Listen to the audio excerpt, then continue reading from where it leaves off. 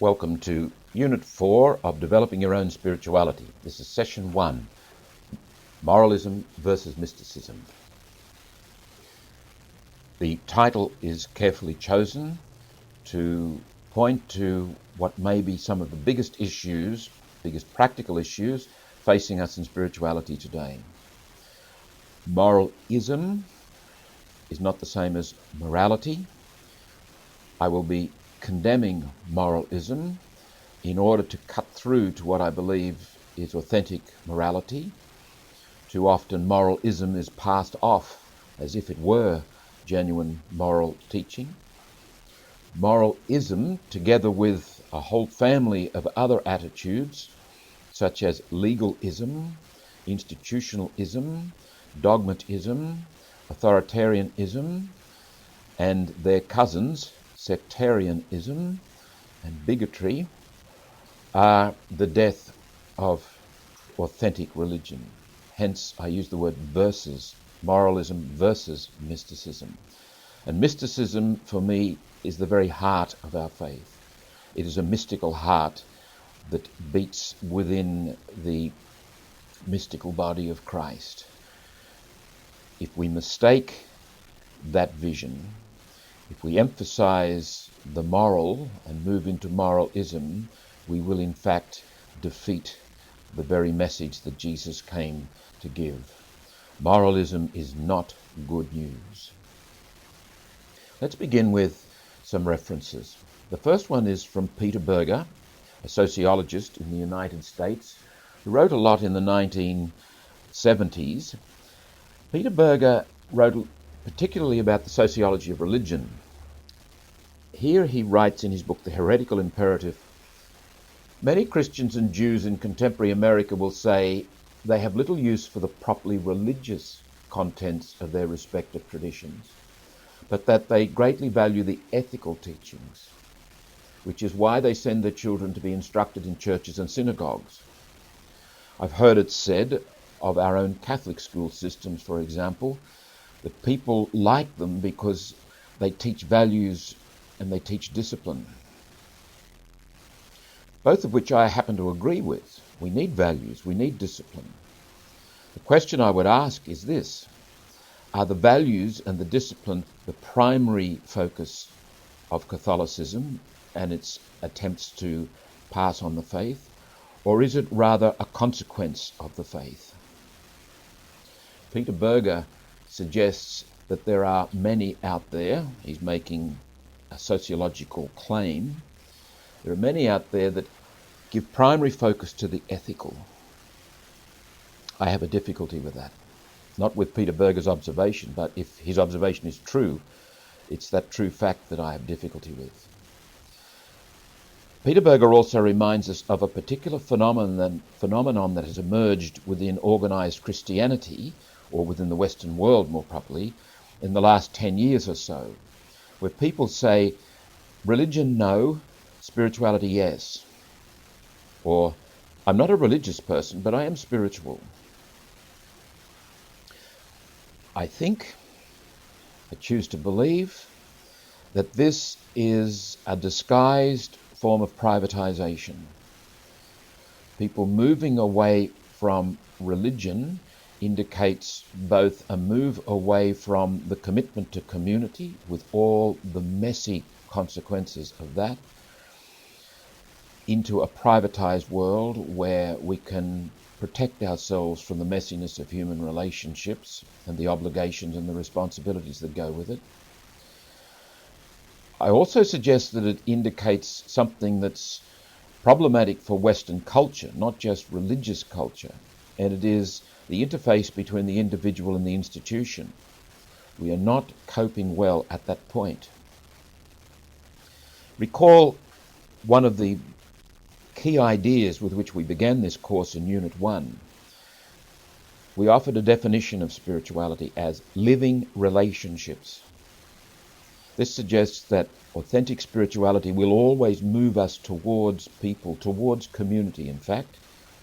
Spirituality is a social event. There is no such thing as private spirituality. Spirituality will always be deeply personal, and indeed have its unique contours, but never private. Far from cutting us off from the world and people and the events that are going on around us, it will tend to plunge us into that world. The living relationships are with God, however we name God, with ourselves, with other human beings, and with the events and things of our world. Concretely, the first relationship that we must attend to is with ourselves, to face what must be faced. We make a sham of the other relationships, or maybe a dysfunction, if we're not facing and dealing with the relationship that is our very own, with ourselves, facing the truth of what is going on with us. The relationship with God provides the context for all other relationships and all our living. It gives the reference point.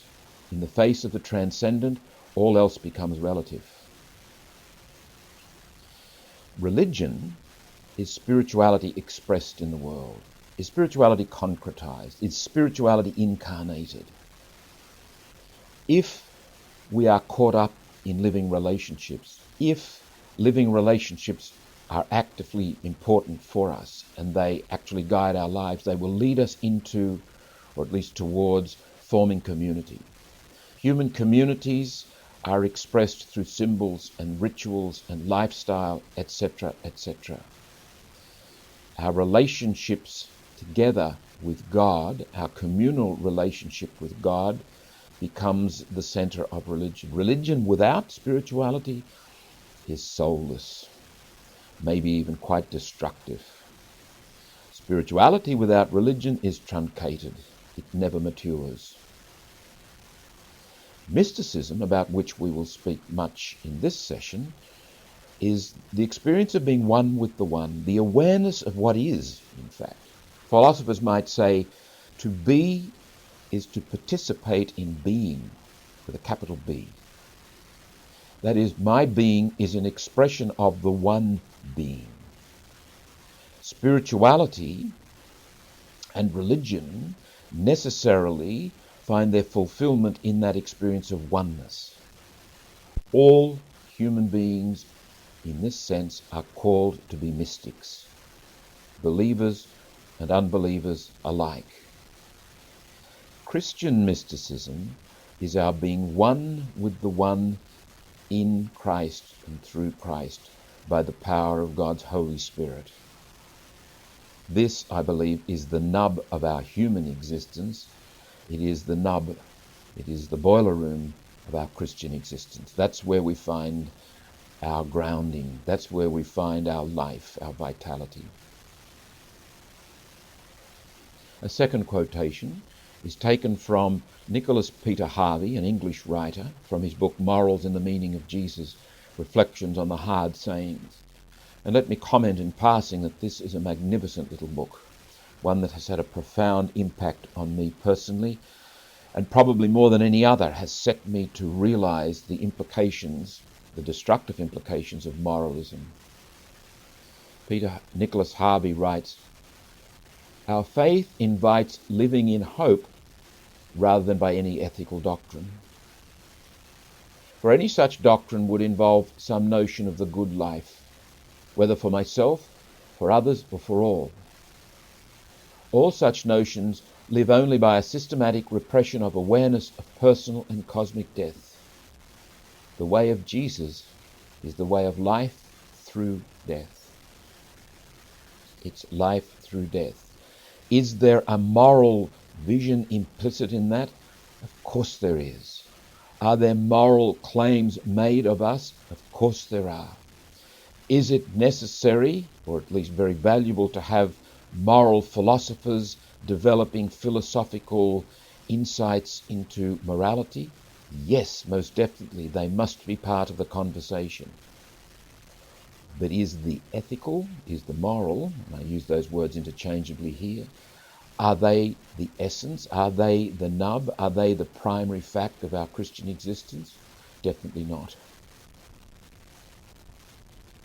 Karl Rahner, in his little book on concern for the church, volume 20 in his Theological Investigations, makes the observation: the Christian of the future will be a mystic, or he or she will not exist at all. In the Jewish scriptures, we find the phrase or the expression that opens the Decalogue in Exodus chapter 20, "I am the Lord your God, who brought you out of the land of Egypt, out of the house of slavery. You should have no other gods before me." This is a statement of the relationship between God and the people. It is an expression of the covenant into which God has invited the people. God's initiative drew this people into an intimate relationship. That is the nub of Judaism. In liberating the people from Egypt, God brought them into the desert and forged a covenant with them. And the covenant remains to this day the essence of their faith tradition. Let me signal a point that we will take up later in this session. The conflict that Jesus had with the religious authorities of his day, I believe, is over this precise issue. Jesus, like the prophets before him, could see that they had become moralists rather than covenant people. They had shifted the focus to rules, to laws, to practices, to rituals, which need to be there, but they had become ends rather than means. Rather than serving the covenant, they replaced it. In the Christian scriptures, Matthew 13:44, we read, "The kingdom of heaven is like treasure hidden in a field. Someone finds it. Then in his joy, he goes and he sells everything and he buys the field." The joy of finding the treasure, or more precisely, this is in fact implicit in the act of finding. You are found. The joy of being gripped, the joy of being taken hold of, as St. Paul tells the community in Philippi, chapter 3, verse 12. "I struggle for the prize for which Christ Jesus took hold of me." That sets us in motion, that leads us to leave behind so many other things. That relationship, that intimacy becomes the essence of our faith.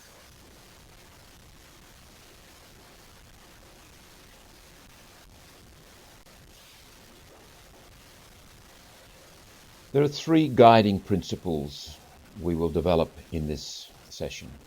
First of all, the good news of Jesus Christ is found ultimately, and I might add primarily, in the Paschal mystery, the Passover of Jesus. And that Paschal mystery, the Passover of Jesus, is symbolized in the cross and the empty tomb. They are the great symbols of the Christian tradition because they point to the very essence of the Christian reality. I find my identity, my life, my energy, my direction as a Christian person, as a follower of Jesus, through him, with him, in his dying and in his rising. Incidentally, the word Paschal comes from a Latin word, which comes from a Greek word, Pascha, which is a translation of the Hebrew word Pesach, which simply means Passover. The Paschal mystery is our reference to Jesus' death and resurrection. The second principle: in Jesus, God gave us a new existence, not a moral code. Though that new existence implies a radical moral vision and demands a radical moral commitment, the morality is embedded in, but subsequent to, the primary reality of the Christ life. In the Passover of Jesus is the Christ life. Flowing from the Passover of Jesus are claims made on our behavior. Radical moral claims, incidentally, that no moralism will ever come near.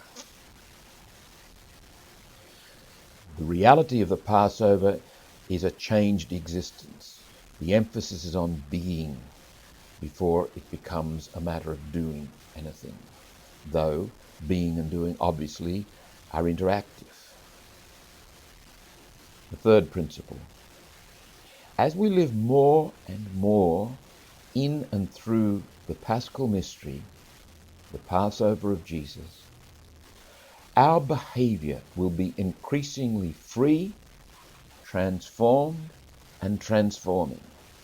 In other words, if we take seriously that relationship, that primary relationship in the covenant forged in the blood of Jesus Christ, made possible for us through his saving death and resurrection, that fact will take hold of our lives and transform our lives and make of us a transforming presence in our world. There is the moral vision. There are the moral implications flowing out of the basic Christian fact.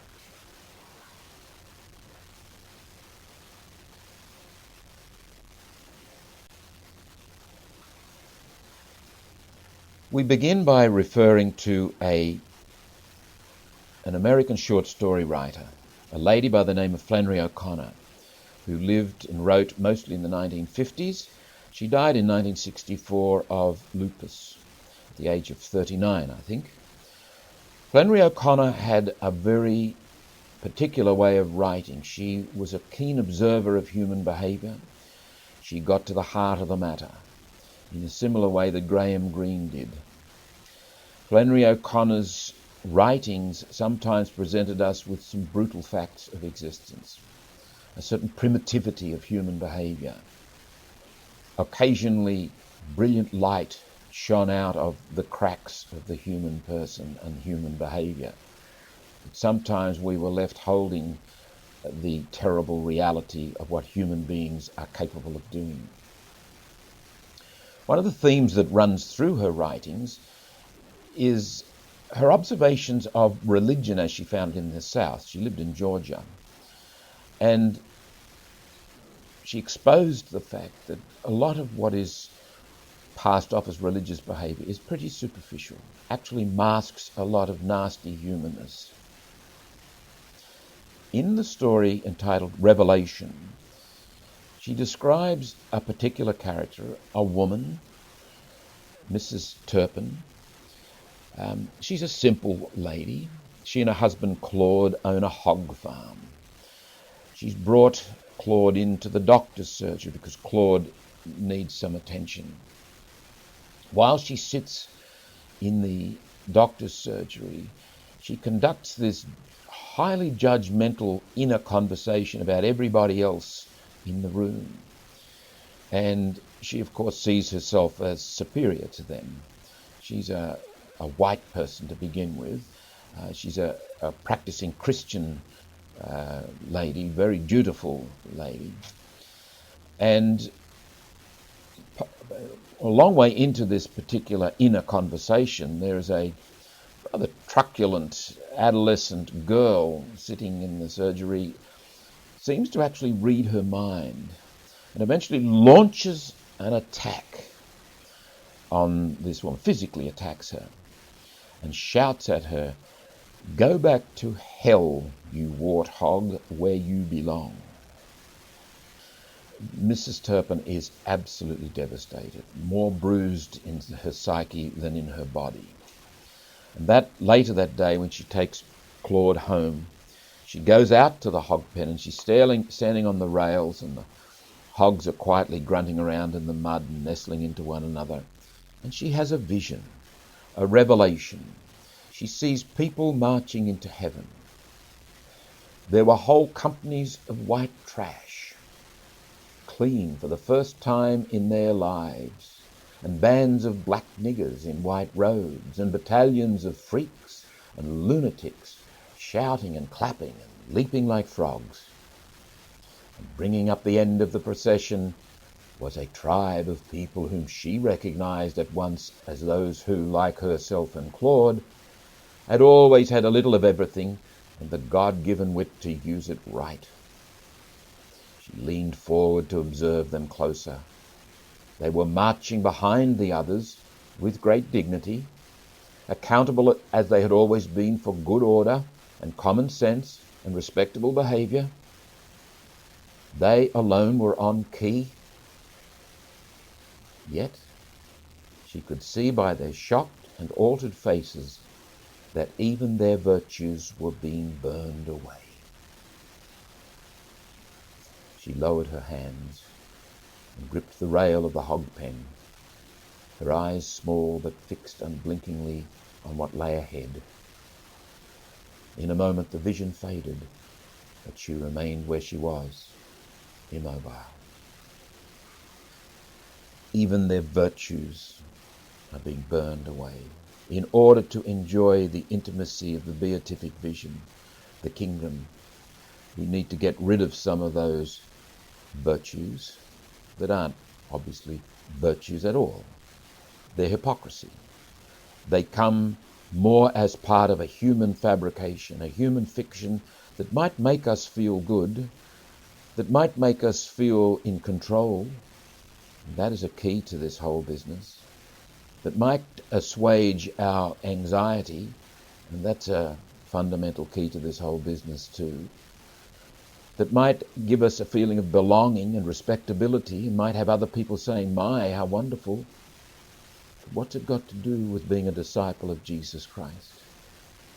What's it got to do with being available to God, to fall into the hands of the living God? What's it got to do with being God's servant, being available to be what God wants, to be transformed by God and to go where God wants? Surely respectability is not one of the outcomes of that engagement. Let's look a little bit closely at moralism and what we're actually talking about here. Again, I stress I'm not talking about morality as such when I talk about moralism. Moralism is actually counterfeit morality. It's a distortion and misrepresentation of morality. I'm going to describe moralism as an ideology whose central tenet is the belief or the assumption that Jesus is primarily a moral teacher, that the major point of Christianity is right behaviour, in other words, and that the Bible, especially the Gospel, is primarily, and I'm emphasising primarily, a moral code or a moral map for human behaviour. Let me say a word about ideology. An ideology is a more or less coherent set of ideas that hang together, more or less logically, with a view to enabling us to organise the world.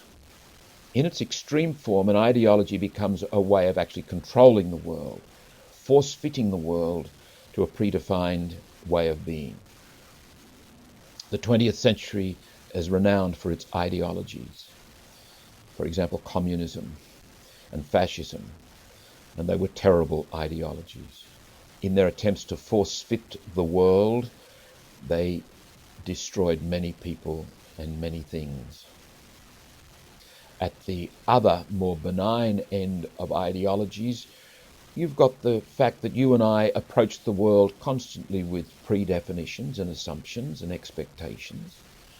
The key is, however, we don't try to force fit the world, or we shouldn't. There's a dialogue goes on. There's an interaction and a mutuality, a giving and a receiving. And we are learning, and we are changing, and we are compromising, and we are adapting. Ideologies, ideologues at the extreme end don't do that.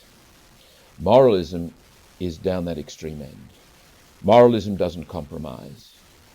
Moralism is a set, rigid view of the world in which right behaviour, purporting to be taught by Jesus, is the primary thing.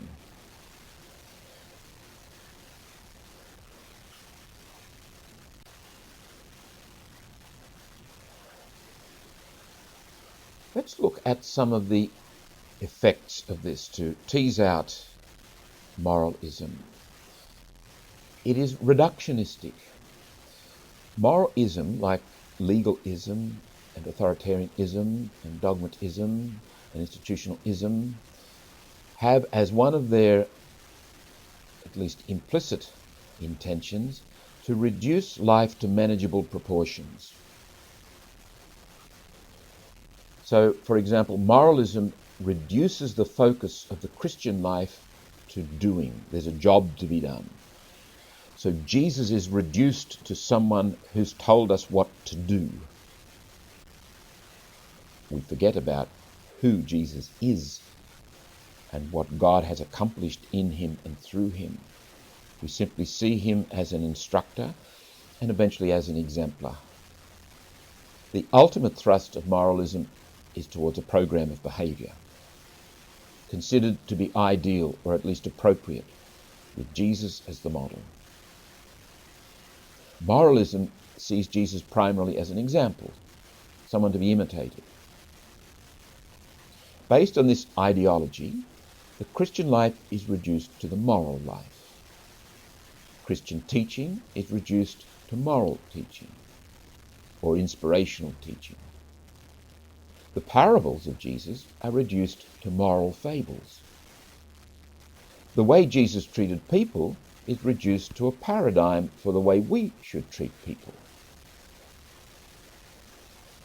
Jesus' journey to Jerusalem is then reduced to the example of ultimate commitment and obedience that we should imitate.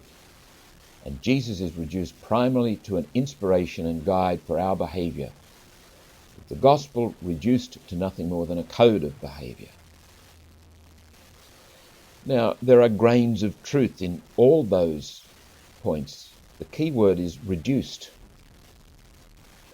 There is no difficulty with seeing Jesus as someone as a model. There's no difficulty in seeing Jesus' journey to Jerusalem as an inspiration. There's no difficulty in seeing that Jesus taught us to do certain things, to behave in a certain way. But to reduce the good news to this, to reduce Christianity to this, is a travesty. This behavioural side of things only makes sense if it flows out of and expresses the fundamental fact of the covenant in the blood of Christ, the freedom that is brought by the cross of Christ. Moralism is a distortion of the Christian life. It's all the more dangerous when it's disguised by the rhetoric about the saving power of God at work in Jesus Christ. And when that rhetoric comes from the mouth of someone who's very articulate and a powerful communicator. The issue is not whether we speak of the cross or talk about atonement or the power of the blood of the Lamb or profess that there is no other name than Jesus by which we can be saved. Christians have become adept at disguising moralism, albeit unconsciously. In the words of the Bible, it's still moralism. Only a life lived in and through the Paschal mystery can be called Christian in the ultimate sense of that word. And the surest signs of a living faith, grounded in and emerging from that Paschal mystery, might simply be freedom and grace. Moralistic people produced by moralism tend to be rigid, often scrupulous, exclusive, judgmental, and very often you'll find them being angry. They lack the freedom and the grace of those who know they are genuinely loved into freedom. Those whose experience of love allows them to bring freedom to other people. Moralistic types focus on rules, not people. Moralism is about the cohesion of the group, the control of a certain way of being, rather than setting people free.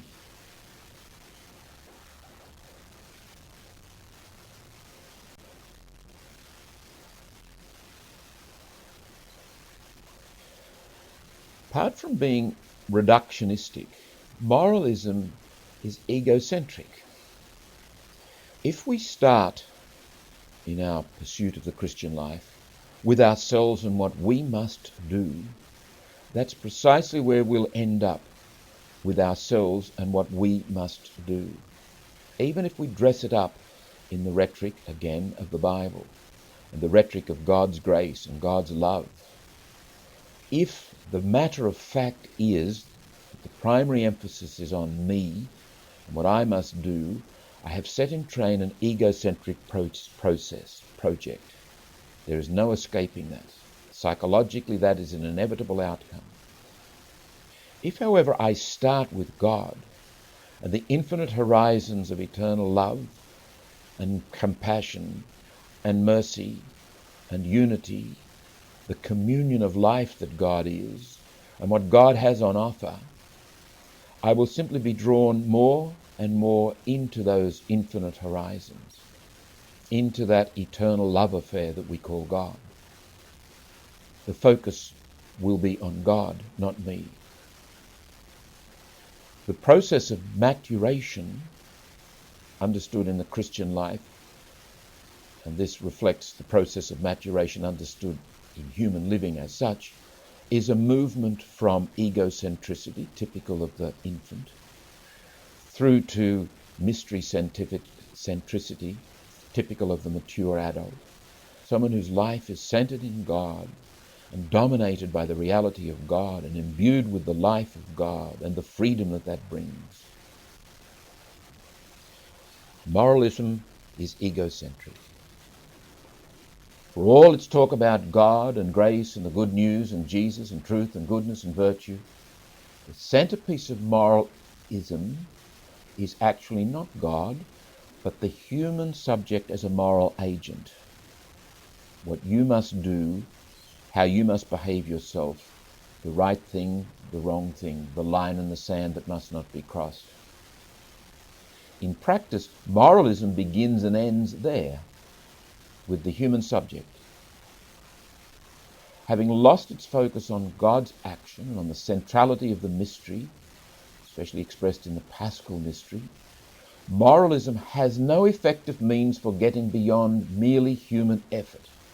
It remains a matter of willpower, the Christian life. And there's a lot of evidence of this in our Christian tradition. We have, in fact, promoted in many instances something more akin to Stoicism than the life that Jesus promises. Moralism stresses what we can and must do.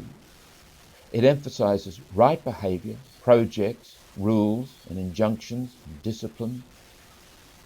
Moralism inevitably develops various rituals and instruments of exclusion and inclusion, because right behavior is about belonging, is about fitting in. In the lived reality, moralism is a thinly disguised ego project, for all its protestations about grace and Christ. The ideology of moralism may in fact produce people who are dutiful and law-abiding, people who are respectable, perhaps even exemplary in their conformity to the prevailing social and/or religious expectations. It may thus be a very effective instrument of public order, but it's not Christian. Consider society in South Africa in the time of apartheid. Christianity buttressed that, allowed that to happen. Why? I would say because of not so much a focus on Jesus Christ and the liberating love of God and mysticism, but because it focused on right behavior. It was dogmatism at work, and moralism at work, and institutionalism at work, and legalism at work, that transformed otherwise good people, conscientious people, into instruments of a social order that was wrong. South Africa is perhaps a stark example, but it's happened in our own country, in Australia, and it's happened throughout the world in the history of the Catholic Church and other Christian groups. If the focus is right behavior, if the primary understanding of Jesus and the gospel is a moral order, we are vulnerable to, almost inevitably going to sink into, some kind of social behaviorism, conformity. Moralism, because it asks ego to pursue an end that is essentially beyond ego, that is salvation, actually leads towards despair. Put more bluntly, having failed to incorporate the power of the saving death and resurrection of Jesus effectively and concretely, moralism must resort to willpower to achieve what can only be achieved, in the end, by the grace of God. Moralism has people attempting their own salvation and the salvation of the world by merely human means, by behaving well, by fitting in. What a tragedy it is when a human life spends so much energy and time and talent and effort just fitting in to some predefined ideological schema. We are called into relationship. We thrive in relationship. The primary relationship is with God. What does God have in mind for you and for me? No one can say. You discover it by living it. It is an enormously exciting, surprising, daunting journey, at times deeply troubling and maybe even painful. Where will it take you? I don't know. But in the end, it will take you into the arms of God. It will take you into the life of love and truth and goodness. Hence Julian of Norwich's beautiful expression, all shall be well. All manner of things shall be well. Moralism can never understand that. Moralism is actually trying to control the future, the way things unfold, trying to stitch it up. Again, is there anything that you or I can do that will make God love us more or less? No, there's not. God's love is, of its nature, infinite and unconditional. Why then be moral? We behave in a manner that is honest and loving and good, or we endeavour to, because that's who we are and that's how we will thrive. We don't thrive in hatred and violence and dishonesty. We thrive in being who and what we are. Moralism doesn't trust that. Moralism, in fact, whether it says it explicitly or not, leans towards a situation where people are led to believe that if they behave well, then as a consequence God will love them and they will be rewarded. But if they behave inappropriately or badly, if they don't observe the rules, God won't love them and they will be punished. This is an utterly human construct imposed on God. It is a fiction. God's love is unconditional. It doesn't depend on my behavior. In fact, God will love me whether I'm a sinner or a saint.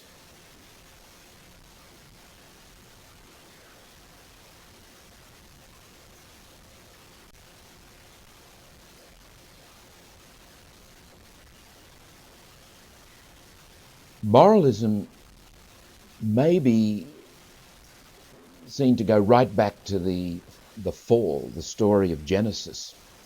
In fact, that's where Dietrich Bonhoeffer, in his Ethics, places it. He describes the fall in terms of the triumph of moralism. The original human community lives in peaceful and constructive companionship with God. The original human community is what it is, made in the image and likeness of the community of love. It continues in that vein until they are confronted with the tree of good and evil, and they are promised the possibility of being in control by knowing what is right and what is wrong, and laying down rules, and shifting the focus from the community of love to to the rules and right behaviour. There's some reason and sense in that interpretation of the fall, as Bonhoeffer puts it. Whatever the case, in our own Catholic tradition, I'd have to say that the Church has always struggled, the community, the ecclesia has always struggled with dealing with the misbehaviour of people and the whole question of reconciliation. In the early Church, you were forgiven your sins when you were baptized, but for many generations there was no second chance. With the advent of the Irish missionaries in the late 6th and early in the 7th centuries in Europe, they dealt with this by introducing individual confession, and they brought with them books called penitentials, in which they listed sins and the appropriate penance to be done with those. And that more or less governed a lot of our moral thinking, and I do believe fed into moralism coming right into the 20th century. In the 18th century, however, I think there was something very, very significant happened with the Enlightenment thinkers. And we might also include here the advent of Protestantism in the 16th century. And certainly in some aspects of Protestantism, the moralism that exists is at least as heavy, as oppressive as it has been in the Catholic tradition, maybe even more so.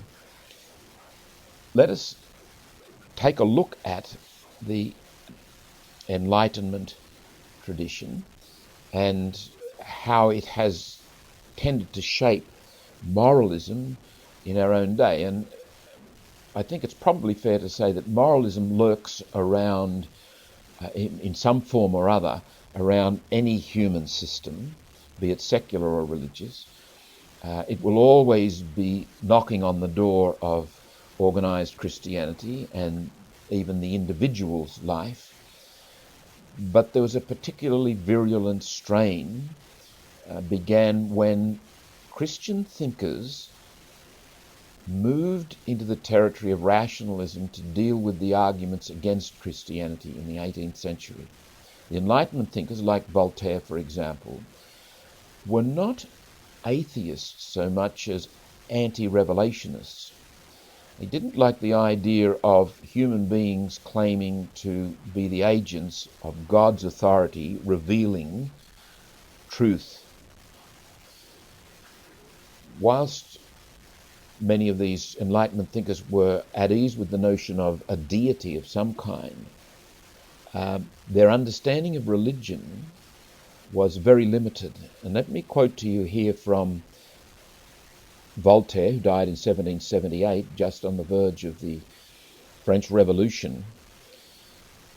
The institution of religion exists only to keep humankind in order and to make people merit the goodness of God by their virtue. Everything in a religion which does not tend towards that goal must be considered alien or dangerous. I couldn't have said it better. Voltaire has summed up religion as moralism, specifically Christianity as moralism.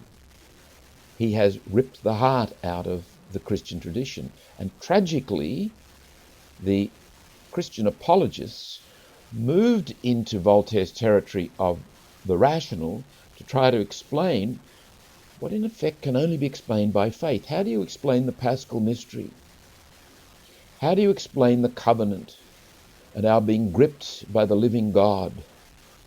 How do you explain that in rational terms?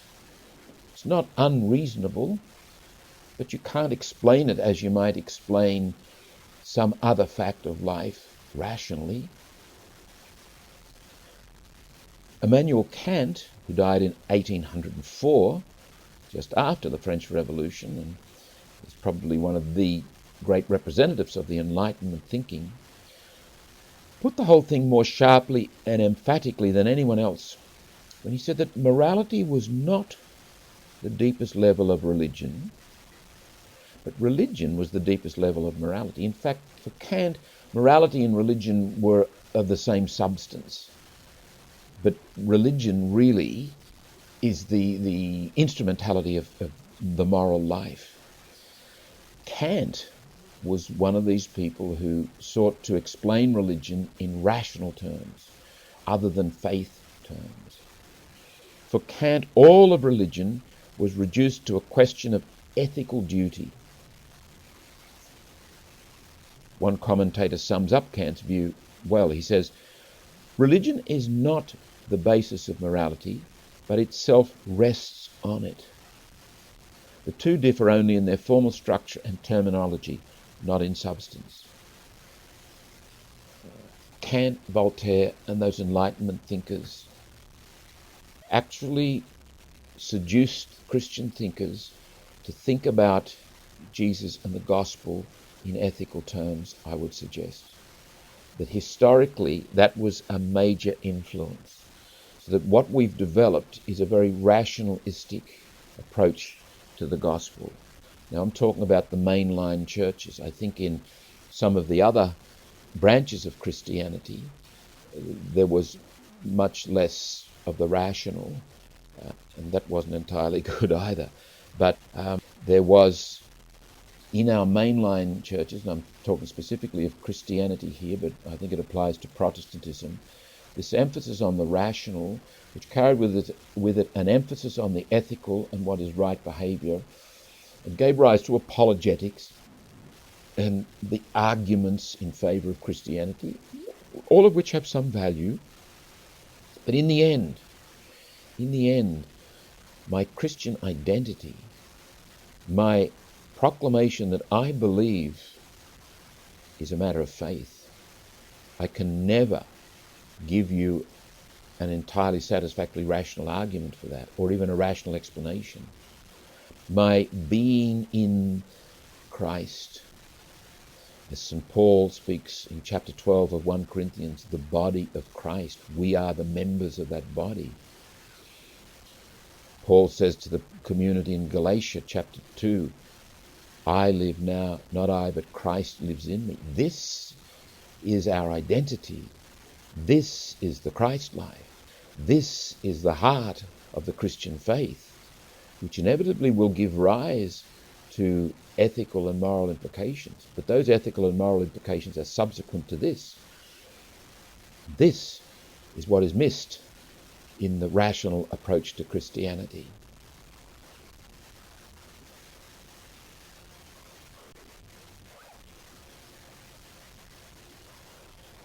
Let's now take a couple of examples of specifically Catholic moralism.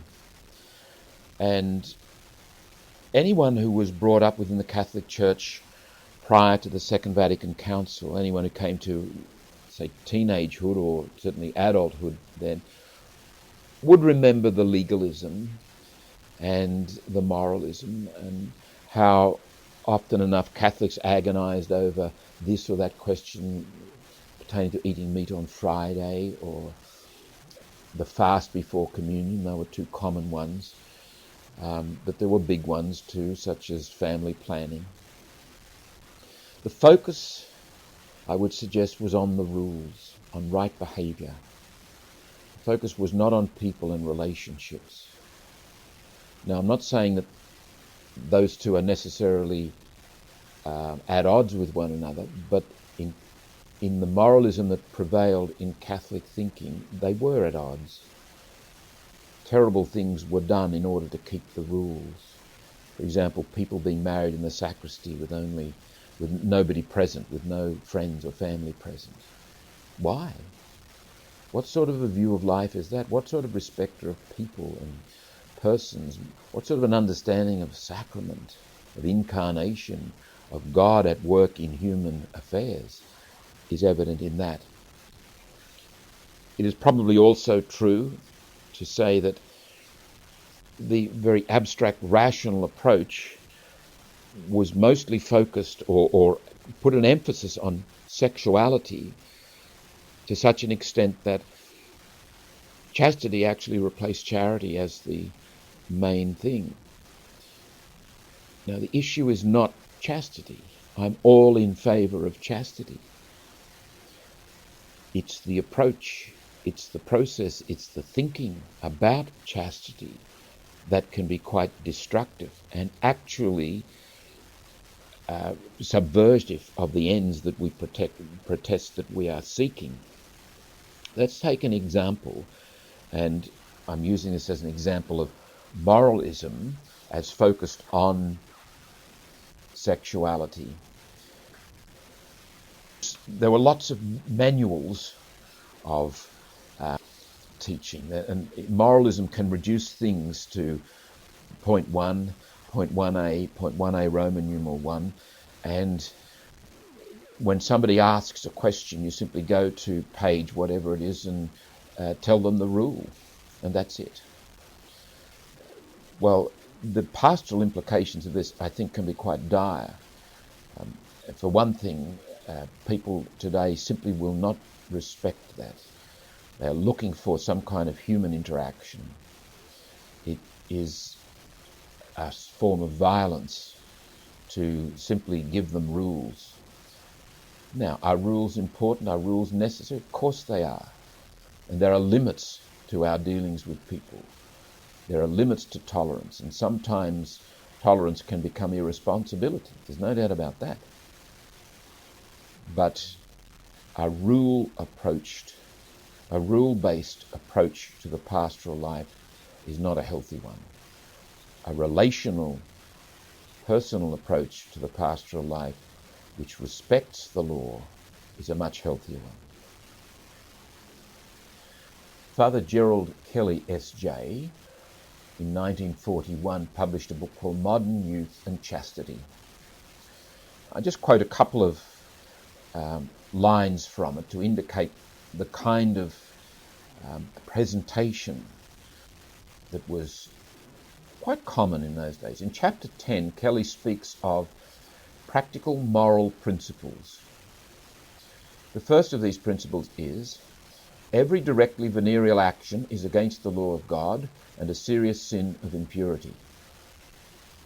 The second is, any action is a serious sin against chastity when it is performed with the intention of stimulating or promoting venereal pleasure. And so it went. The focus on chastity, the abstracted, rule-based focus that is typical of moralism, also got us into some, not only situations that were not pastorally helpful, that were impersonal and cared more about the rule than the person, but actually looked quite silly in hindsight.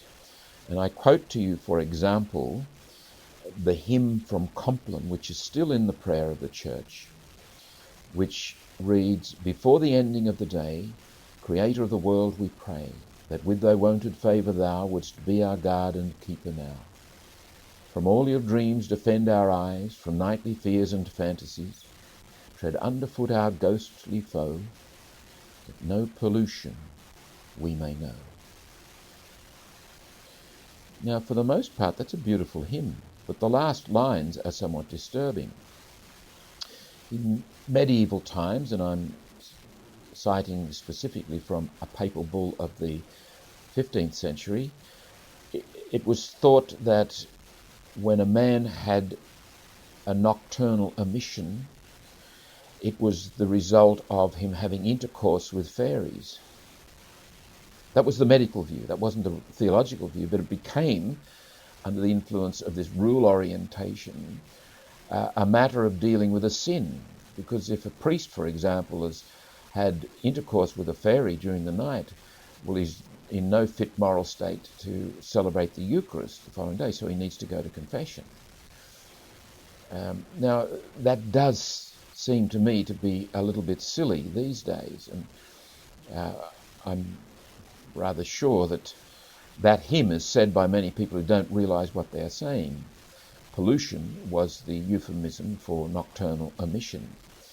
And again, I don't wish to denigrate people of another era who didn't have the medical knowledge, but in a more personal, relational-based approach, rather than a rule-based approach, which is typical of moralism, we may be less likely to get ourselves in those kinds of silly tangles, which have some fairly serious consequences, of course, for people who take them conscientiously, who are good people, who want to do the right thing.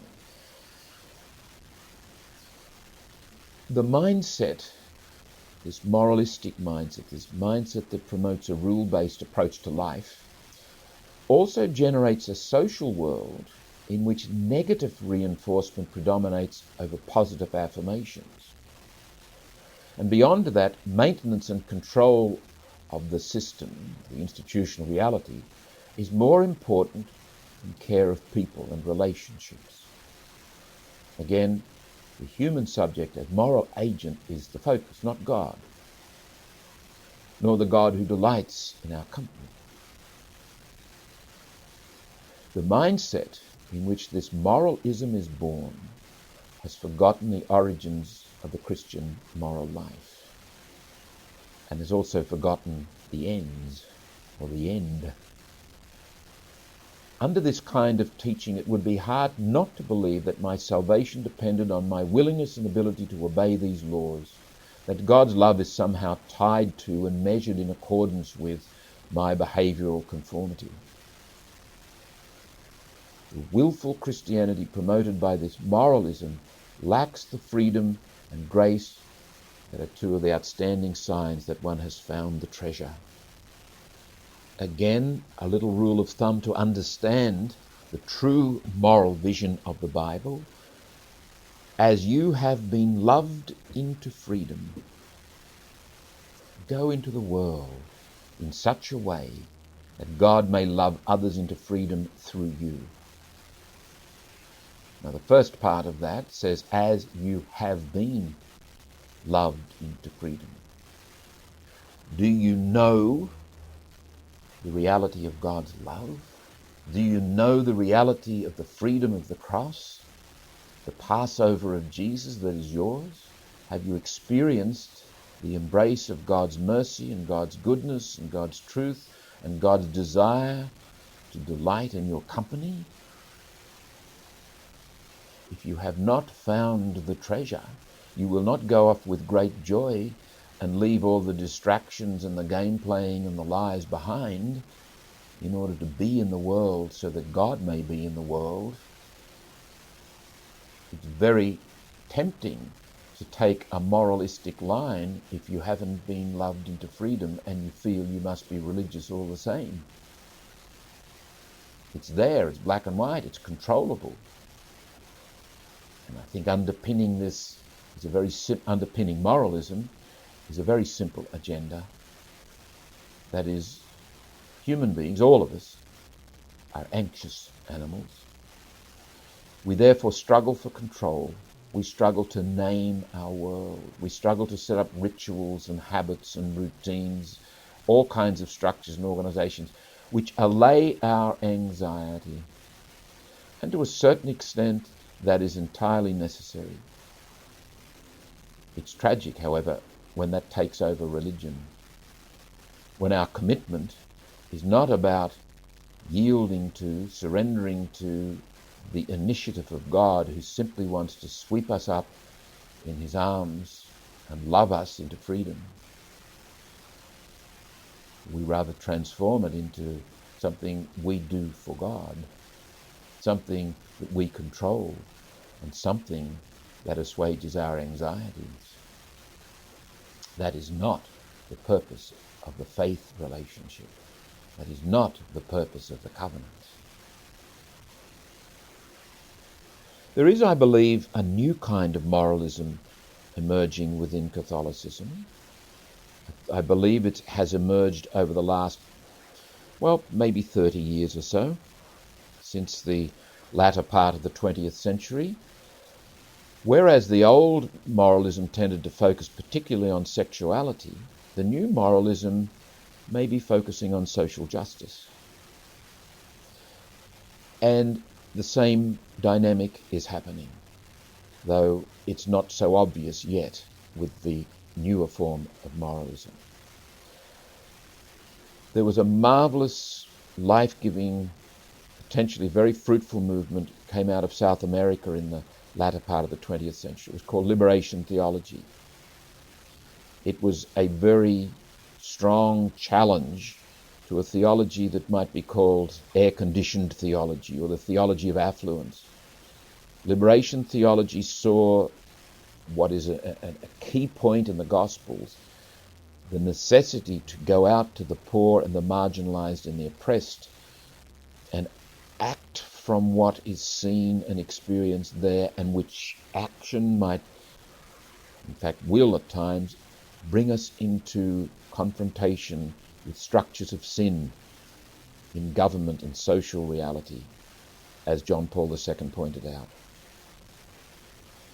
There was, however, a strong strand of thinking in liberation theology that proceeded along the lines of an ideology rather than from the ground of the Paschal mystery. It is the liberating cross that we must bring into the world, not another ideology, no matter how Christian we say it is. I saw a post once which I think betrayed this moralism focused on social justice. If you want to be a follower of Jesus Christ, you better look good against wood. It was cute, but I think it was indicating a fundamental approach to Christianity, namely, look at Jesus, look at the way he behaves, behave like Jesus, and in fact, you might find yourself ending up like Jesus. Now, if I'm gripped by the mystery of God, caught up in the Paschal mystery, the Passover of Jesus, there's no guarantee that I won't be martyred. I may be. All shall be well. All manner of things shall be well in the life of God. I don't know where it will take me. All I can do is go out there into the culture as an instrument of, someone who is a place where God enters the world, where the liberating cross is made available, but it is the power of the cross, not the power of my political genius or social force. There is an author who became rather popular towards the end of last century, connecting spirituality and social justice. His name is Donald Dorr, and I think Donald, for all the good things he writes, actually falls into this new kind of moralism. That Jesus is seen simply as an exemplar, not as power. The cross is seen as an inspiration, not as power. The Paschal mystery is, as far as I can see in his books, not taken up as the very source and ground of our identity and our direction in the world. He talks more about the impetus we get in our own journey from simply meditating on God, seeing Jesus in his behavior. Now, it's a fine line here, and if you ask me, should we turn to Jesus and his behavior for inspiration? Of course we should. Should we look at the cross for inspiration to cope with our dark moments? Of course we should. The question of primacy comes up again. What is primary in my life as a Christian? The primary thing that I have been loved into freedom through the death and resurrection of Jesus. That's how it happened. Now, just to speak of the death and resurrection of Jesus as an abstraction, as a theological reality, doesn't allow me to know that I have been loved into freedom. Typically, I will come to know that reality. I will come to experience the Paschal rhythm of life through my engagement in community, through my submission to listening and being attentive to life, by engaging in the liturgical worship of the assembly and by immersing myself in the rituals that happen there and the reality of God at work there where 2 or 3 are gathered.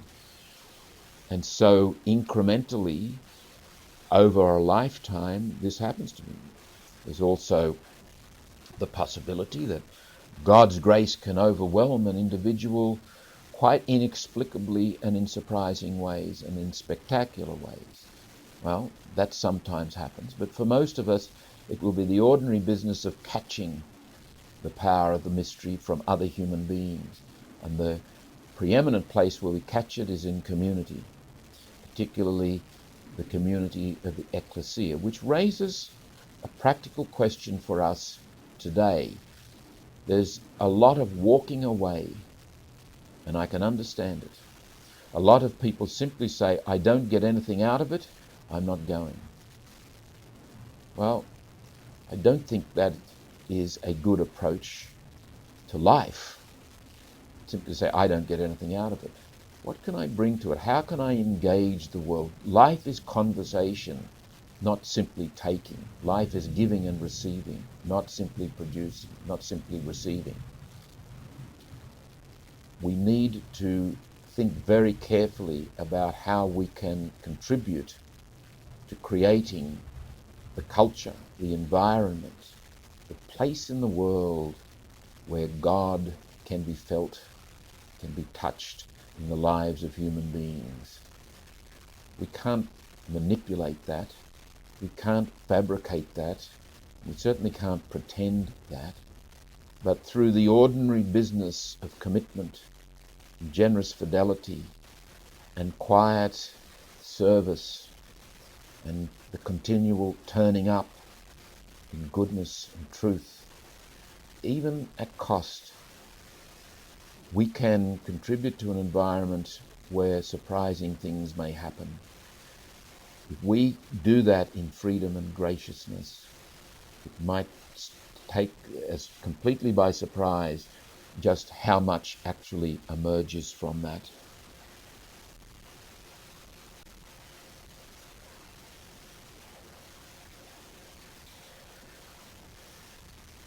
We've already mentioned the conflict that Jesus had with the religious authorities. If you look at the parables of Jesus, you can actually see this being played out in those little stories. One commentator writing about the parables, John Dominic Crossan, has some very useful observations. He writes in his book, In Parables, The Challenge of the Historical Jesus, it's hardly news that there was a very profound clash between Jesus and the Pharisees, and that Paul's conversion instigated a dialectic no less violent. But later Christian animosity has badly distorted the true nature of this confrontation. Pharisees are described as hypocrites or as uncaring legalists and inhuman externalizers who imposed on others burdens they themselves would not bear. And there's even hints of this in the rhetoric of the Gospels, in the words put into Jesus' mouth. Crossan says that's not the major issue. Most of those allegations are inaccurate, in fact, he says, and unhistorical, and really they're about a polemic. He says the Pharisees, in fact, were superb moral guides. But there precisely lay the problem which Jesus and Paul saw so clearly. The religious authorities had shifted the focus from a God-centered covenant where what was asked of the people was the reception of a gift and the abandonment to God's love, and that was shifted to a legal, moral, dogmatic kind of a process, where the focus is in fact those who make the rules and those who control the social system, which is the religion. Crossan goes on, apart from the damage such caricatures have done to Judaism and the relationship of Christianity to it, there is another very serious result within Christianity itself. When Christianity is no longer aware of what Jesus and Paul were fighting against in Pharisaic Judaism, it can hardly be conscious of a similar presence within itself.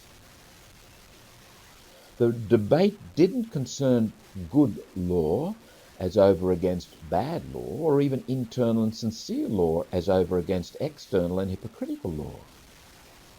The challenge of Jesus and Paul was this: obedience does not lead to God, but God leads one to obedience. In other words, the primacy of God's action. The initiative lies with God. Crossan goes on, the question is not God or law, covenant or commandment, faith or works, but granting both, in which direction does the arrow fly from one to the other? It must be emphasized that this is not a debate between Judaism and Christianity, but a conflict within them both, and a conflict ever ancient and ever new. So, according to Jesus and Paul, it was the gift of God's presence that made a good life possible, not a good life that made the reward of God's presence inevitable. As Ernst Caseman has said so succinctly, the righteousness of God does not presuppose our obedience, it creates it. The problem was not so much that one might not be able to obey the law's excellence, but that one might actually do so to perfection, and thereby be unable to tell one's own perfection from God. What exactly were Jesus and Paul fighting? In a final quotation from Caseman, the community of good people which turns God's commandments into the instruments of self-sanctification. The enemy was neither stupidity nor hypocrisy, but sincerity, all too sincere, and perfection, all too perfect. In other words, when we have reduced the covenant faith to a set of rules and regulations or behavioral ideals, and we are successful in measuring up to this regimen, we've missed the point entirely. Crossan goes on to speak specifically of the parables.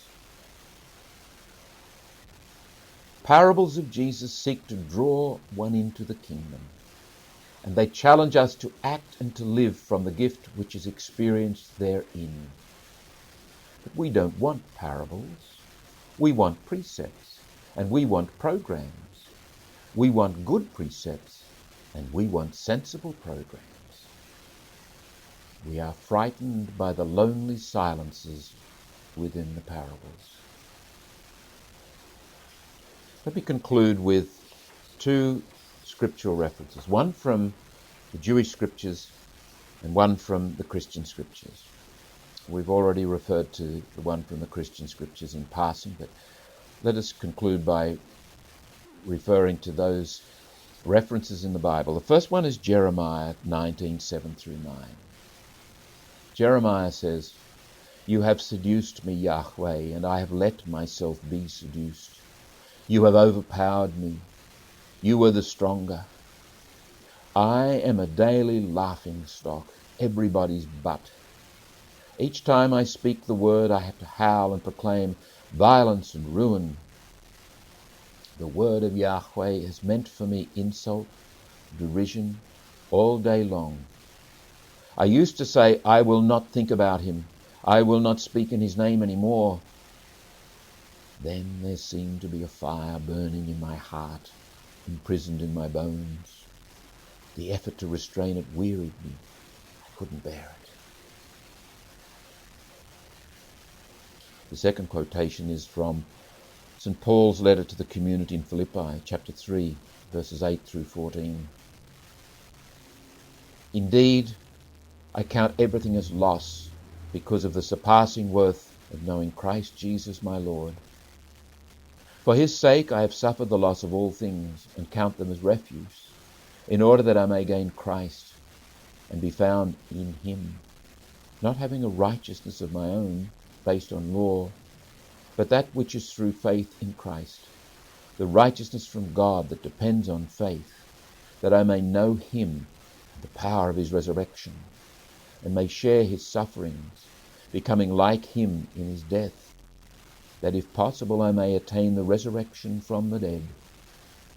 Not that I've already obtained this or am already perfect, because I press on to make it my own, because Christ Jesus has made me his own. Brethren, I do not consider that I have made it my own, but one thing I do, forgetting what lies behind and straining forward to what lies ahead, I press on toward the goal for the prize of the upward call of God in Christ Jesus. Welcome to Unit 3 of Developing Your Own Spirituality. This is Session 2 on Idealization.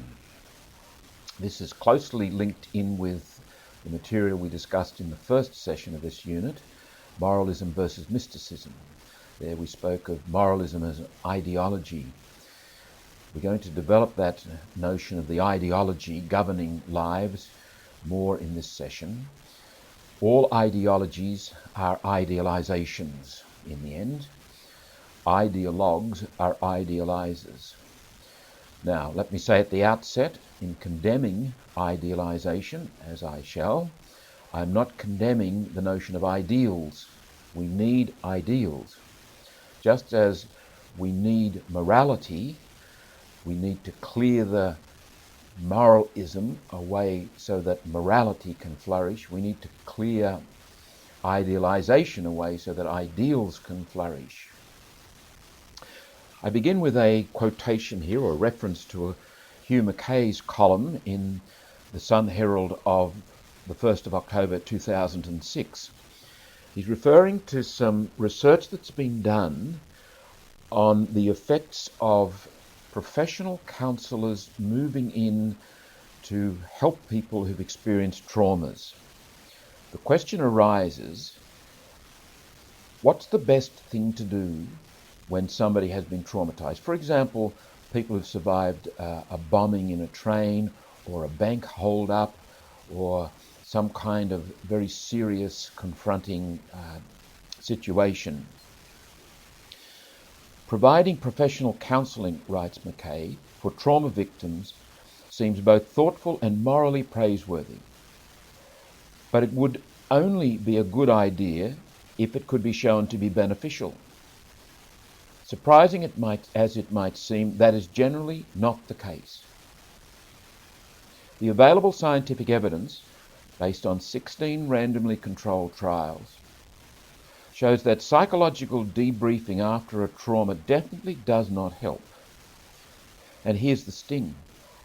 In most cases, the involvement of trained counsellors appears to increase the risk of post-traumatic distress disorder. Now, I do not believe Hugh Mackay is condemning psychiatry or psychology or therapists or counsellors. He's talking about a specific situation here and quoting from the research done by, or the research cited by Professor Simon Wesley of the King's College London Institute of Psychiatry. The issue is bringing in professional counsellors at the point at which the trauma has just happened. I raise this example because I think it's so typical of Western culture to treat life as a problem to be solved. And as a result, we end up being idealizers, whether we realize it or not. We have our ideology that every experience in life is a problem and every problem has a solution, and you get the specialists who know the answers to the solution to solve the problem, and we rather naively think that that's the best way to help people. Now, Hugh Mackay goes on to say that actually the best help may simply be to leave the person alone with those that love them and care about them, someone to sit with them, to have a cup of coffee with them, be silent with them, maybe hold their hand, maybe take time, and perhaps in the months ahead they will benefit from some counselling or therapy. But there's a common sense approach to it which goes beyond or circumvents the idealizing approach that is so typical of our culture. Let me begin with some quotations, as usual. The first one is from Adrian Van Kaam's book, The Demon and the Dove, and he writes, Self-centeredness, the refusal to be human and not God, is the core of the demonic in human nature. Now, Van Karma said something very paradoxical there. Self-centeredness is a refusal to be human. The self-centered person flies in the face of what we as human beings are called to be if we are to be fulfilled, if we are to become who we are. That is, we become self-transcending. In order to find myself, I must leave myself behind. Life is a movement of a center of gravity from the self-centeredness of the child to the mystery-centeredness of the adult. Self-centeredness is a refusal to be human and not God. It is the core of the demonic in human nature. We will find this at the very heart of the idealizing project, especially when it becomes strongly entrenched in an individual's life. Idealizing is very self-centered. It is very egotistical. It is not self-transcending, and it is certainly not mystery-centered. The second quotation comes from Søren Kierkegaard, who is a Danish theologian, philosopher, psychologist, sometimes referred to as one of the fathers of existentialism. He lived in the 19th century. And he writes, "The Christian heroism, and perhaps it is rarely to be seen, is to venture wholly to be oneself." Kierkegaard has been criticized for being too individualistic. However, I think that's debatable. He certainly emphasizes the individual, but he does that over against what he believes is an unfortunate and destructive development in Christianity, the development of Christendom, where the group, where the social reality overcomes the individual needs and reality to such an extent that the individual ceases to exist as an individual. And Kierkegaard was fighting for that, the rights of the individual. In my experience of more than 30 years living in religious communities and debating what constitutes community and how we might foster community, it has been my experience that the more we talked about it, the less we actually lived it, the more elusive it became. Community is a strange phenomenon. It's a graced reality, I've come to believe, and paradoxically, it emerges when we recognize and affirm the individual. Communities are the result of human beings thriving. They're not the result of imposing a set of rules and demanding that people conform. Conformism is not the basis of community. Genuine obedience is listening and dialogue and care and respect for the individual. So the great paradox of community is that it thrives when you forget about it and you foster the individual. But of course that demands of the individual honesty, sacrifice, compromise, adaptability, care and concern. The third point. This quotation comes from St. Augustine. It's well known, but it's a beautifully and profoundly insightful comment. Augustine says, "Too late have I loved you, O beauty so ancient and so new. Too late have I loved you. Behold, you were within me while I was outside." It is possible for us to be where we're not. It is possible for us to develop a whole lifestyle which is not who we are, which is not where we are. So we end up, in effect, sustaining two paths through life. One is the real self that is not attended to. The other is the persona, the social presentation, the idealized image that is only kept in place by willful effort. Too late have I loved you. You were within me. I was outside. What a tragic expression of the Christian life when someone who may be very conscientious, of goodwill, develops a Christian life, an expression of the Christ life that is an idealized image, that is in fact a counterfeit.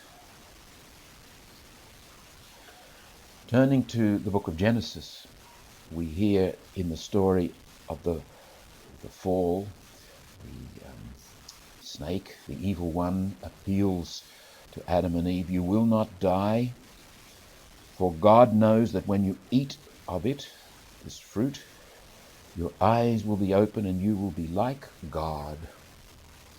At the heart of the idealizing project is a fundamentally wonderful natural urge to transcend.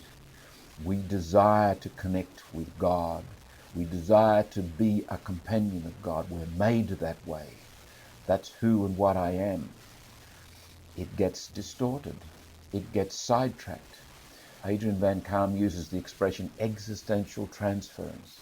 The energy of my existence, my very being, is transferred and becomes focused on this and that.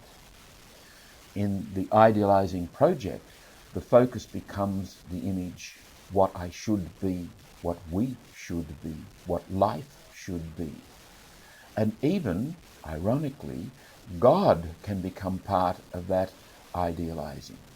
So that it's not the living God that we focus on, but our image of God that is part of our image of life and part of our image of ourselves and part of our image of other people and the way life should be. Finally, referring to Matthew chapter 16, what will it profit if you gain the whole world and lose your very self? The idealizing project, sadly, can be applauded, can bring you great success in a culture that loves the idealized image. You may, in fact, lose your very self and gain the whole world. You may be applauded, adulated by the group that you belong to because you have conformed to their expectations. But have you lived? Have you become who you are? Have you become the person that God intended you to be in your being, in your existential must? Or was that bypassed for the sake of willfully fabricating this phony existence? 4 principles we will develop here. First of all human life formation is subject to the possibility of constructing a life according to an idealized image rather than what it is. We call this idealization or idolization, and I will use those terms interchangeably. Idealization, constructing your life on the basis of some rigid template, some description or predefinition of the way things should be, is in fact a process of idolatry, whether we realize it or not. And again, tragically, it might all be done in service of God, or purport to be in service of God. Second principle, idealization or idolization is a misplacement of human energies, typically driven by anxiety, to establish and maintain a false and exalted predefinition. There are 2 particular points in this principle. One is the anxiety factor. Always, it seems to me, the driving force in this sort of fabricated life is anxiety. That if I don't do this, my life will fall apart, it will come to nothing. This is my way of assuaging my anxiety by establishing this idealized image, by putting it willfully in place, and it enables me to feel in control and keep my anxiety at bay. The other factor is that it is an exalted predefinition. We don't come down a notch in the idealizing project. We always add a notch or two. We always go higher. We always think in terms of something better. Third principle, idealization or idolization may be a more or less serious counterfeiting of the life formation process. The key word there is counterfeiting, from the Latin contra facere, meaning to work or build or do against. And that is a most important aspect of the counterfeiting, especially when it comes to the issue of living the moral life. Fourthly, idealization or idolization is always accompanied by demonization. There is a demonizing at the very basis of the idealizing. That is, we regard our true self as dark, as unacceptable, as unattractive, maybe even as hateful, and therefore we move in the direction of this idol, this idealized image. The demonizing can also come in when we discover, when we wake up to the fact that we're living a false existence, and we can become quite cynical and negative about ourselves and about other people. It is not uncommon, for example, for children to idealize their parents. And it is also not uncommon for those same children as they grow up to go through at least moments, passages of demonization of those very ones that they once idealized.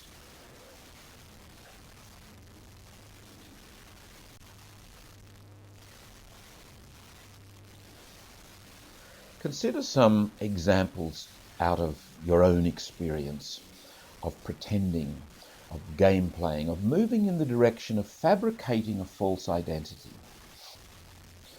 When we were children, most of us engaged in games of one kind or another. We went to the beach and we pretended to be porpoises or whales or mummies buried in the sand. In the backyard, we put on mum and dad's clothes and we raced around and we pretended to be witches or kings or whatever. All of which is very healthy, very wonderful, a delightful part of being a child, and helps us to grow up and to work through all that is necessary for us to work through as children, to get our childishness out of our system. Pretending and game playing is an important part of being a child. Consider a second example or set of examples of game playing. Take the arrogant person. Arrogant comes from the Latin word arrogare, meaning to claim for yourself, to ask for yourself what doesn't belong to you. The arrogant person is playing a destructive game. This sort of pretending is not good, and it's not welcome, not by healthy people. Or the selfish person, the self-centered person, is also playing a game. The game is that they are the center of the universe. That is not good. That is destructive.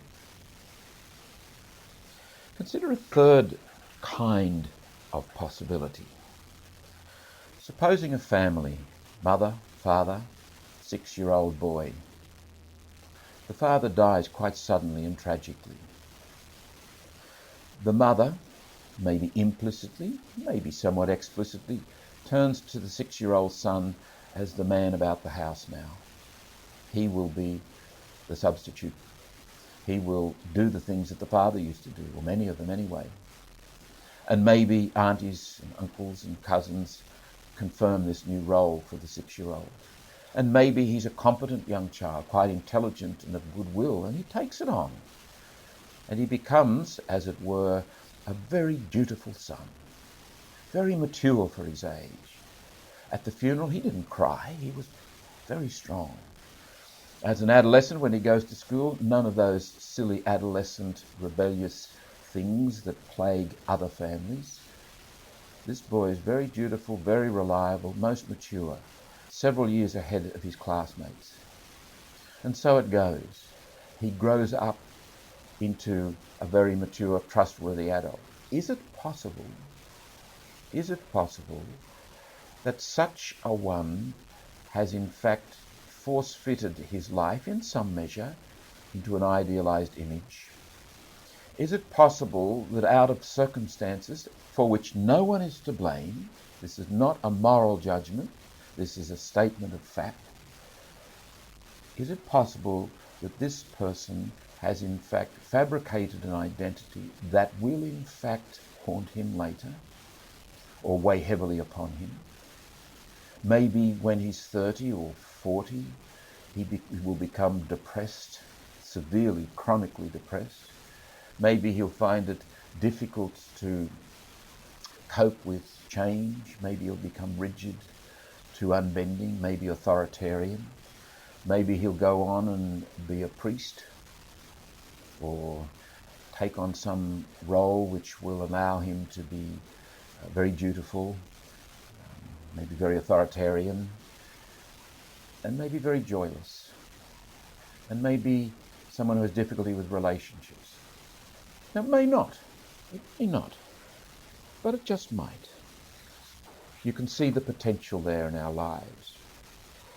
Consider some possibilities that might, in fact, in the normal course of growing up, put a person on an idealizing track. And I'm emphasizing earlier years because if I've grown up more or less loved and more or less secure and more or less confident in my identity, I am not vulnerable to idealizing. Idealizing assumes that anxiety has taken control, especially anxiety about who I am and where I fit and how I belong in the world. If I'm a little child, I'm much more vulnerable. Consider, for example, a family where at least one of the parents is an alcoholic. There's quite a deal of literature about children growing up in the families where there is alcoholism. It's quite possible, in fact, experience would suggest quite likely that at least one of those children will grow up idealizing himself. And they may, in fact, and often enough, if they've got the talent, become very successful. They achieve well. They are high achievers. That is not the issue. The issue is the truth of who they are. The issue is the dialogical life versus the ideological life. What does it profit if you gain the whole world but lose your very self? Another circumstance might be a conscientiously religious family that tends to be very rigid and dogmatic in its thinking, very demanding. Or a family that's marked by particular and dysfunctional communication patterns, for example, persistent and strong negative reinforcements. Don't do this, you shouldn't do that, stay away from there. Authoritarian injunctions, lots of authoritarianism, or passive-aggressive style in the family, where emotions aren't spoken, anger is locked up. It's not okay to express such things. It may have the person, this little child, vulnerable as he or she is, developing modes of behavior, ways of being that are false, that are games in order to survive, in order to be loved, in order to be accepted, in order to belong. And such a pattern will almost inevitably continue beyond the reach of that family as that one grows older. Fourthly, puritanical attitudes to the body can engender this sort of thing, idealizing, willful efforts to be what is expected rather than a relaxed acceptance of what is. A family where the parents are too busy about their careers to give quality time to the children, or there are too many children for the parents to cope well with. That can give rise to children either giving up, or it can give rise to children pretending in one way or another. Of course, it can give rise to children being quite dysfunctional and rebellious. Another possibility, where there's constant negative comparison with another sibling, that can weigh heavily and crush the spirit of a child, but it can also encourage the child to be what it's not. This one is not that one, and never can be, never should be. Being a surrogate parent because the real parent is deceased, or chronically sick, or absent, or incompetent. Or being adulated and being spoiled. Or being very poor or being very rich. All of these circumstances, and many others that you may think of, can lead us to set aside the truth of who we are. That's not attractive enough, that's not acceptable, and choose some fabrication, some counterfeit, an idealized image, in other words.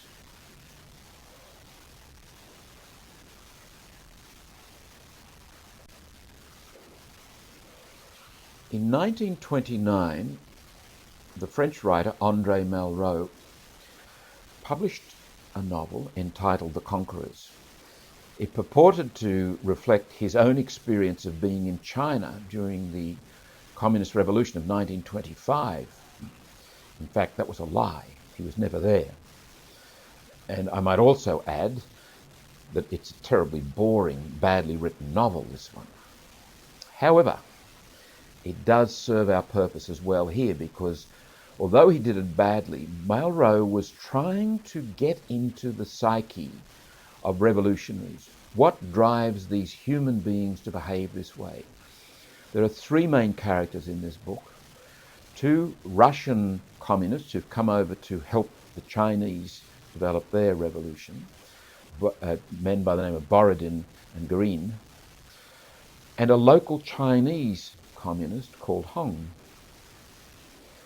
Now, as Malraux tells the story, Borodin and Gorin are actually pretty decent characters who aren't ideologues. They are able to bend with the situation. They see when a certain tactic or strategy or principle is not working because of the people in their situation, and they adapt. This, of course, leads to a more messy situation, a less black and white, maybe less efficiency, but it takes account of the world.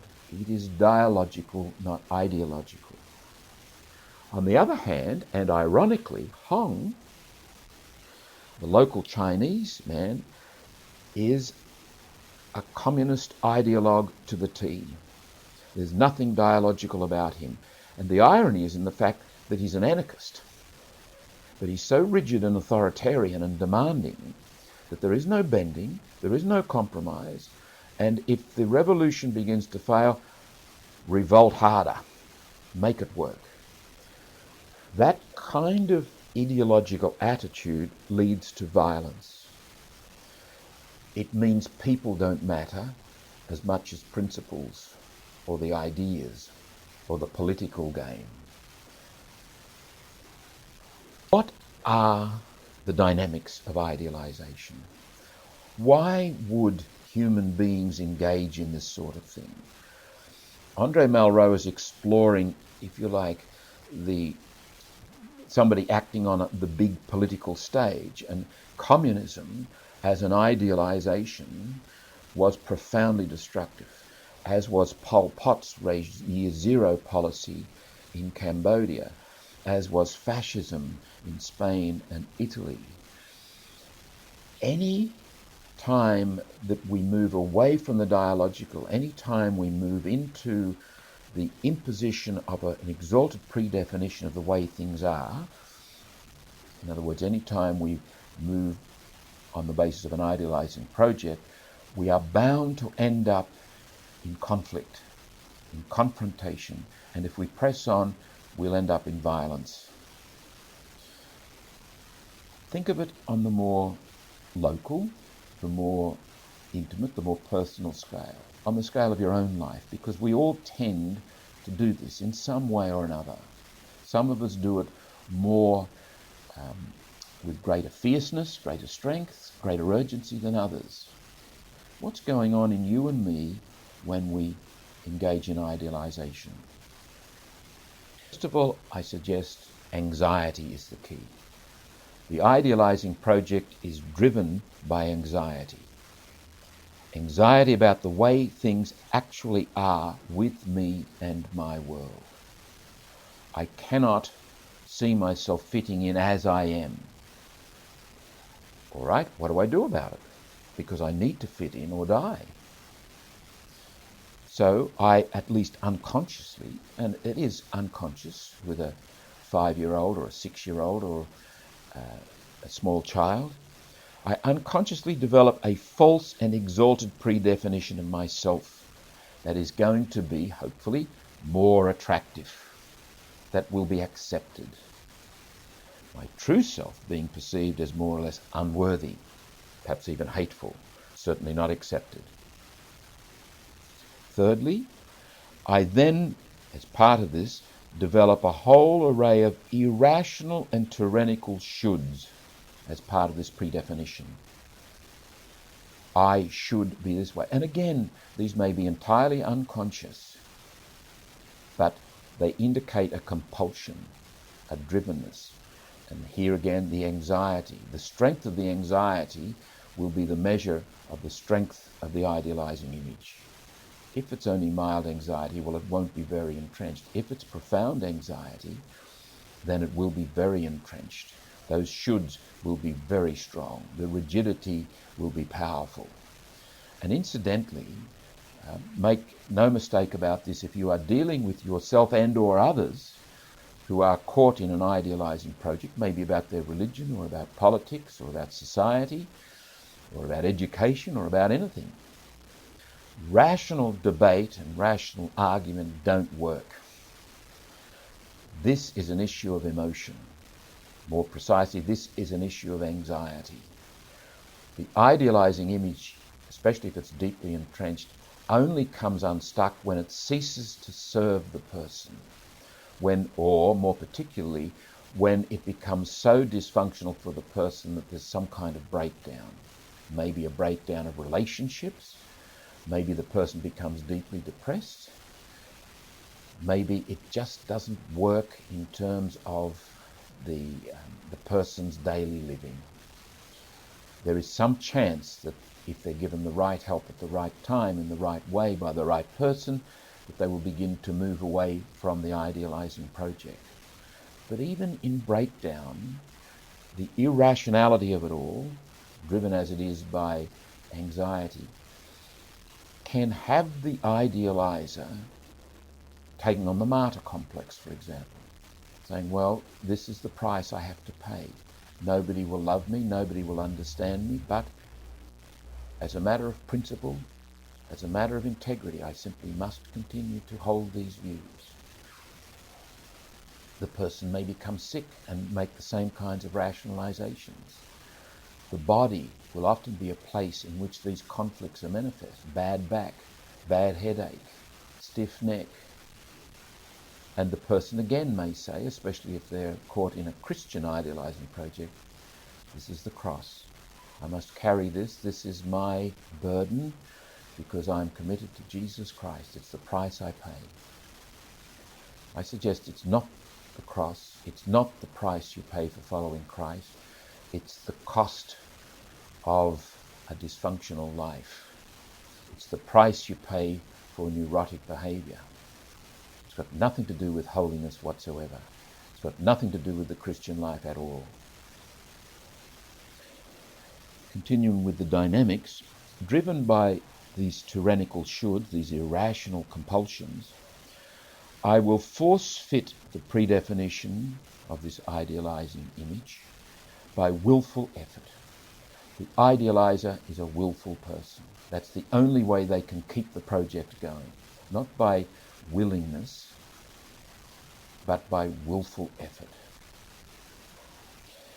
And the whole thing will be sustained so long as it works. If there is a perception and a conviction of success, that at least I seem in my own eyes to be successful, and more likely if those around me are in fact affirming me and they pat me on the back and say, well done, you're so generous, you're so wonderful, you're so available, this is good.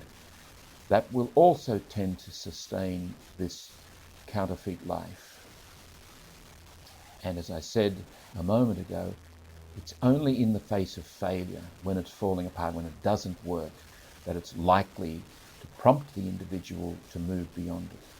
But even that's dependent on, almost certainly dependent on them finding some help to know how to move beyond it, because over time the only way the idealizer knows how to live is a willful idealizing way. The danger is that they will willfully idealize a new way of living to get out of this destructive way of living.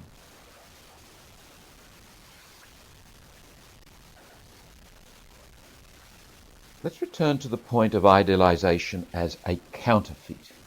And I said that the English word counterfeit comes from the Latin word contra facere, meaning to do or to make or to work against. Counterfeit money is a very, very serious issue. It's regarded as a crime punishable by some long years in jail. Now, if you do a bad counterfeit of a $50 note, that's not much of a problem. If you do a good counterfeit of a whole lot of $50 notes, that's potentially a most serious problem. The better the counterfeit, the worse the outcome.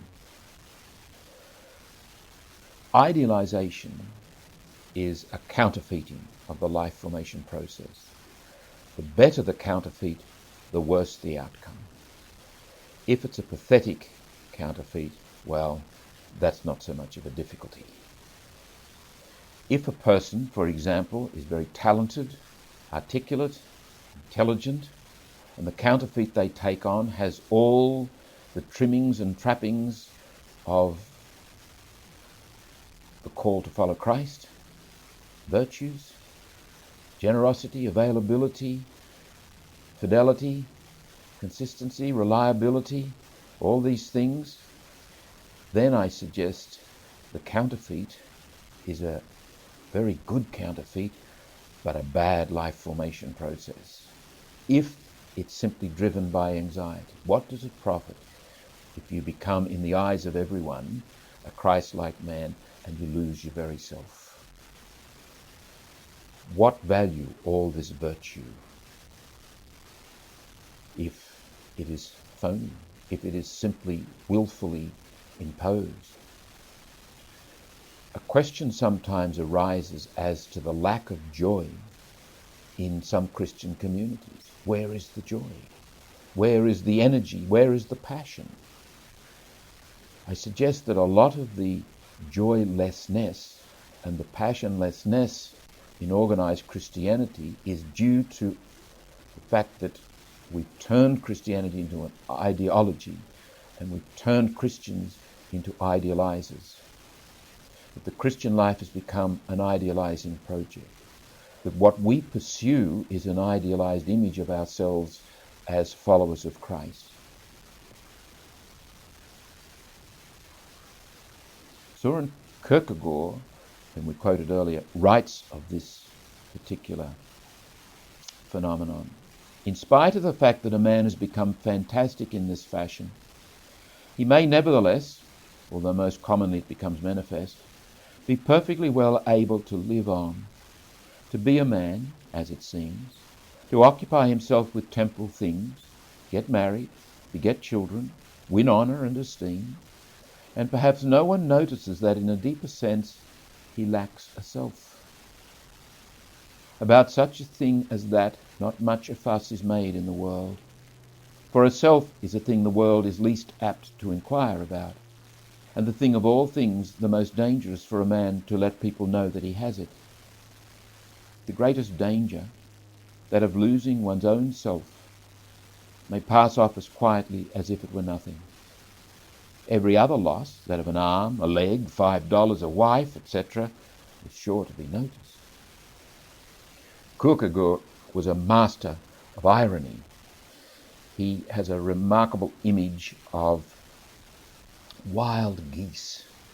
He says, when the wild geese fly at great height, going places, the tame geese, those brothers and sisters who've been tamed and can't fly any longer on the ground, honk and pathetically waddle in the direction of the flying geese as if they were going to take off and join them, but they can't. They're tamed. And he says those tamed geese are members of Christendom. They can no longer fly. They're no longer free.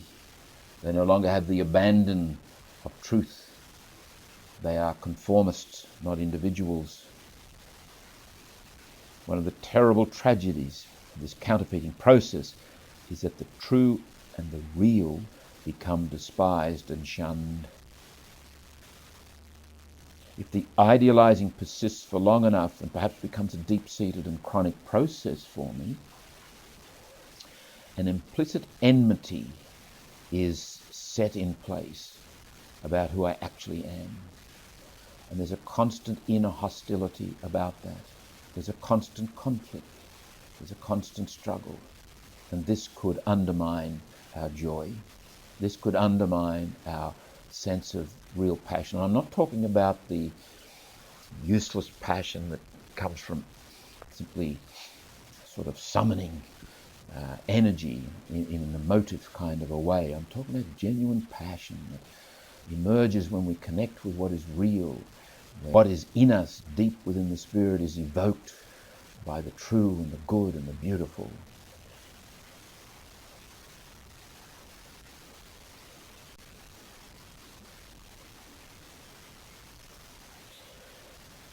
Idealization generates moral confusion. Let us take the good counterfeit of the Christian life, the one who is very dutiful, but by sheer willpower has fabricated this virtuous life, this Christ-likeness.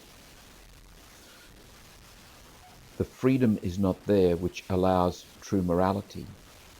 And worse than that, as we've indicated already, there is an inner hostility.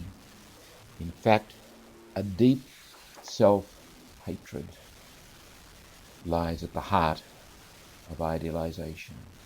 It's a movement away from the self. Our Catholic tradition encourages us to move towards the self. Teresa of Avila, in her book on the mansions, says, even if you get to the very heights of prayer, get to the very center of the mansion, I would say you should never stop seeking self-knowledge, to face who and what you are. Bernard of Clairvaux in the 12th century talks of this same process of getting to know the truth of yourself so that you may know the truth of the other, may know the truth of God. And knowing the truth of yourself is facing who and what you are, which demands and in fact evokes compassion, which then becomes your modus vivendi. The way of compassion is grounded in facing yourself. The very darkness that you flee in fabricating the idealized image is the very darkness you must face. Karen Horney writes, while focusing on the attitude towards self, I realized that people hated and despised themselves with the same intensity and the same irrationality with which they idealized themselves. These two opposite extremes remained separate in my mind for a while, but finally I saw that they were not only closely interrelated, but were in fact two aspects of the one process. This then was, in its original draft, the main thesis of this book. The God-like being is bound to hate his actual being. With the recognition of this process as an entity, both extremes become more accessible to therapy. The definition of neurosis too had changed. Neurosis now became a disturbance in one's relation to self and others. That's taken from Karen Horney's book, Neurosis and Human Growth, The Struggle Towards Self-Realization. It was published in 1950. That's from page 368. It's a brilliant book. Horney was a psychiatrist, a lady born in Germany, moved to the United States, and that book is in effect all about the idealizing project. I recommend it. For us as Christians, it raises a most serious issue. If our approach to Christianity is ideological, And if our attempts to live the Christian life are by way of the idealizing project, then we must ask the question about self-hatred. We must consider the possibility that it is grounded not in love, not in a fulfillment of the primary injunction, moral vision of the gospel, but it is an anxious, compulsive flight from self because we are unwilling to face the truth of who and what we are. And again, it is our tradition that it is in the facing that we know our need for Jesus Christ, who is the one who liberates, the one in whom our life and our identity is found. We do not find our life and identity and liberation in an idealized image. That is an inauthentic life. It may have all the names of Christianity, and it may in fact be applauded by other Christians. Again, what does it profit if you gain the whole world and ruin yourself? It may just be that in our midst, it is those people in whom the idealizing image has been broken who become the true prophets and indeed the true saints. Some of the finest people I have met, for example, are people whose reputations have been destroyed through alcoholism. They've faced it, they've faced themselves, they've had to deal with the facts, they've had to be honest, and out of that honesty, that factuality, that realism has grown a good and a true life, a Christ-like life.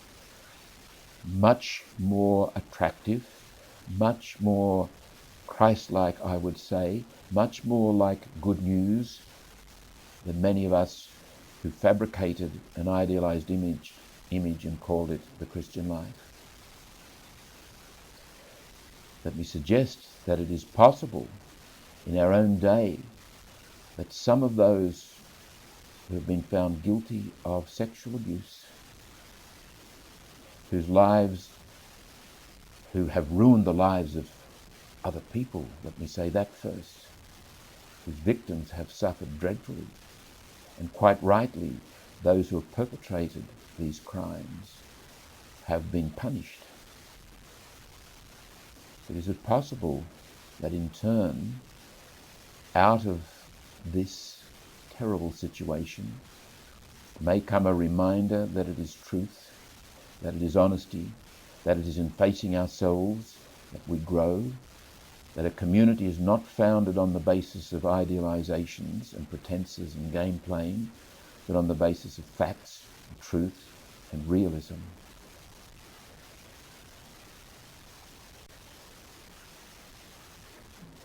There are some steps we can take to help us to move beyond idealization or to break free of it on the one hand, but also to make part of our life, if you like, an antidote to the temptations and the seductions of idealization. The first one is the advice with which St. Benedict begins his rule: listen. I would say the first three rules of the spiritual life are these. Listen. That's rule number one. The second rule is keep on listening. The third rule is never stop listening. That is the core responsibility of the person who wants to engage in that inner journey and become a deep and rich human being. Be someone who listens to the for and submits to what is true. Which raises for us a question. We live in a culture that has lost the ability, I suggest, to speak coherently about evil. There are even those who say that categories of good and evil are just fabrications and we ought to not use them anymore. I say a society that's lost the ability to coherently and clearly name what is good, and to coherently and clearly name what is evil has lost the right to exist, has probably lost the ability to exist for much longer. In John's Gospel, chapter 8, we find a very, very good insight. In verse 32 of that chapter 8, John has Jesus say, "Make your home in my word. You will learn the truth, and the truth will set you free." And then later on, in his conflict with the religious authorities, he says that their father is Satan, who is the father of lies. Our lives, in order to avoid idealization, need to be constantly seeking out the truth. What is real? What is good? And this means that we must be attentive. We must be promoting awareness. We must be constantly listening. A life lived in an idealizing way is a life living into what is untrue, what is perhaps demonic, in fact, even though it may be presented as something marvelous and virtuous. The second thing that we may consider is to let people love us. It might sound a bit trite to say that, but idealizing people, I suggest, are very difficult to love. They may in fact get married. They may in fact seem to have good marriages, good relationships. But if you examine closely the idealizer, they keep intimacy at bay. They keep others at bay. You can only approach them on the basis of their ideas, their template of the way things should be. Simple things can foster relationships or not. For example, avoid rigid, harsh, emotive kinds of language and speech. Avoid argumentative kinds of moments. These are typical of idealizing people. Thirdly, deliberately foster a relationship with the great mystery, however you name that one. This is done through contemplation, reading, reflection, silence, listening honestly to what's happening in and around you, all of which brings a certain freedom, all of which reminds you, helps you to remember that you live in the context of the transcendent. Always think of yourself in that context, never out of that context.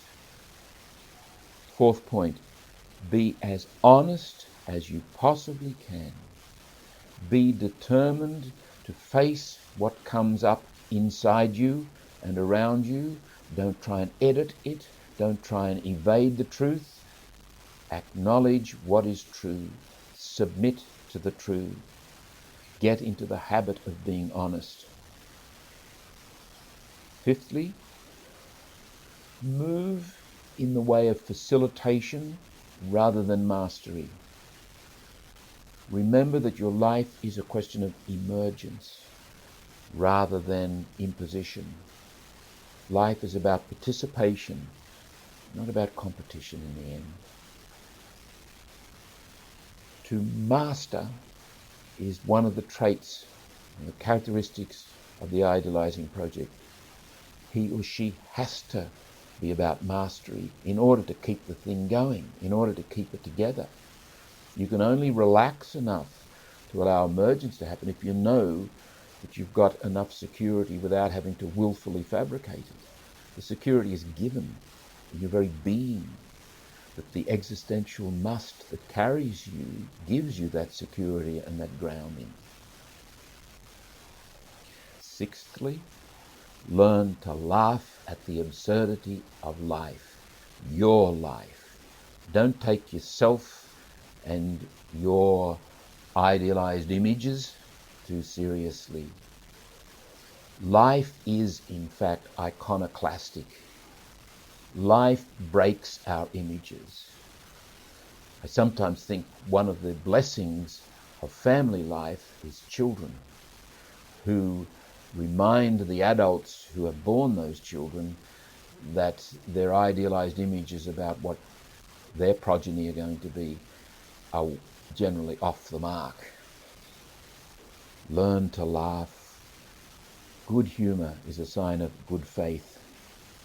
Number 7, when you catch yourself moving under the influence of the irrational shoulds, and you will from time to time catch yourself doing this if you listen, if you are committed to honest attentiveness, just ask open questions about them. Ask why. Ask what's happening. And in particular, go for the emotion, the affective dimension. More important than the why should I, that can be an icebreaker. A deeper question is, what's it like? What's going on here? What am I actually experiencing in this moment of compulsion, in this moment of pre-reflective decision making? 8, take particular note of any tendency that you have to judge others, because your judgments are always autobiographical. I've come to believe that when we are judgmental of others, what we are in fact doing is complaining that they're getting away with what we're not letting ourselves get away with. The idealizer actually imposes a terrible burden on himself or herself, and he or she deep down doesn't like this, so that we, in that mode, can become quite judgmental of other people who aren't imposing the burden on themselves. They should be. Number 9, deliberately develop a habit of making thoughtful choices. There's not a lot of thoughtful choices at the heart of the idealizing project. It's mostly compulsion. There's not a lot of freedom. So slow things down. Make choices that are your own and thoughtfully made. Number 10, listen for your motivations. What drives you? Who gets the rewards of your work? Do you find yourself thinking or speaking of they, them? Who are they? Who drives the vehicle that is your life? Number 11, take note of disproportionate reactions. There's a lot of anger floating around idealizing projects. And the anger is there because we don't like what we're doing to ourselves. There's a resentment. Now, an idealizer, when confronted with an issue that actually, in the normal course of event, would evoke anger, say X amount of anger, but the idealizer invests 10x amount of anger in it. Where did the other 9x come from? What's going on here? Finally, discover as much as you can about your family story and the stories of the individual members of your family. This may require a certain sensitivity and compassion, because not a few families have skeletons in the closet, and people's desire not to speak, to remain silent, must be respected, I believe. But there is immense benefit if you can have honest and open conversations with siblings, or with parents, with uncles and aunties, with cousins. What was it like? What was it really like? What was your experience of those days?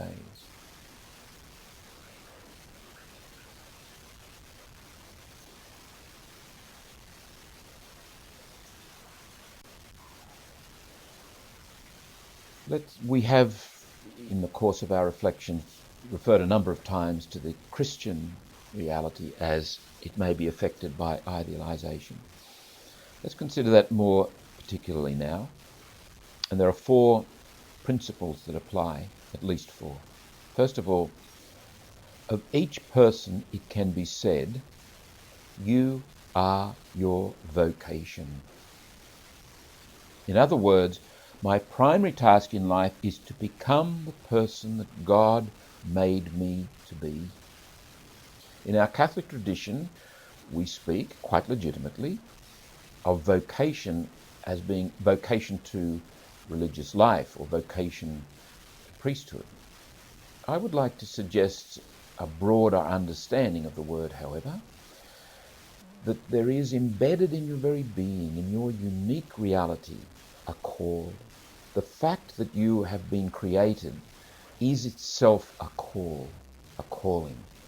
It implies a mission, that you exist for a reason. What is it? With all your talents, with all your disabilities, with all your limits, with all your possibilities, what is your mission? Why have you been sent? You are your vocation. Now it is up to you, to the best of your ability and within reason, to choose lifestyle, friends, social possibilities that will allow you to flourish, will allow your vocation to come forth. In my instance, I believe joining the Marist Fathers has allowed that my vocation includes priesthood and Marist life. There is a congeniality there, a compatibility there. It may have been otherwise. There are a number of men that I've met who thought that was the case and maybe went right through to be ordained and lived the life as either a Marist priest or a Jesuit priest or a Franciscan priest or a diocesan priest or whatever, Christian brother or a Marist brother for many years, and then came to the conclusion, rightly or wrongly, that this wasn't the best place for them to flourish, that the vocation of who they are, the existential must of their beings, required another climate, another culture, another place, another way. In some instances, that may have been the first major adult decision they ever made. For most of us, there are a series of critical moments where life challenges our game playing, our pretenses. Life becomes iconoclastic in a particular concrete way and urges us to deeper truth, to deeper reality. Well, Christ is in this with us. God has promised, I am with you. And Jesus is the incarnation and the fulfillment of that promise. And Jesus has said, follow me. This is incarnation, to follow Jesus, to become who I am, to become human. The idealizing project is excarnation. It's getting out of the human because it's unattractive, because it's messy, because it doesn't allow control, perhaps. Incarnation is a homecoming. The second principle concerns holiness. We may describe holiness, Christian holiness specifically, as graced originality. The word originality is helpful. It comes from the Latin aurere, to arise. Graced arising. Living is an inside-out process. In the Gospels we read of Jesus coming to the tomb of Lazarus and saying, arise, come forth. Lazarus, I bid you, come forth. Jesus' own incarnational journey, it goes via Calvary, the dying, the desert. The covenant is sealed in the blood of the Lamb, and then he arises. The ultimate arising, the ultimate original event for all of us will be resurrection. But that is already happening, already beginning. Our incarnating is a moving into the arising already, into the resurrection, into the becoming who we are destined to be in God, in the life of the Trinity, in the community of eternal love. Arise, come forth, whoever you are. You are made to blossom, to emerge uniquely. Holiness consists in that. Now, we might add that the recognition of holiness by the community, or more specifically by the church as an institution, is another thing altogether. And it's entirely possible that the community gets it wrong. either saying this person is very holy when they're not, and ignoring this person who is in fact deeply holy. The third principle in this Christian focus: when it comes to the near-at-hand business of becoming who we are in God's loving plan, we're all prone to miss the mark and invest our energies in becoming who we are not. Hence the need to listen, to be honest. The issue is not that I idealize. The issue is how I respond to the idealizing, and especially how I respond when I catch myself in the moment of the idealizing, of trying to be what I'm not, of pretending, of being a counterfeit. How do I respond? Now, there is a Hasidic saying coming out of the tradition of Judaism that it is not the sin that we need to worry about, but our response to the sin. When I catch myself in game playing, in dishonesty, is my reaction one of disappointment that I've let myself down, disappointment that I've failed to live up to the image? And is that the basis of my remorse and my desire to make amends? Or is there a genuine appreciation of God's mercy opened up here? A genuine appreciation that is honest of my need for that mercy, because I am always prone to dishonesty. I am always prone to take the idealizing track. And that I might do that from time to time is not the issue. How I respond.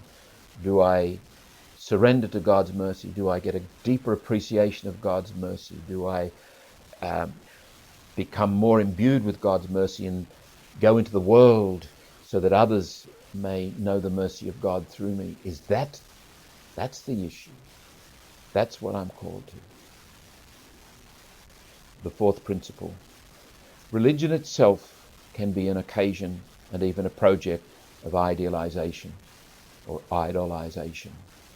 There is such a thing, for example, as ecclesiolatry, making an idol of the church. There is such a thing of making an idol of the Christian life. There is such a thing as making an idol of virtue. We can miss the mark. We can misplace our energies. We grow in Christ through surrender, through submission. We come to that surrender and submission by constantly listening, by being attentive, by facing what must be faced. The emphasis in Christian growth must be on the listening and the attentiveness, not on the stoic mastery of self or the conquest of supposed virtues. Virtue is gift. Virtue is another name for God present. Virtue is grace. And if I am constantly listening, constantly facing what must be faced, then God will get room to move in my life. My life will become a place where God enters the world. Yes, let us call that virtue, because what will be manifest there will be honesty and compassion and mercy and indeed wisdom, because God is active in and through my life, because I am facing what must be faced, because I am listening and attentive. There is where the energy must go, not into conquering virtue.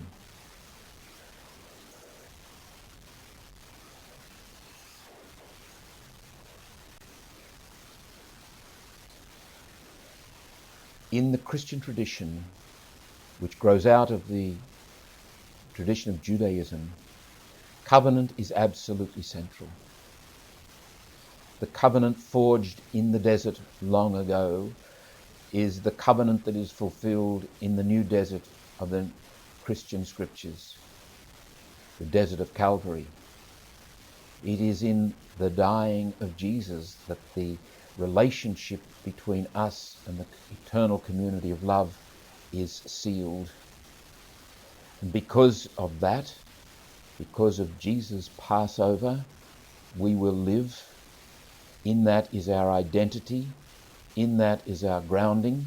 In that is our energy. In that is our passion, our joy, our life. We are one with God, through Him, with Him, in Him, by the power of the Holy Spirit. As St. Paul says in Romans 8:16, God's Spirit and my spirit bear united witness that I am a child of God.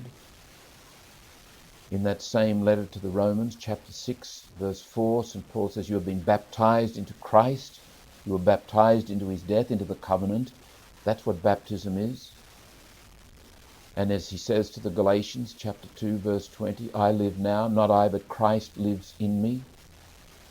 As he says to the community in Philippi, chapter 1, verse 21, for me to live is Christ.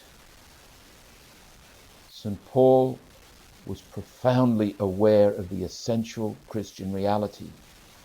It's not about what the Greeks, and particularly the Stoics, thought life was about, the life of virtue. It's about the life of the covenant. It's about the life of relationship. It's about the life of intimacy. It's about the life of giving birth to God in the world.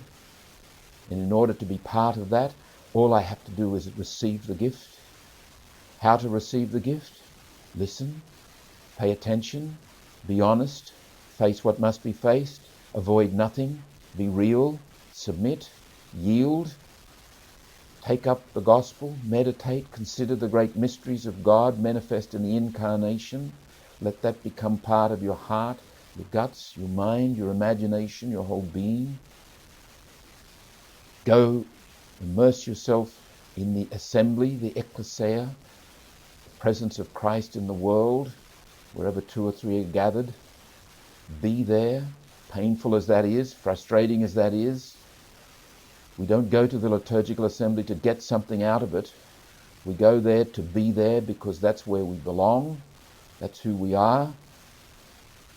And in fact, we will get a lot out of it. We may not be able to measure what we get out of it. We may not get what we expect out of it. But that's where we belong with our brothers and sisters, breaking the bread and sharing the cup. That is the fount and the apex of the community's life. You're not called to fabricate something other than what is given. You're not called to play games. We're called to simply open our arms to the open arms of God and receive what is given. Receive it with joy and be imbued with life and energy and passion. This is indeed good news.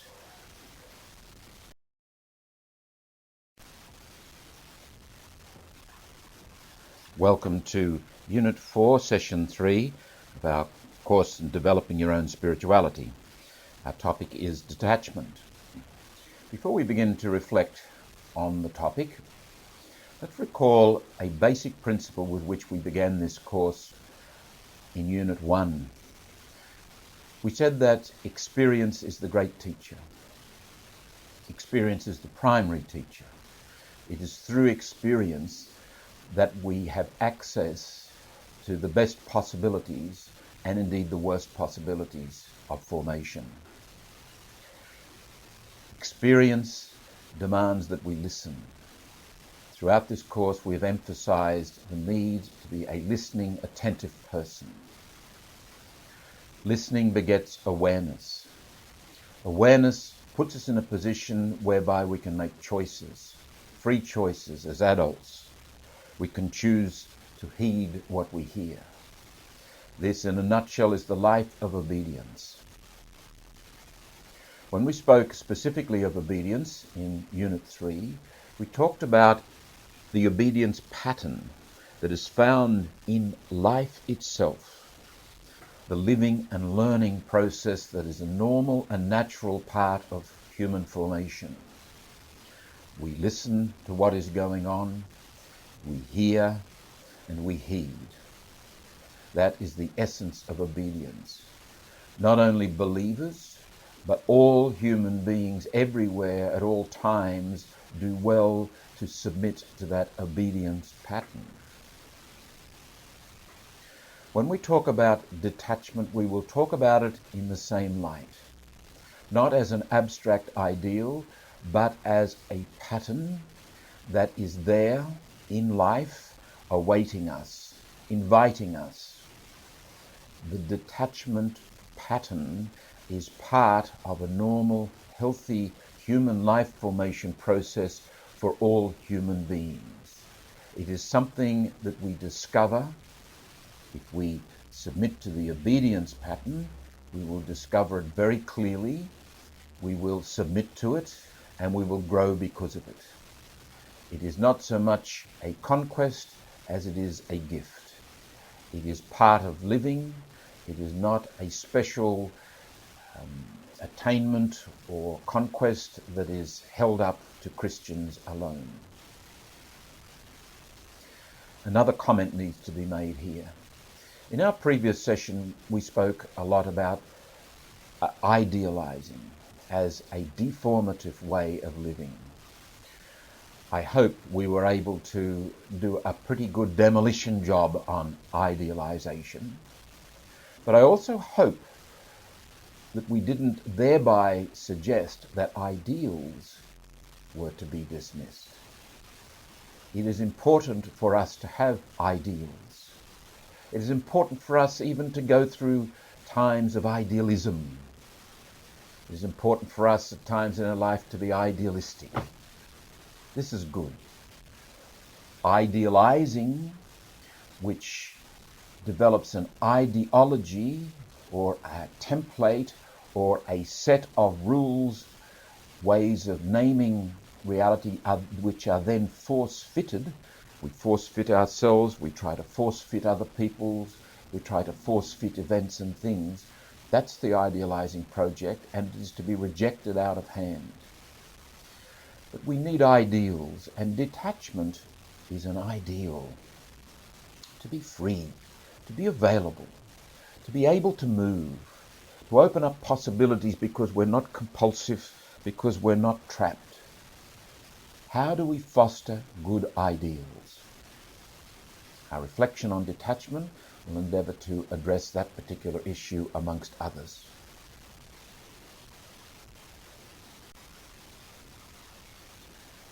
Let's begin with a quotation, and we turn to the East. We turn to the East to remind us that this ideal of detachment is not just a Christian phenomenon. In fact, it is profoundly strong in the Zen tradition. But this quotation comes from Lao Tzu, a Chinese sage. He writes, 30 spokes together make a wheel for a cart. It is the empty space in the centre which enables the wheel to be used. Mould clay into a vessel. It is the emptiness which creates the usefulness of the vessel. Cut out doors and windows in a house. It is the empty space inside that creates the usefulness of the house. Thus, what we have may be something substantial, but its usefulness lies in the unoccupied, the empty space. The substance of your body is enlivened by maintaining the part of you that is unoccupied. This echoes a theme that is part of our own Christian tradition, a theme that is picked up specifically by St. Paul in his letter to the Philippians. In chapter 2, he talks about Jesus emptying himself, the kenosis. We even talk about a kenotic theology, a theology of emptying. This is an important practical insight into the whole life formation process, Christian or otherwise. And it is this. Our major task is to get out of the way. Our major task is to clear the decks. Our major task is to let go and be free for life to operate in us and through us. At the end of our lives, it will be our emptiness, the things we can do without, rather than our fullness or the things we possess, that will matter to us. The second quotation is taken from the Desert Fathers. Now, a word about the Desert Fathers before we offer this reflection. In the 3rd and 4th centuries and into the 5th centuries, many Christians, mostly men, although there were some women, went to the desert around the Nile Delta and a little bit inland from there to seek the fullness of the Christian life. They took quite literally Jesus' command to leave everything and follow him, a command or an invitation given to the disciples. They took his own example as one who had nowhere to lay his head as their example. Now, this actually gave rise to an unfortunate belief which endured right into the middle of the 20th century in Catholicism, namely, if you were serious about being a disciple of Jesus, you would go to a monastery or at least to religious life. That it was the monks and the nuns and the brothers and the priests who lived the genuine Christian life. Thank God we've moved beyond that way of thinking. However, these athletes of the desert, as they are sometimes called, have left us a remarkable legacy.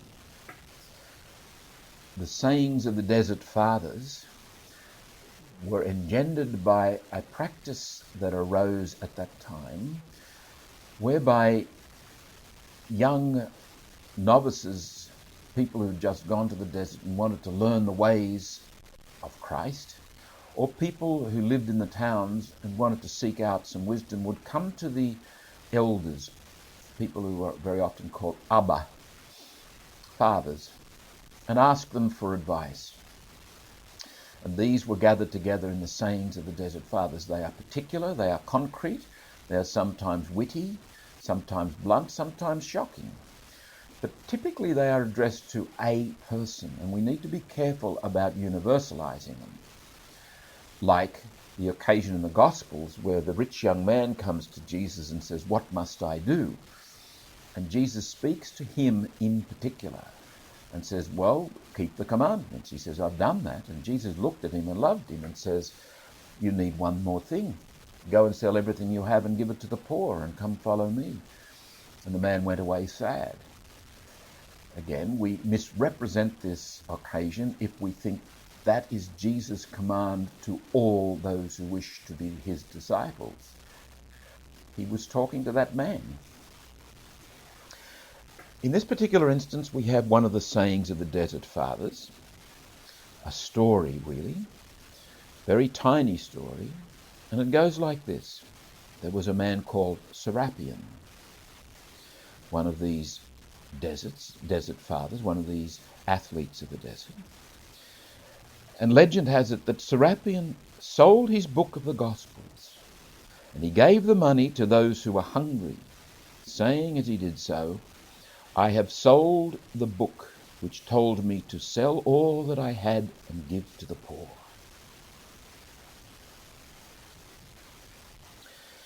Meister Eckhart, 14th century Rhineland mystic, Dominican friar, echoes Lao Tzu when he says, "God asks only that you get out of his way insofar as you are creature, and let him be God in you."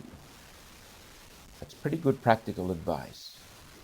If you want a thumbnail sketch of the moral vision of the Bible, you can't do better than to say, as you have been loved into freedom, go into the world that God may love others into freedom through you.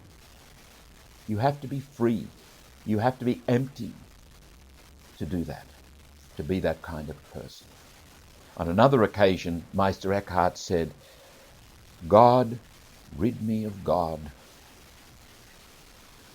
How important that is for all of us, to submit to life.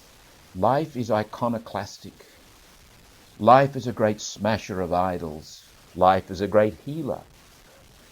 Life introduces us to reality. It is our ideologies that shield us against that healing, growthful dynamism of life and living.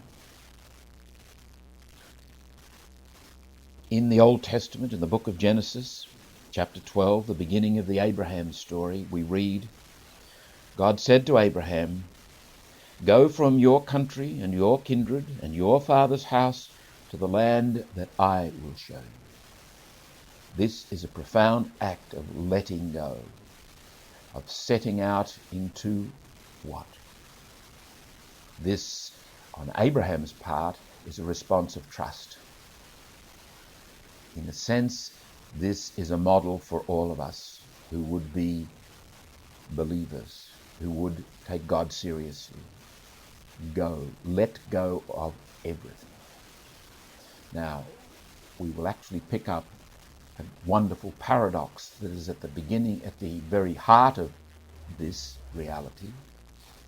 Letting go of everything means we are free to participate wherever life calls us, to be passionately engaged in this and that, and able to move on as it is necessary for us to move on, because we are grounded in God, and that is the key, a grounding in God. If we are grounded in the ephemeral, in this system, that job, this relationship, we will be stuck. We will not be free. We will not be able to move on. We can be deeply loving, profoundly committed. We can be inconsolable in our grief when a loved one dies, but still, in the best sense of the word, be detached, be free to go on, to accept what life asks of us. In fact, the commitment, the love, the inconsolable grief are part of being detached. We allow ourselves to be drawn into life, and this is what life demands of us. In John's Gospel, we read one of Jesus' recurring teachings: unless a grain of wheat falls into the earth and dies, it remains just a single grain. But if it dies, it bears much fruit. In my experience, I have found a perplexing and troubling sadness about Christianity, almost an expectation that if you are a disciple of Jesus, you will suffer. Now, there's a truth in that, but if you are a disciple of Jesus, you will rejoice.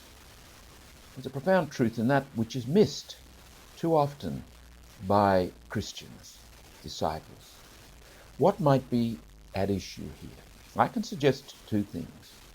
Number one, we've reduced Christianity to an ideology, to a template that we then impose, and this is burdensome. This is not good news. This is not liberating. We become trapped in our own fabrications about what it means to be a Christian. And we're not free to move. We're not free to enjoy. We're not free to engage life and all the surprises that it brings. The other part of that is, and it's a particular aspect, is that somehow or other we think that injunctions like this, that you must die if you're going to live, is an invention of Jesus. When in fact what Jesus is doing is pointing. Jesus is saying, look, this is the way life is. If you listen to experience, you will discover that living is born of dying. That's a pattern that's built into existence for believers and non-believers alike. It is not something that Jesus has invented, as it were, to challenge, or worse still, to burden his disciples. He's saying this is the way it is. And he has entered fully into that pattern of dying and living, or dying and rising. It is, for the Christian, a Paschal rhythm, something that we enter with confidence because we will discover that Jesus is there. That is the heart of living. It's not peculiar to Christians to be entering the dying and rising pattern of living. We can do it with a particular joy and confidence because we know what has happened. Christ has entered that, and Christ has conquered sin and death, and this is a liberating pattern.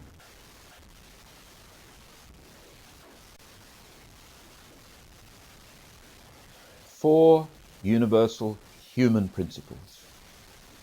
Firstly, there is a detachment pattern in any healthy life formation process.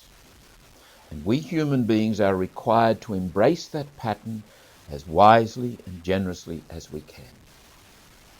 We've been emphasizing this right from the beginning of this session. It's there.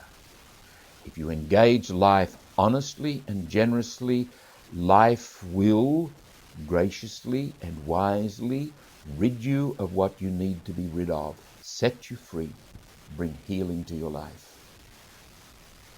Secondly, embracing the detachment pattern in life freely and graciously promotes a disposition whereby we hold lightly that which must be held at this time, and we let go of that which must be let go. We become participators in a harmonious rhythm. We hold on to, we take hold of, we arrive, we say hello, but then we let go, we relinquish, we say goodbye, as life asks that of us. Third principle, we embrace the detachment pattern for the sake of growing more deeply into life-giving relationships with God, with the great mystery, however we name that one, with ourselves, with other human beings, with events and things. Detachment is not an end in itself. We are detached from this or that we might be for something better, something deeper, something more life-giving, more constructive, more formative, more creative.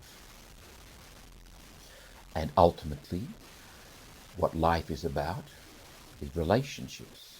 Ultimately, we are tending towards communion. We are tending towards recovering what is already given, the oneness of being. Detachment is in service of this movement, this journey into life.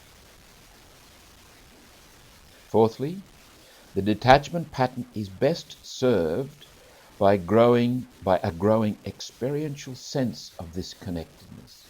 The more we are aware that this is the intention and the purpose of living, namely relationships, the more we experience those relationships in their life-giving capacity, relationships with the great mystery, with ourselves, with other human beings, with events and things, the more we know ourselves to be part of this interconnectedness, in other words, the more we know ourselves as mystics, the more we will be inclined to participate in the detachment pattern, the more we will be open to, in fact, we will seek to let go of everything that prevents the greater fulfillment of relationships.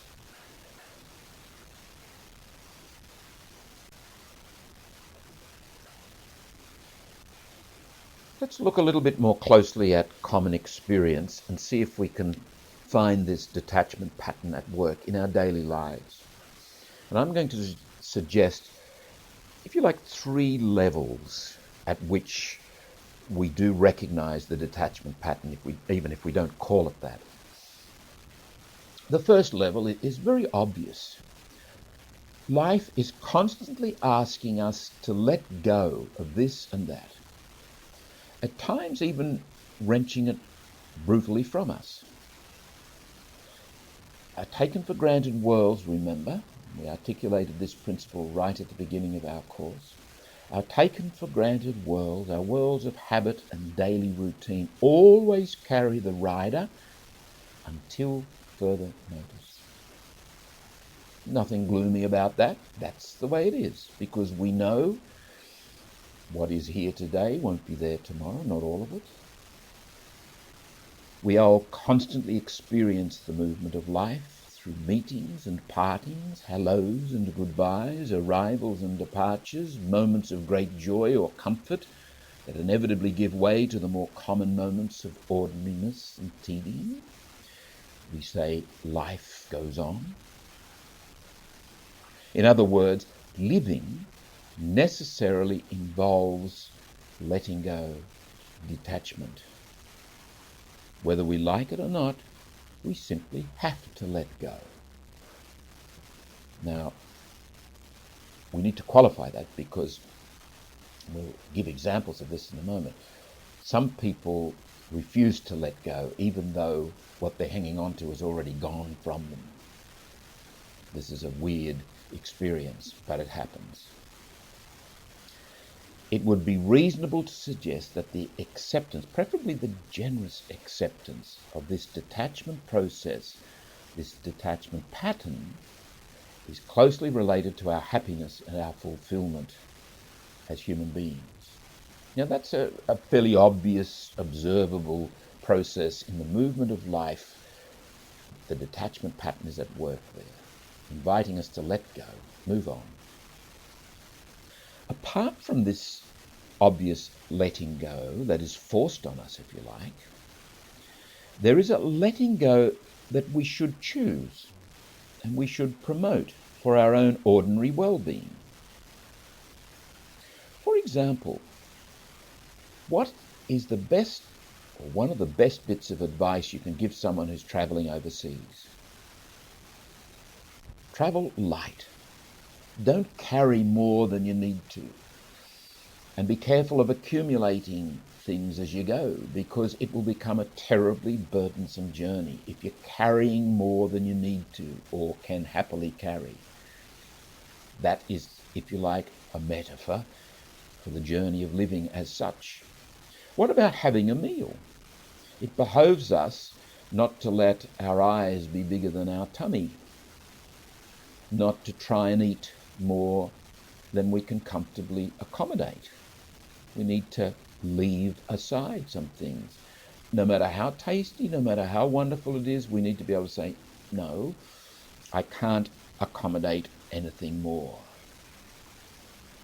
And if you're giving a speech, as Sir Robert Menzies noted, it is the silence, it's the gaps, it's those empty spaces that often make the speech cogent and engrossing and enchanting.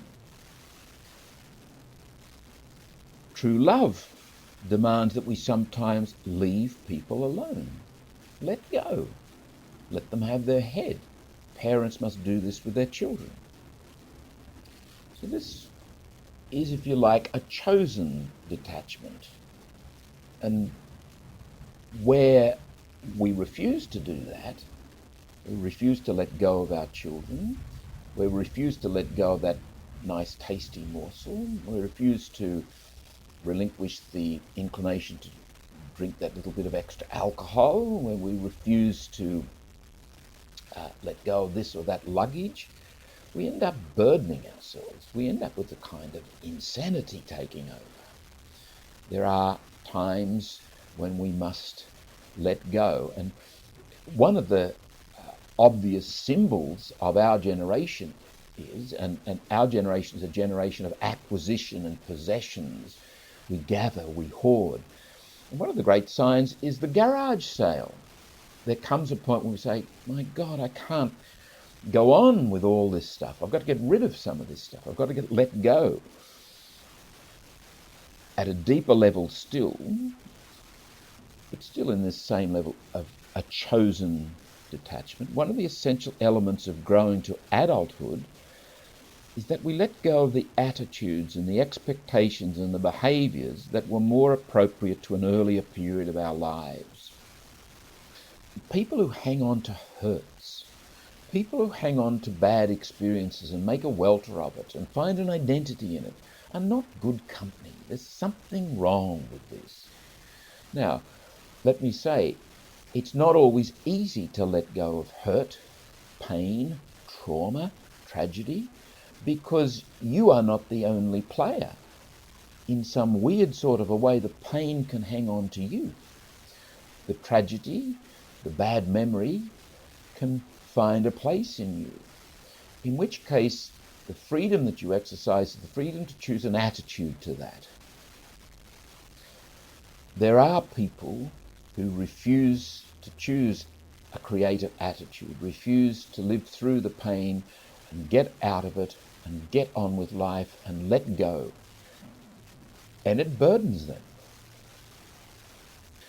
Beyond these levels, the obvious one that is thrust upon us of having to let go of this and that and participate in the detachment pattern, the second level of having being prudent about choosing this and that to let go of, there is the challenge of the deep inner journey, which demands a lot of detachment and a lot of letting go. And this raises the question of asceticism that is found in all the great cultural traditions. Our own indigenous aborigines, especially the males, are sent off into the desert, and the whole notion of walkabout, I think, can be understood in this way of engaging in the inner journey through the fact of an outer journey, of letting go of this and that, of moving away from the tribe, from people. In the various religious traditions, asceticism, and the Greek word askesis meaning exercise, is common. And one of the most common forms of asceticism is fasting. And it is very deliberately and explicitly a bodily thing.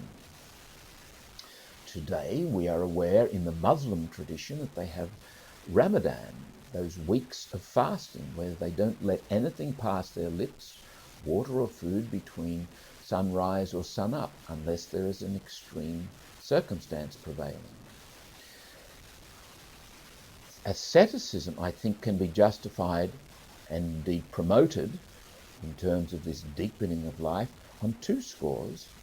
Number one, asceticism, this practice of choosing quite deliberately, say, to do without food and water, whatever, begets a certain knowledge. Now, I'm not talking about rational knowledge, I'm not talking about information, I'm talking about your whole being getting to know something about yourself and about life that can't be known in any other way. It's perhaps similar to the gnosis, the knowing that St. Paul talks about, the knowing Christ Jesus my Lord, the kind of knowing that can only be acquired through experience, the kind of knowing of love. Good, healthy asceticism promotes that. It also promotes, secondly, a freedom. Maybe an example will help here. If you go to the ballet and see a ballet dancer fly across the stage as if they're a foot above the boards, they have such grace, weightlessness. It just seems remarkable. It's enchanting. Now, what would happen if you went round backstage afterwards and said, gee, you're lucky to be able to do that. Why can't I do that? The ballet dancer, if they got over their contempt for your ignorance, would say, look, I'm able to do this partly because of my gifts, my God-given gifts, but I'm also able to do it because of years of hard practice, ascesis, asceticism. I control my eating. I let go of a lot of things I would like to eat. I control my social life. I let go of a lot of invitations I would like to accept.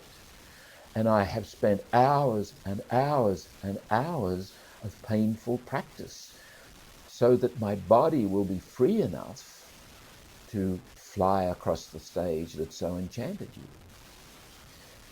Now, if we want to engage in a deep spiritual journey and be free for that, it makes sense that we engage in practices that promote that freedom.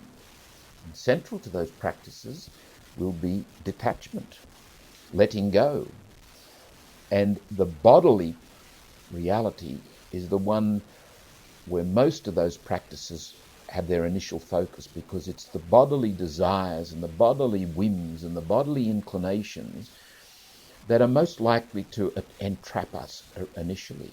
However, this is not to ignore the fact that there are other attachments that can be even more virulent than bodily attachments. Attachments of ideas, for example, or at a deeper level, attachments in the spirit, attachments of arrogance and greed, for example. St. John of the Cross has a marvellous image of a bird with a thread tied to its leg. That thread is tied to the ground. Even if that thread is a golden thread, it's still going to prevent that bird from the freedom of flight. So the aim is to be totally, or to be as free as we possibly can be, to be what we must be, to do what we must do, to allow the deepest truth of who we are to emerge in its fullness.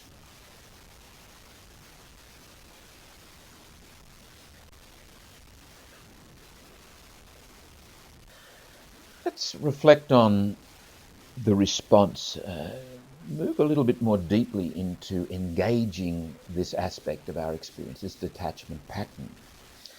I'm going to suggest to you the contrast between different kinds of people. But before I do that, let me suggest to you something that we've looked at a number of times in this course, that the movement of life is a movement from ego-centricity to mystery-centricity. It's a movement of a center of gravity, if you like. It's a movement of perspective that talks of I to a movement of perspective that talks of we. It is a movement from individualism to communal reality. It's a movement into relatedness, into communion, in fact. And so whatever we can do to foster that movement into relationship seems to me to be the good that we must choose. Whatever obstructs life-giving relatedness and that movement into communion is to be rejected as a rule of thumb. Now, different kinds of people. 3 contrasting types. First of all, what's it like to be with someone who's chronically angry, cynical, negative, and without too much prompting will tell you about how they, whoever they might be, hurt them, how they gave them a rough deal? That kind of person contrasted with another kind of person. What's it like to be with someone who's free of this chronic negativity and is able to genuinely forgive? Nelson Mandela comes to mind. Or a second contrast. What's it like to be with someone who is obviously obsessed with material possessions? And note, human beings have even been known to shed blood over material possessions. And consider the power that a dead person has to divide a family. The will. What is written in a will can be very destructive. Why? Not because it's destructive as such, but because it hooks into things that people won't let go of.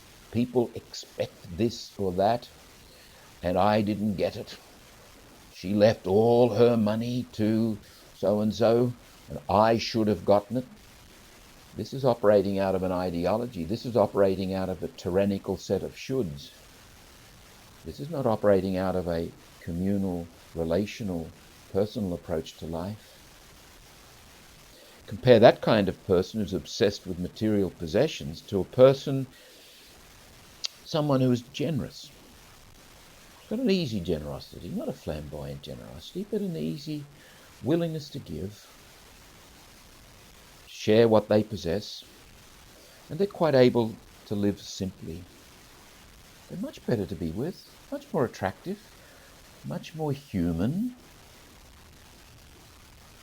Third contrasting pair.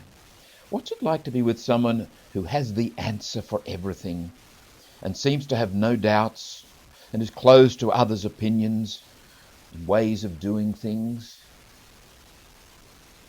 Contrasted with someone who's able to listen to you and genuinely seeks to understand your point of view and is eager to learn and grow. The second person is a much more attractive person, is much more human. Now, I'm not suggesting such a person has no convictions. They can have convictions, but they hold them gently. They're not going to foist them on you. They can speak with them and explain them, or at least articulate them in some sort of way if they're asked to. But they don't feel as though they've got to have the answer for everything, which is an illusion. Nobody's got the answer for everything. Sometimes we religious folk get caught in that kind of thing, and we have to be willing to let go of some of our convictions that are really not so much convictions as smoke screens against our anxiety. Detachment, as we've implied, however, is a very, very complex issue. It's not just a matter of saying, oh yes, I will let go of this or that. Sometimes this or that hangs on to us. And sometimes there are deep unknown motivations as to why we are unable to let go of this or that. And sometimes even we don't know what it is we're hanging on to. The point is to engage life as a listener and a learner, as an attentive person who's willing to become aware and submit. And this will be a journey that lasts till the end of your days. It will never end. You turn up in the field of life daily as someone eager to participate in the process that will lead you more deeply into relationships with the one, with yourself, with other human beings, and with the events and things of your world.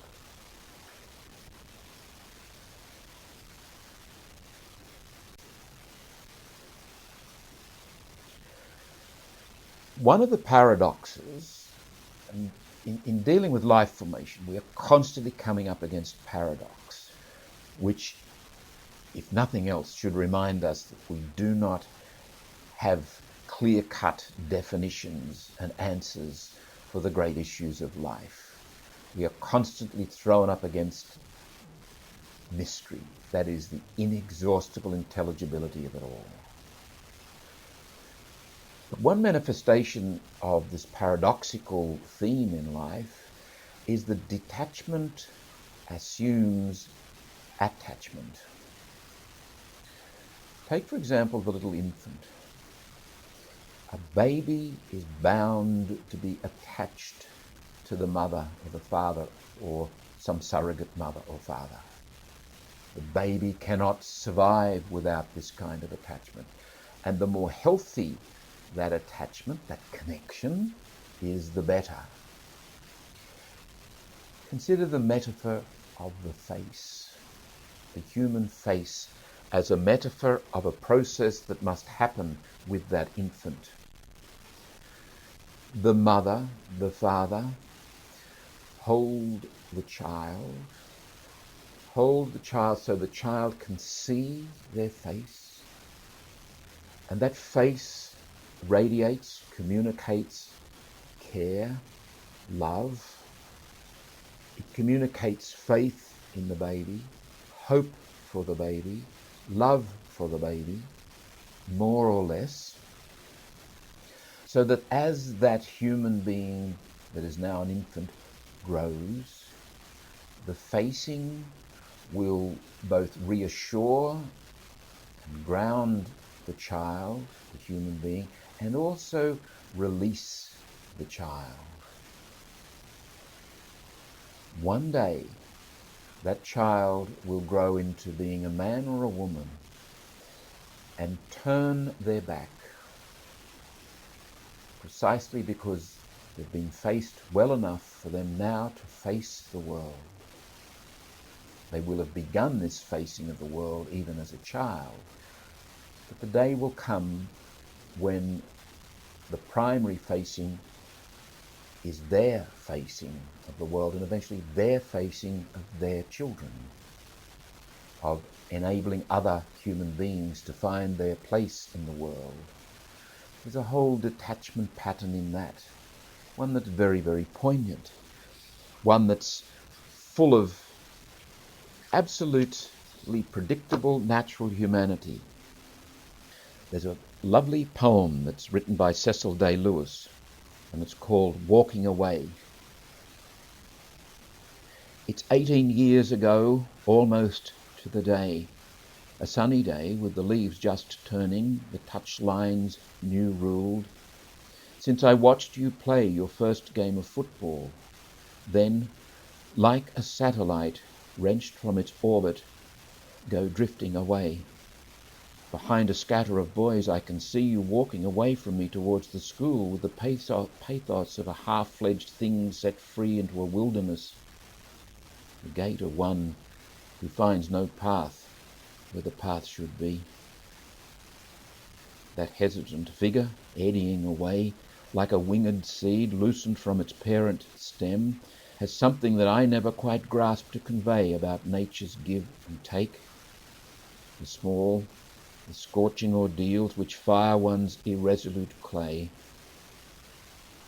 I've had worse partings, but none that so gnaws at my mind still. Perhaps it is roughly saying that God alone could perfectly show how selfhood begins with a walking away, and love is proved in the letting go. And as life goes on, this is the way we grow. There are commitments, connections, attachment, and we can be very passionate and energetic about those. The important thing is the freedom to be engaged and to move on, to arrive and depart, to say hello and goodbye.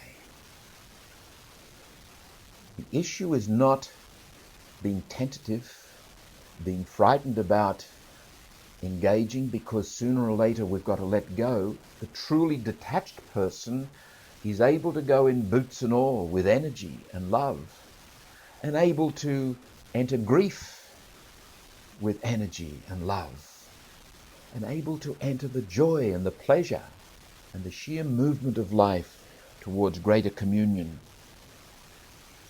because they are detached. Again, if I can make a brief digression here, when we approach life ideologically, especially as Christians, we've got this thing, this characteristic, this virtue called detachment that we must foster, and we use strategies to foster it, and we apply our willpower to make it happen. It seems to me that we are very vulnerable in that way to missing the whole point of detachment. It creates a certain, maybe pathological detachment, a disconnection from life, when the great paradox of authentic detachment is it connects us with life. It plunges us into life so that there is a great enjoyment and a great sadness and a great commitment and a great movement. If detachment is some abstraction that we pursue, we're likely to become quite attached to being detached and quite disconnected from living in the experience of life. And incidentally, we might also note at this point that there are a variety of ways that that word detachment is used. We need to recover, or at least be aware of how it's being used. I'm using it here in a very positive way, as an essential part of living, as a characteristic or a quality which enables me to be connected, to plunge into life with an abandon and a freedom. Sometimes psychologists use the word detachment to describe a pathology. For example, a child may be traumatized, or someone may be traumatized later in life by a very, very sad or tragic event, and they become detached from their emotions. I would rather call that disconnection, which may lead to insensitivities. Autistic people may be described as detached in their manner, as are selfish people or greedy people. Now, these are legitimate uses of the word detachment, but I set them aside, bracket those uses. I'm using the word in a quite specifically positive way here, as something that is part of a fully human, rich life.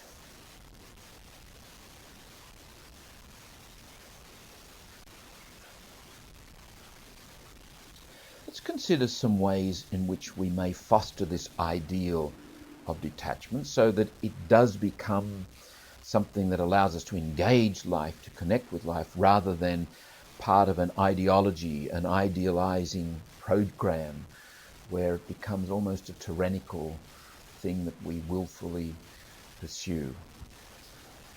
The first thing I would say is stop trying to be detached. There is one of the great paradoxes of it. Detachment is given. Our task is to facilitate the emergence of detachment. If we participate in life generously, if we embrace the business of living as listening human beings, as honestly desiring in our attentiveness to become aware, so that we can submit to what is real and true in the stuff of daily living. And there's nothing perfect about this. We will always be struggling in this regard till the day we die. But if we are intent on this, if we are committed to being honest listeners, then detachment will emerge, because we will become part of a pattern that's already given in life. So our task in relation to this gift is one of facilitation, not one of conquest. So it's there, it's given. Stop trying to attain it. Simply focus on listening and fostering or using our lifestyle or approaching life in a way that enables the detachment pattern to become part of the warp and woof of your daily living. And so, secondly, we think of detachment as a gift rather than a conquest or an attainment. Thirdly, detachment will become part of my life the more I enter the obedience pattern. The listening, so that I might be hearing, so that I might be heeding. Fourthly, foster relationships. Make sure that the primary focus of your life is relationships with the great mystery, the one, however you name the one, the great mystery, the all, the higher power, whatever, the bigger picture, the more than. Engage, build that relatedness, that connection. Build the connection with yourself by listening to what's going on and by facing. And there are three key questions in this with regard to building the relationship with yourself. First question is, what's happening? The second question is, what matters? The third question is, what do I want? What's happening? Face what's going on. Hear it. Submit to it. Don't get into game playing, into denial, into evasion. If it's true, own it. Secondly, what matters? Become aware through the facing what's happening of what's important to you. What is worth concerning yourself about and what is not worth concerning yourself about. What is true and what is real. And focus on that and let go of the other. Thirdly, what do you want? What you actually want is the deepest fulfillment of your heart's desire, which is connection, which is intimacy, which is being one with the one. What you want is what you need, both of which are manifestations of what and who you are. We foster relationships with other human beings. The best basis for pursuing relationships with others is a good relationship with yourself. And the best context for the good relationship with yourself is to experience yourself as part of the bigger picture, as one with the one. And finally, relationships, connections with events and things, with the environment, with what's going on around you, with the world, culture, and so forth. Fifthly, pay attention to moments of strong emotion in your life. You may, through those strong emotional movements, become aware of deeper attachments that are holding you a prisoner. They may be by way of ideas, by way of memories, by way of scars from the past, by way of fears. Eventually, what holds us most is our anxiety. Awareness in this regard is often enough to bring about the detachment. If you do the focusing process and you allow the natural formative tendencies, foster them, facilitate them, allow them to proceed, you may come to a point where there's a sense of, so that's it. And in that, that's it, there is a freedom. There is relief and there is release. Finally, enjoy the process. Enjoy the living. Plunge in. Don't be frightened of the letting go. And again, there emerges in this context a terrible belief that's often found amongst Christians.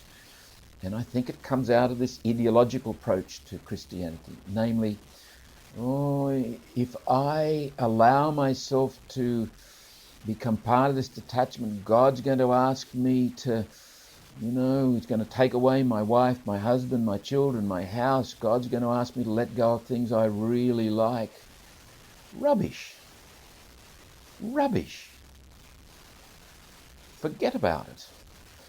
Simply submit to and enjoy what is there before you. Accept what is yours today. Let go of it as it becomes obvious that you need to let go of it.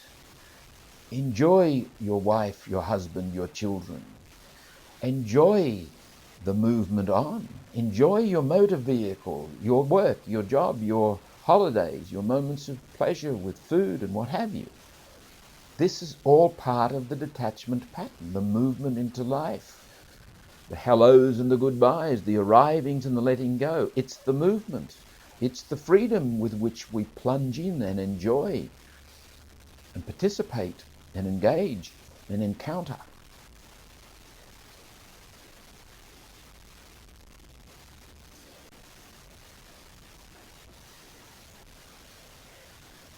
Let's articulate some of this in more specifically Christian ways now. And first of all, four principles, four guiding principles or ideas. First of all, in Jesus, we find the embodiment of what it means to be profoundly committed, passionately engaged, and radically free and detached. Jesus is someone who engages life to the full, surrenders to what must be, is free enough to enter the pleasure and the pain, the triumph and the failure, because he is a free man.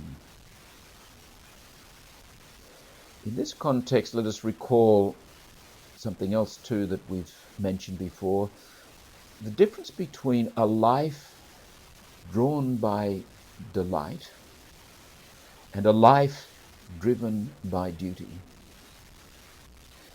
The kind of joy and happiness and freedom that can come out of an ideological approach of life is pretty constrained, actually. It's pretty shallow, often forced, sort of organized joy. A joy that I feel I should have because I am a believer or I am someone who is doing the right thing. Genuine joy and happiness come as pure grace, pure gift, surprise. And it's the silliest thing in the world to try and pursue joy and happiness. Let it be. Participate in life and take what comes. Accept it as gift. Someone who is drawn by delight is someone who is drawn more deeply, ever more deeply into life by this basic experience of life as communion, life as relationship. And the delight is not some superficial emotional titillation. Delight is the sense of the connection with what is, and the sense that this is right, and this is what I must do, and this is where I must go. An extreme example of this is found in Jesus in the Garden of Gethsemane. It was his delight to do the Father's will, in communion with the Father. John's writings talk about the abiding with the Father, and we are invited into that abiding, that connectedness, that being in. It is his delight to do the Father's will, and it is therefore his delight to be who he is, to live out his vocation, to go to Jerusalem and suffer and die. Not because he's a morbid person or because he particularly enjoys suffering. He doesn't. Clearly he doesn't. But it is his delight to do what must be done. Deep in his being is a sense of what must be. He's not driven by duty. He has the freedom, the radical detachment of one who knows what is real and what is good. Driven by duty is likely to be the outcome of the ideological approach to life, where we draw up an abstract set of things that we must acquire, characteristics, virtues, and we willfully go after them with great self-discipline. That may be the suitable way for the Stoic. It's not the suitable way for the follower of Jesus Christ. Second principle. The essence of detachment in the Christian tradition is grounded in the experience of being taken hold of by Christ. St. Paul describes this beautifully in his letter to the community in Philippi. I struggle for the prize for which Christ Jesus took hold of me. We have tasted and we have seen, and therefore we cannot turn back, because we have at least an intimation, an intuition of what is real and what is true and why we exist and our very purpose of being here on this earth. And that's what we want with a passion, and we will do whatever it takes. Thirdly, out of that intimate relationship with God in Christ grows a powerful attraction that is able to slowly replace all attachments. We are facilitators. We are participators. We do whatever we can as generously and as intelligently as we can to enable life to emerge in us and through us. And we discover that life is Christ. He is our life. The reality of Christ in the world is the reality of life, daily living, the stuff that we encounter every single day when we turn up in the field of life. And it attracts us, it draws us. It is in the end our delight, even if it costs us everything. Fourthly, like all other Christian dispositions, detachment is an expression of the mystery of God's love, experienced in and through the stuff of our lives. It's not something we do, it's something we discover and participate in as gift, and because of that, we taste God's love. It becomes part of the overall pervasive expression of God's love, God's very being, everywhere, in every moment.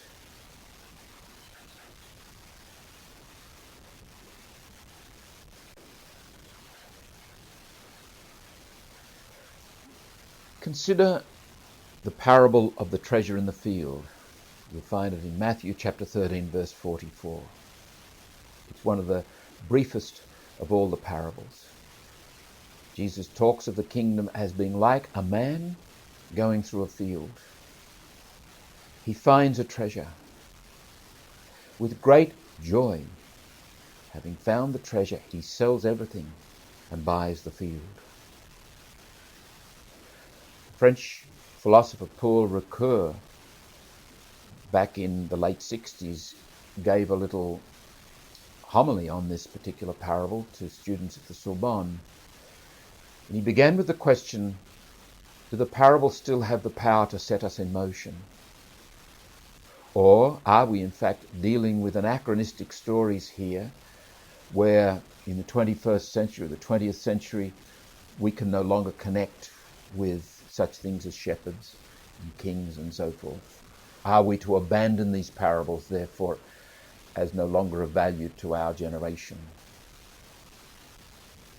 Ricoeur said the parables of Jesus still have the power to set us in motion if we know how to listen to them. And we need to listen with our imagination. These are not moral fables that demand a rational analysis and a rational response, which we then go out and willfully apply through self-discipline. Like all good stories, we must become part of the plot, which means that in our imaginations we allow ourselves to enter into the characters and the movement of the story. Take, for example, the movement of this story, the plot of the man who finds the treasure in the field. Ricoeur says there are three pivotal moments here, and they're actually paradigmatic. They provide a model for our own personal growth, for catechesis, for preaching, for our dealings with people. The first moment is the finding. This man finds the treasure. The second moment is the selling. He's set in motion by the finding, and with great joy he sells everything. He acts. The third moment is the buying of the field. He returns and he says, this is what I want. Now, if you want to use philosophical names for those moments, you could talk about the finding as an event. And our English word event comes from the Latin words a venire. Venire meaning to come, a meaning out. Something comes out to meet us. Finding is not a moment of control. It is a moment in which we are found as much as we do the finding. This man didn't know there was a treasure there. This man stumbles on it. It finds him. It's an event. His life henceforth will be different. Something has emerged which has changed the direction of his experience. Secondly, we could call the selling, we could call that some kind of a reversal. This man has decided that the way he was going in life is not the way he wants to continue. He's changing the direction of his life by selling everything. Thirdly, we could call the buying the decision to live in a new way. He's going to shift to this field now. He's going to accept this discovery, this accidental finding, as some kind of a starting point for a new way of living. Finally, we could use religious language to describe this same process, the unfolding of the plot, these pivotal moments, so that the finding or the event could be called an epiphany, a coming to light, a seeing. Recall the number of times Jesus heals the blind person, enables people to see. Recall your own experiences of seeing anew, seeing afresh, seeing something you never saw before. What a difference it makes. Secondly, the selling, reversal, could be called metanoia, repentance, a desire to change one's life pattern. And the buying, the decision, could be called a commitment. I will now respond in this way. In a sense, when we walk out into the field of daily living, we are able to find the treasure there at any time, in any place, under any circumstance. And every time, in any day, and it may happen several times a day, we may glimpse, we may taste, we may see, there may be epiphany. If we are attuned, if we are sensitive, if we are attentive, if we are listening, if we are participating in the obedience pattern, and that will shift us, that will move us more deeply into metanoia, into change, into letting go, which in turn will enable a deeper commitment, will move us more profoundly into life, into Christ. So this is not a process of willpower and conquest and mastery. This is a process of listening and attentiveness and hearing and awareness and heeding and submission and yielding. This is a process of engagement and encounter and being caught up in and becoming a participator in communion. This is what we are called to. In the process of this kind of movement, there is a deep psychological dynamic at work. If we focus on the buying, on the commitment, on the decision, when there's no sense of a treasure, when there's no sense of tasting, when there's no sense of seeing, the best we can come up with in our commitment will be some kind of willful effort. We won't be drawn by delight, we'll be driven by duty. So our major emphasis in both fostering our own spirituality and in fostering that in other people, where that's appropriate, is to set up possibilities for them to taste and see, for them to discover the treasure, for them to know a greater delight than the one they are currently feeling. John Cassian, writing in the 5th century, says, "It's impossible to leave behind the pleasures of the mouth, for example, to engage in fasting, if the soul attached to contemplation doesn't find greater delights in the love of virtues and in the beauty of heavenly things."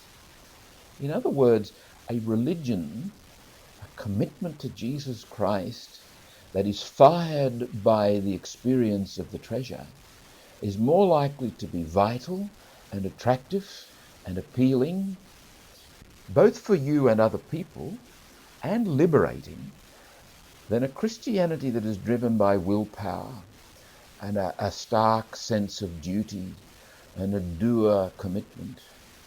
That's not going to attract anybody. That's not good news. What you are embodying is ego, whether you realize it or not, no matter how dutiful you are, no matter how dependable, no matter how much you can quote the scriptures. This is not, I believe, what is on offer through the scriptures. Again, in that same context of moving from what we need to let go of to something better, allowing the delight to lead us, one of the Desert Fathers says, Malice will never drive out malice.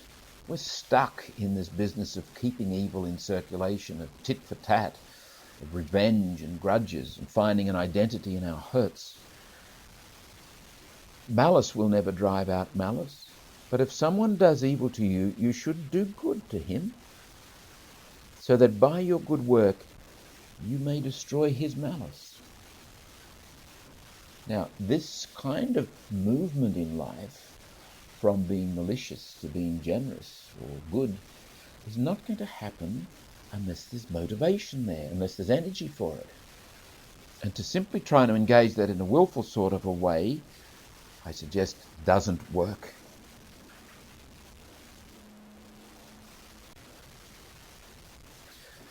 A final word from St. John of the Cross. St. John of the Cross wrote his poem, The Dark Night, soon after he was imprisoned by his fellow Carmelites and suffered intensely. The whole notion of the dark night for St. John of the Cross is an experience, or is a description of an experience of purification by love, that we may be able to experience the love more.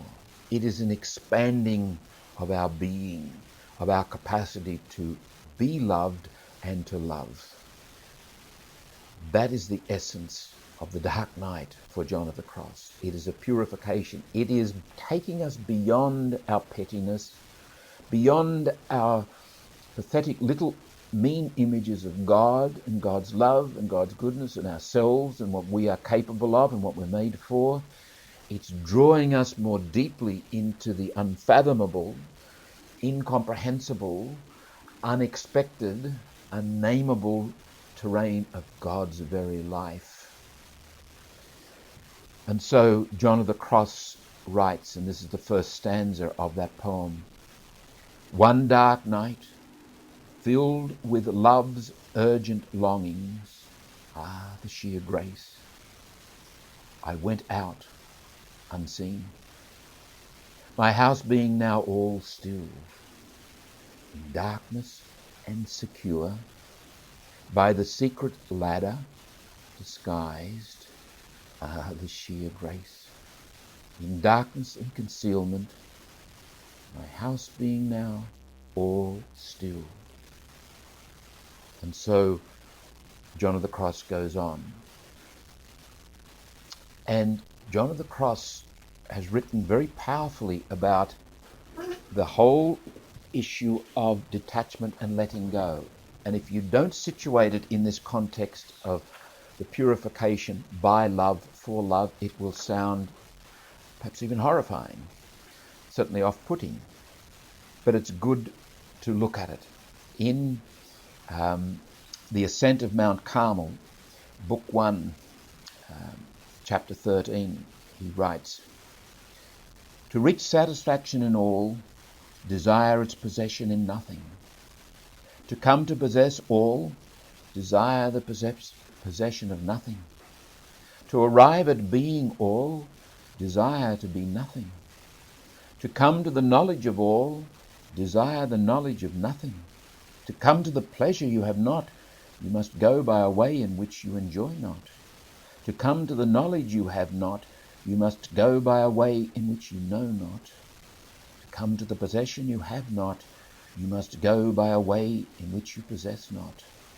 To come to be what you are not, you must go by a way in which you are not."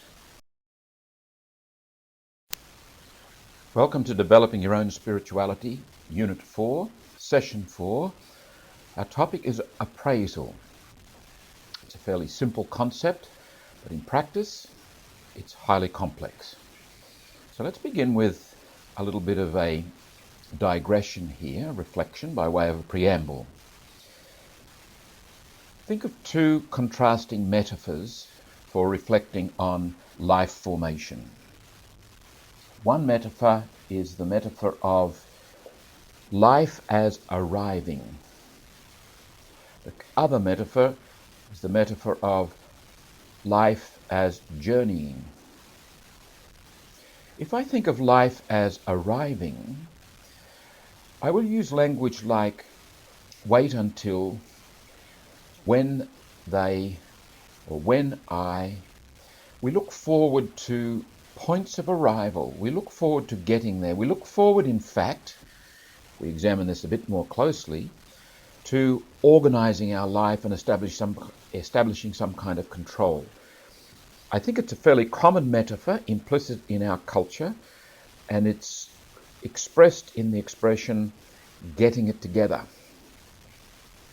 Now, obviously, if you think of aspects of life such as work, or a house where you live, or marriage, in terms of arrival, it carries with it a certain perception, certain implications, certain attitudes, and certain expectations. If, on the other hand, you think of life as journeying, there's a whole new way of thinking emerges.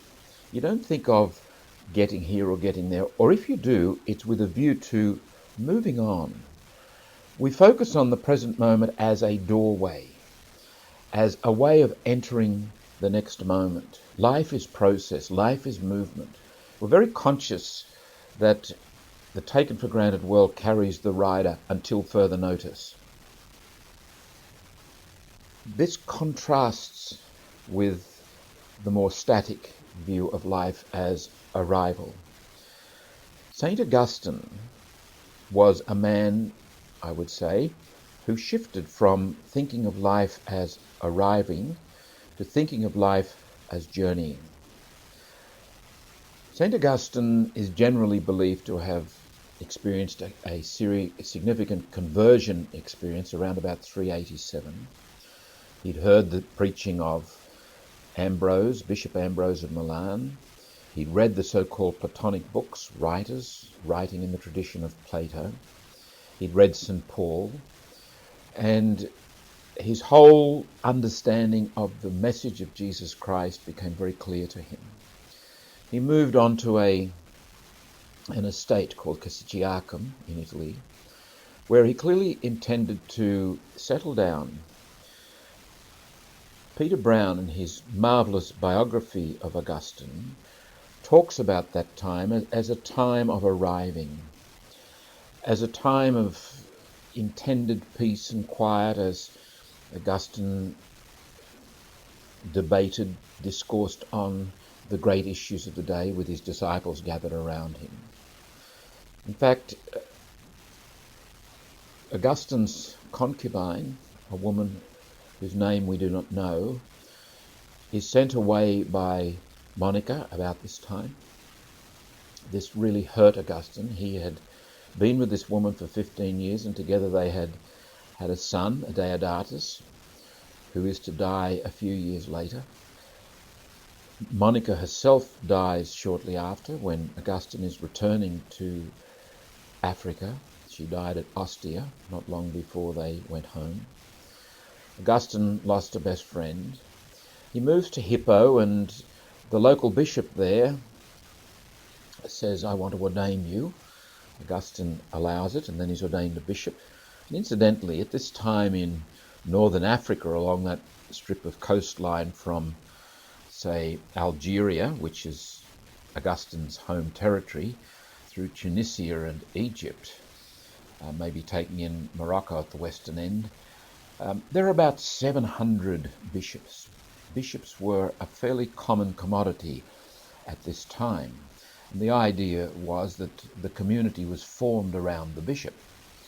Later on, when the bishop took on a more significant civil role in the empire, the need for clergy to do a lot of the things that the bishop normally did increased. So the number of bishops was replaced by the number of priests. However, getting back to Augustine, Augustine is ordained a bishop about 395. His whole attitude to life begins to change. It's partly because of the change of circumstances, partly because of the deaths that he's experienced, but also it's partly because now he has responsibility, a pastoral role which brings him in touch with a whole variety of people and a whole lot of different concerns. It is at this time that he begins to write the Confessions, and you will find in the Confessions Augustine is very much the searcher. Augustine has lots of questions that he can't answer, but he wrestles with and he ponders. Augustine is now thinking of life not as a place of peace and quiet and rest, but as a place of journeying. Life is a highway. Life is very much a pilgrimage where there is no end to the movement of it all. Recall some of the other constructs we have dealt with in this course. We think of life, or the life that we live on a daily basis, in terms of a great mystery. We called it the formation mystery. Remember, we use the word mystery in terms of inexhaustible intelligibility.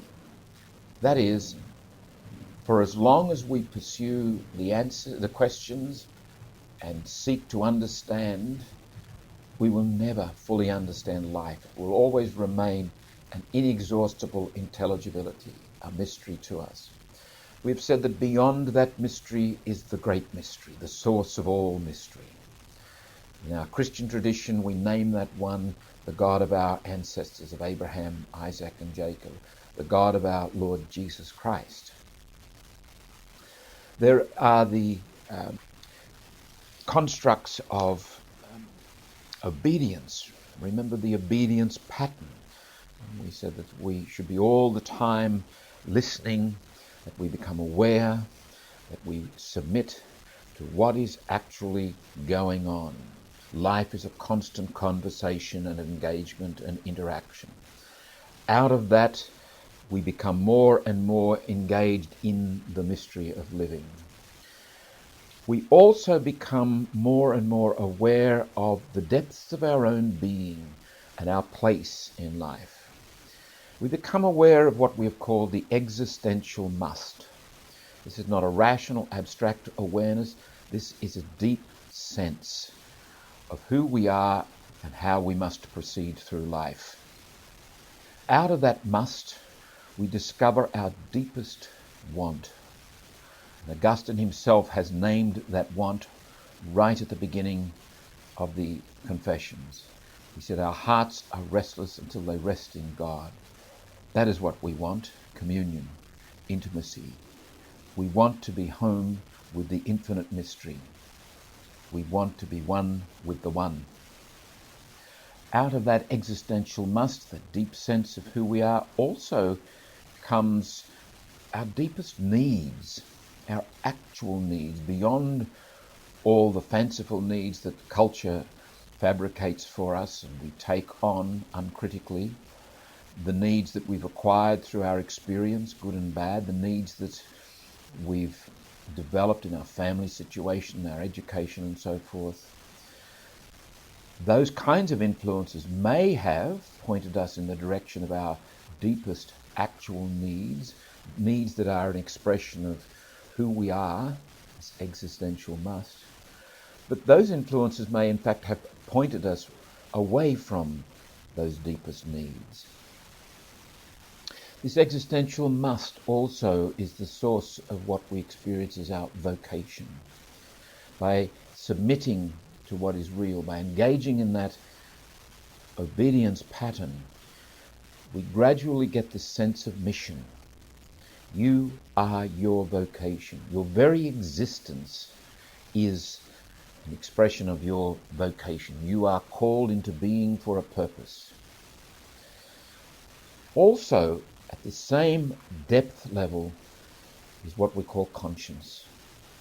The voice from the depth of my being that bears witness to what is true, what must be done and what must not be done. It summons me, it gives testimony, it is that to which I must have recourse when I am seeking out the major moral life decisions. And that is our topic here when we speak of appraisal. The process whereby we seek to engage the true and the good with an the intention of becoming more and more and more identified with the true and the good.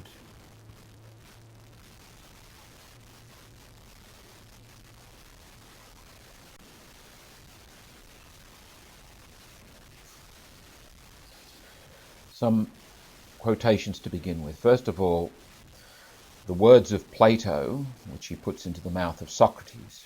Socrates, in fact, never wrote anything, but his disciple, Plato, wrote a lot of dialogues.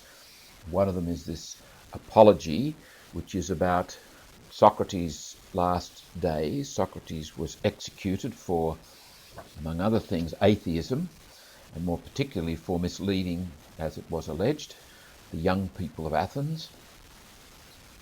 Incidentally, there are three great minds, philosophers, thinkers, who forged the basic philosophical foundations of Western civilization.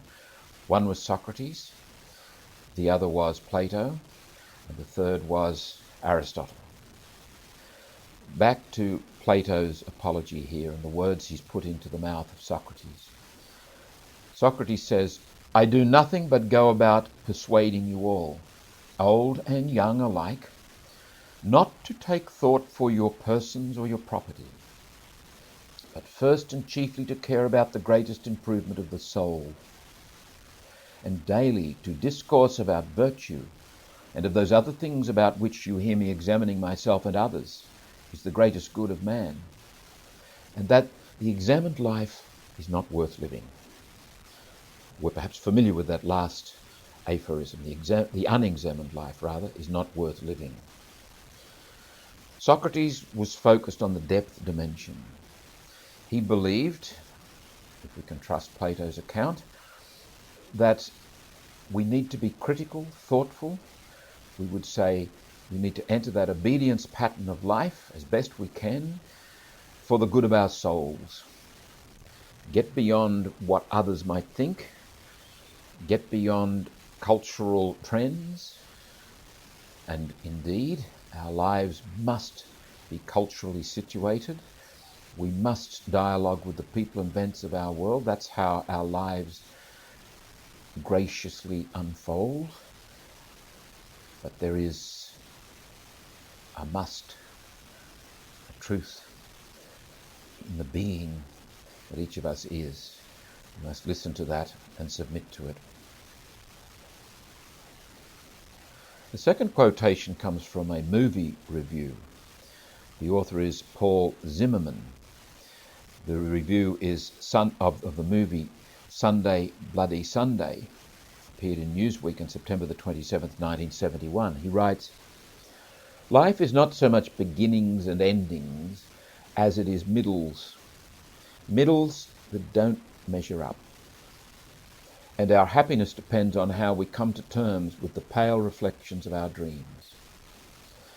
It is absolutely critical that in the appraisal processes of living, especially the most significant appraisal processes concerning those major decisions of our lives, that we operate within the context of our human reality, that we do not enter the world of idealization and expect, implicitly or explicitly, to find a perfect outcome. All of our appraisal processes and all of our decisions and all of our actions will bear the marks of being in the middle. Life is a journey. We live in suspense. We will never arrive at the perfect moment with the perfect answer. The third quotation is from Thomas Merton, his book Contemplative Prayer. Merton writes, "Very often the inertia and repugnance which characterizes the so-called spiritual life of many Christians could perhaps be cured by a simple respect for the concrete realities of everyday life, for nature, for the body, for one's work, one's friends, one's surroundings, etc. A false supernaturalism which imagines that The supernatural is a kind of Platonic realm of abstract essences, totally apart from and opposed to the concrete world of nature, offers no real support to a genuine life of meditation and prayer. Meditation has no point and no reality unless it is firmly rooted in life. Without such roots, it can produce nothing but the ashen fruits of disgust, acedia, and even morbid and degenerate introversion, masochism, dolorism, negation. Nietzsche pitilessly exposed the hopeless mess which results from this caricature of Christianity. Recall our reflections on idealization and living by the idealized image, reducing Christianity to an ideology which we then try to fit ourselves and our world into. That is the kind of thing that Merton is critiquing. He's encouraging us into the obedience pattern, to take seriously the facts of life. There is nothing so healing as life itself. There is nothing is more likely to lead us to what is true and real than the facts of living. Nothing so likely to lead us away from what is true and real than our ideologies, especially when they are profoundly influenced by our anxieties. The fourth quotation comes from the Old Testament, Psalm 90. Teach us to number our days that we may get a heart of wisdom. Beautiful insight. In the face of death, in the face of our mortality, in the face of the truth that we are journeying towards an end time, and our lives ought to be lived in the consciousness and in the context of an end time, that's the sort of way we can become wise. When we forget that, we tend not to be wise. An appraisal process that is done in the belief that I'm bulletproof, I'm going to live forever, I'm going to arrive somewhere and set up this utopia, this perfect home, I'm going to marry the perfect person, that begets silliness, that begets bad decisions in life. Finally, from the Gospels, Jesus says in the Sermon on the Mount from Matthew's Gospel, do not store up treasures for yourselves on earth, where moth and woodworm destroy them, and thieves can break in and steal. But store up treasures for yourselves in heaven, where neither moth nor woodworm destroys them, and thieves cannot break in and steal. For wherever your treasure is, there will your heart be too. Jesus gives us a sense of priorities, a measure, if you like, for the appraisal process. Some kind of an intimation as to what really matters, and therefore what we should want. A little digression here. There are people who can enter the appraisal process in life with great ease, great confidence, as it were, without a lot of distress or upset, and move through their decisions and get on with life. Such people may have a very simple, beautiful faith, as that described by Jesus here, or they may simply be naive, or on the other hand, they might be fundamentalists. They might be in denial of what actually matters in life. My experience suggests to me that most adults, especially most adults in this postmodern time, experience a certain amount of agony in going through the serious moral decisions of life. The appraisal process is not a joyful one.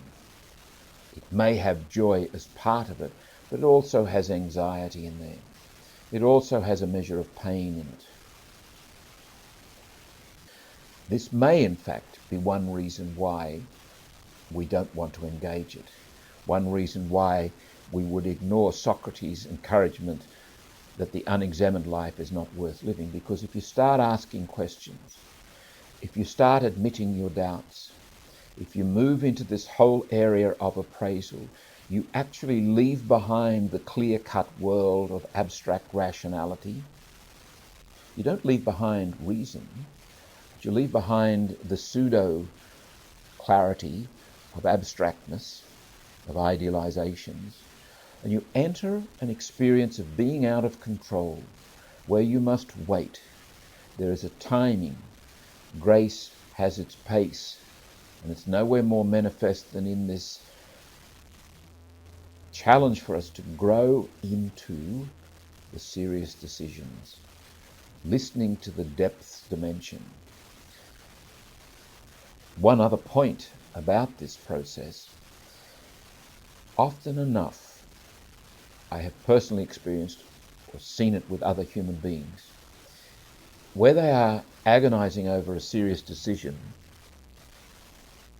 you get the distinct impression that the decision has already been made. It's waiting to be found in the depths of their being. And the process is a matter of discovery, a matter of coming home to yourself to know exactly what you must do.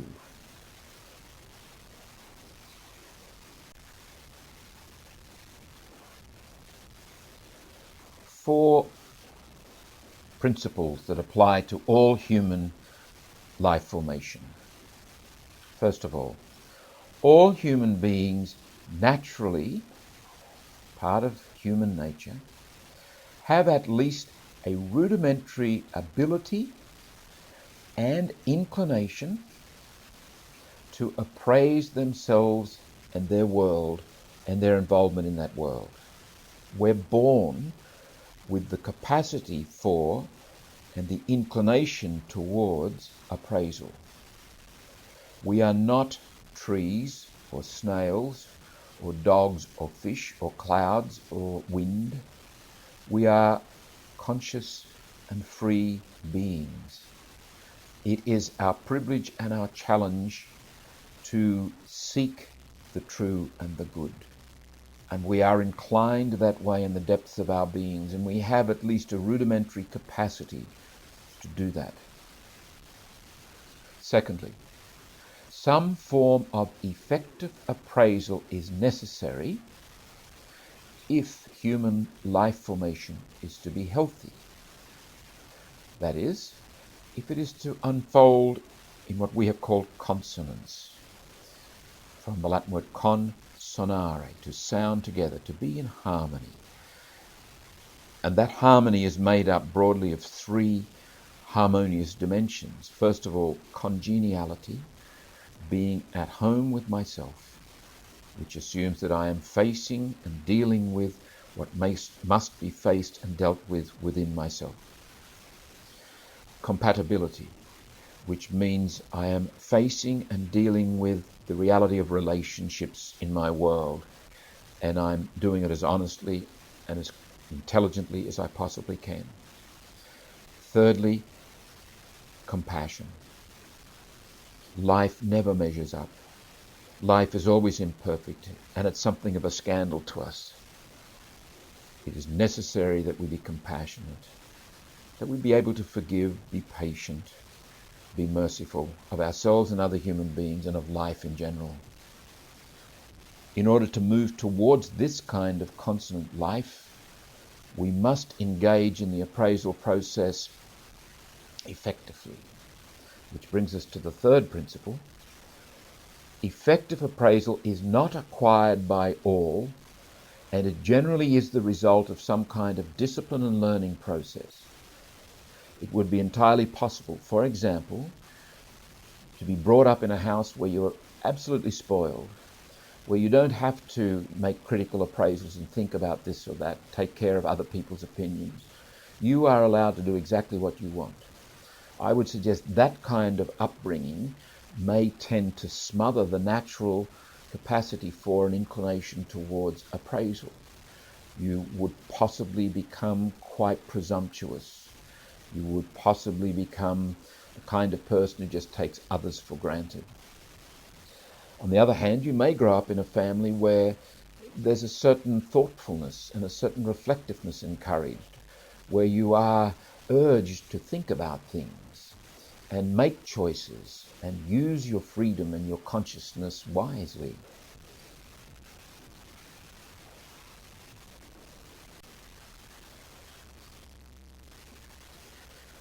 Let's consider some of the more obvious human dilemmas or life formation situations where appraisal might be very significant. And let me say, first of all, we're not talking about the merely functional, practical decisions. Whether or not I buy this brand of spread or that brand of spread. That may be a decision that's made on the basis of cost or personal taste. On the other hand, I might make that decision on the basis of ethics. And I might say, well, company A is a bad employer. They're a multinational that has this spread made in the third world where they treat their workers like slaves. Whereas company B makes this other spread, and although it's more expensive, I choose to buy that. So I'll go through some kind of an appraisal process there. It is more that latter kind of situation that has some kind of ethical or moral implications. Let me name a few of those situations. For example, whether I forego certain career ambitions in order to give myself more generously to my family life or to matters of social concern. Whether I turn off a life support system for a sick family member, someone who's been kept alive by extraordinary means, by the machines. Now, in a medical way, technically, it might be a straightforward decision. But for me, if this is my spouse, my child, my brother, my sister, this may be a rather agonizing process to come to a clear decision. And I need to be given some time for that, not excessive time, but I need to move towards it through an appraisal process. Thirdly, whether I make a life commitment in marriage or religious life, for example. Whether I continue to work for a company where I have a good, secure job, but I know their business practices are not always ethical. Whether I allow my money to be invested in companies and projects of doubtful ethical quality. Whether I continue to be active in a parish where I experience little or no life. Whether I take more time for solitude and silence to promote my inner life. Whether, as a husband or wife, unable to conceive in the normal manner, we choose to go on the IVF program. Or we choose to take a contraceptive pill. If we have the other difficulty, namely we're having too many children and there's a question of health and well-being.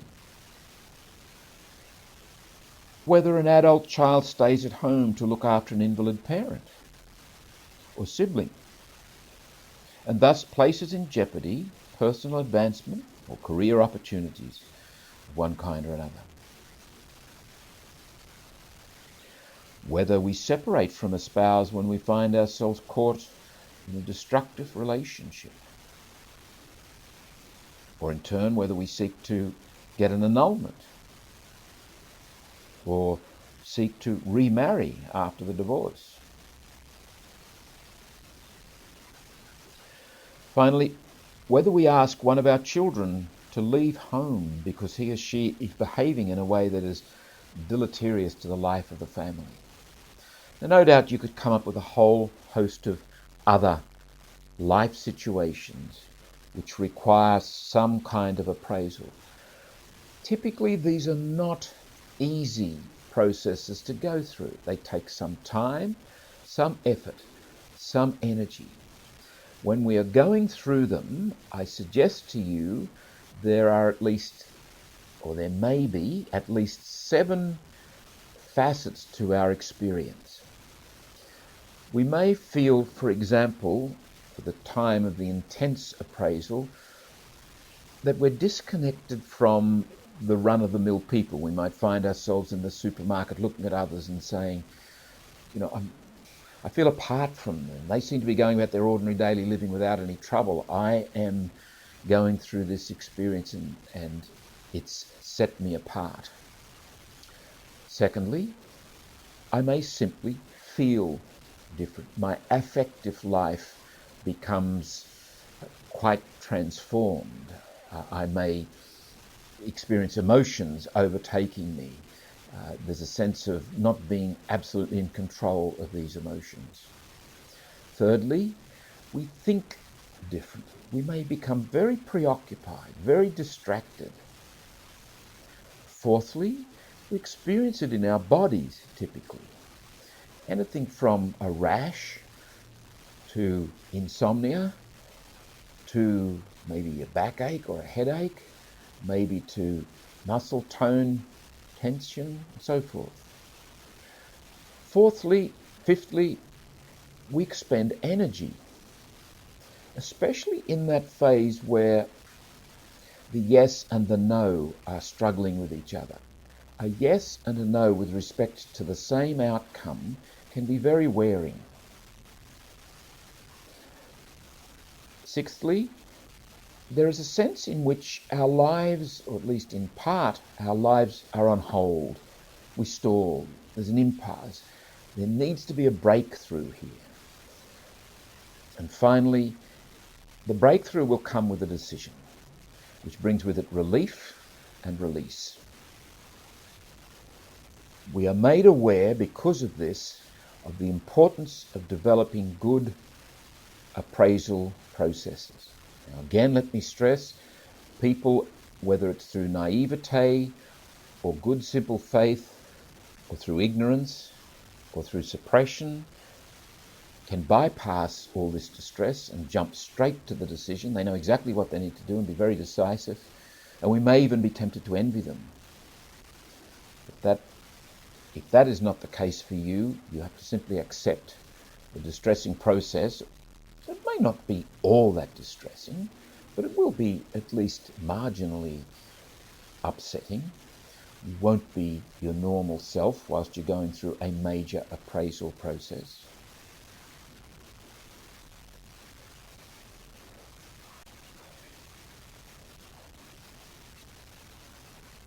Let's look a little bit more closely at the process.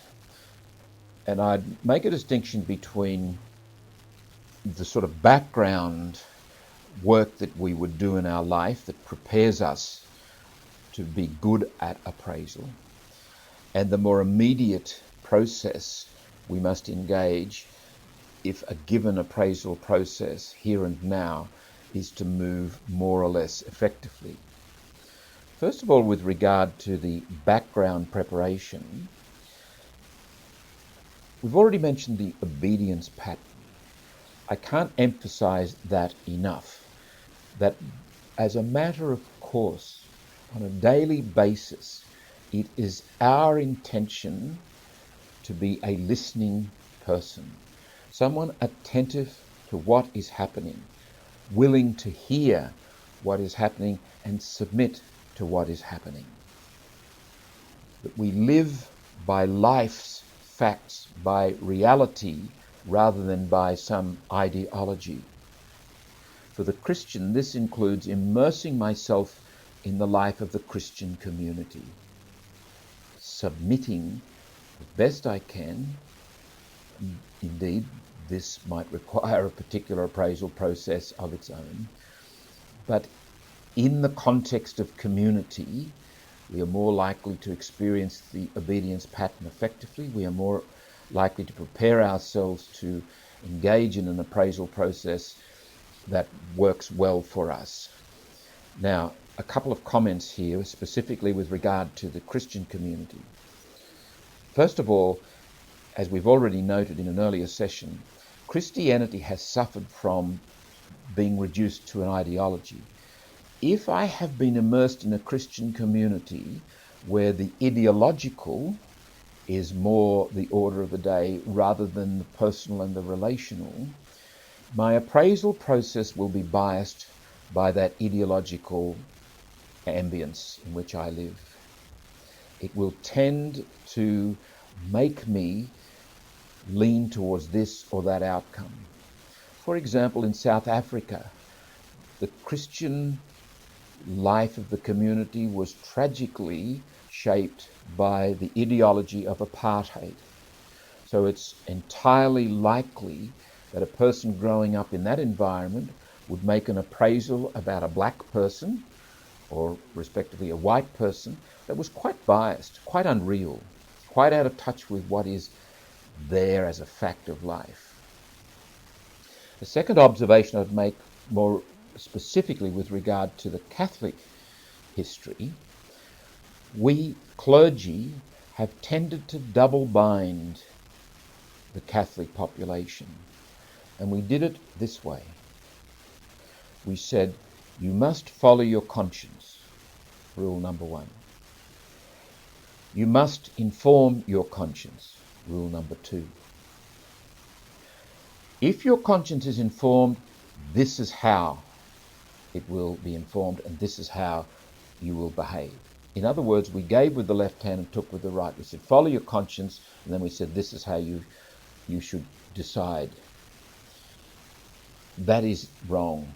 That is manipulation. That is the kind of behavior that actually preserved a lot of Catholics in a sort of moral infantilism, unable to make serious moral decisions for themselves.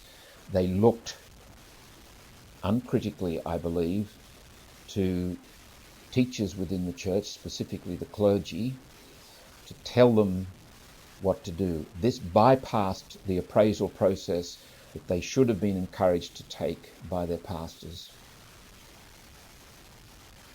A second background preparation we've already mentioned is, and Merton emphasised it in that quotation earlier, pay particular attention to the concrete facts of your existence. Get into the habit of being ruthlessly honest with yourself about what is actually happening. Work with the definite and the actual and the finite, the ordinary manifestation and demands of reality here and now. Don't get into game playing. Don't get into trying to force issues.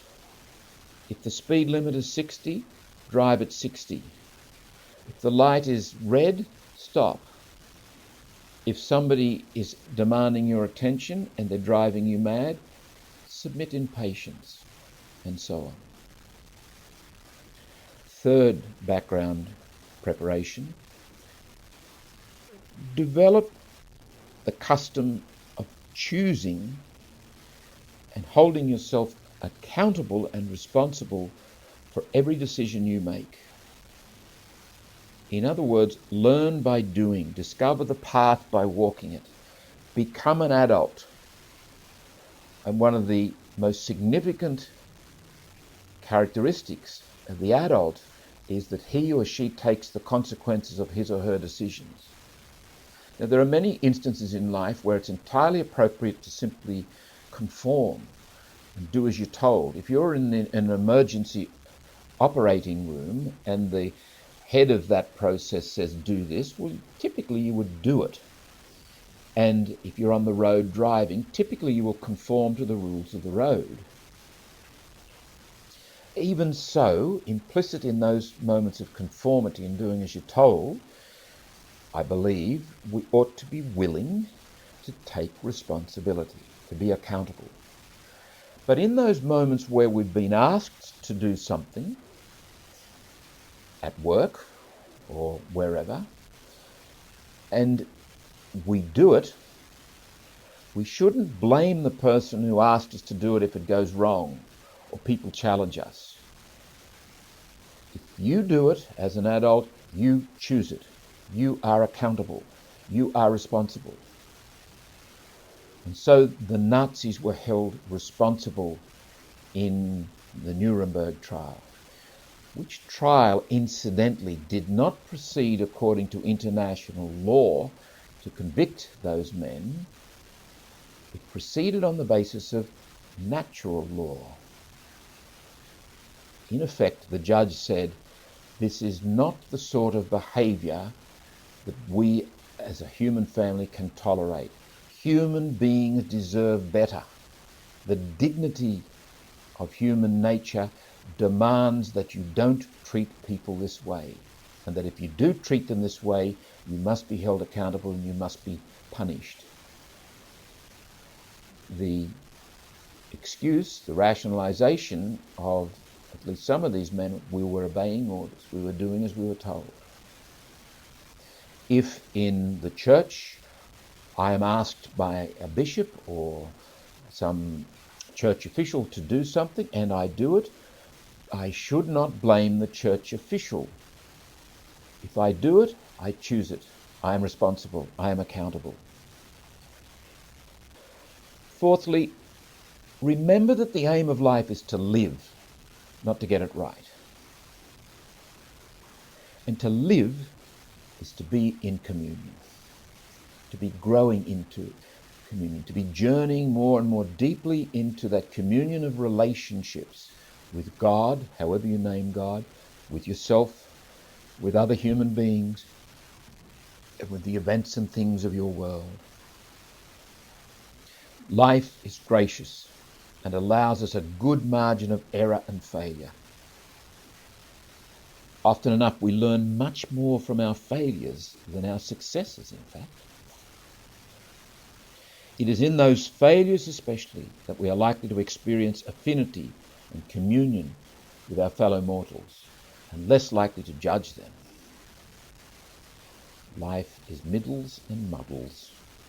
It's not getting it right that we should be aiming at, but journeying into communion, which will inevitably involve many mistakes, many disappointments, many bad decisions, some of which we'll be actually responsible for, some of which we won't be. The mature person says, okay, I made a mistake. Where do I go from here? I did the wrong thing. What do I do now? And so it's the journey that matters. It's the process that counts. More immediately, we can nominate a few other things that we might do to enhance the appraisal process. Those 4 things we've just mentioned ought to be going on daily, as it were, preparing us in the event of us needing to do a serious appraisal process. All right, more immediately and concretely, it may help to clarify the end in the particular situation. What matters here? What is the most important point in this whole thing? It might even be appropriate to ask, what do I want? Listen within. Become attentive to the reality here. And sometimes it becomes quite clear to us quite quickly what is at stake here, and indeed what we must do, but we still need to grow into the decision. We still need to move towards owning that decision so we can say yes in a wholehearted sort of a way. Secondly, it helps to speak with someone who is honest and a good listener. You don't want to speak to someone who's going to play games, who's too caught up in their own idealizations to let you escape yours. And you want someone who can listen. And maybe that's all they need to do. Let you tell your story, and having told your story, you say, I think I know what I need to do. The ear of a good, honest listener is invaluable. Thirdly, bring the matter to prayer. Share the struggle with God. Write about it in your prayer journal. Speak with God about it. Bring it as an intention in your prayer. Listen attentively within as you do that. Now, this is not an attempt to elicit some kind of magical outcome by divine intervention, as if God is some kind of eternal puppeteer, meddler, who's going to come in and whisk us out of this struggle. God has given us intelligence and freedom and consciousness. Surely God expects us to engage in this sort of process. Fourthly, Recognize the timing of the appraisal process. It is not an ego-functional process that submits to strategy and mastery, nor is it a merely rational kind of logical, analytical process that can be controlled by strong, hard, logical thinking. There is something going on here that you don't have absolute control over, and you must submit to it. It comes as grace in the end. Your primary task is a facilitative and a listening one, not one of conquest and mastery. Fifthly, sometimes it can help to try on an outcome. In your imagination, what would it be like if? Just sit with different possible outcomes and see what it's like, and listen. Sixthly, after a reasonable length of time, make a decision, even if you're not wholeheartedly sure of what it should be. Sometimes that very process of making a decision can clarify things. Either we realize this is not the right decision, or we realize yes. Or it might still leave us feeling very ambivalent. But if life is to proceed, there does come a time when a decision must be made. We must move on. This is the release moment. This is the breakthrough moment. And sometimes we have to edge towards that by actually choosing.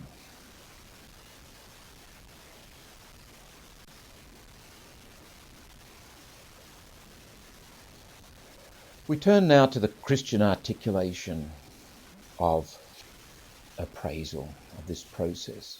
What might it look like if we bring the light of the gospel, the person and teaching of Jesus, to bear on this process?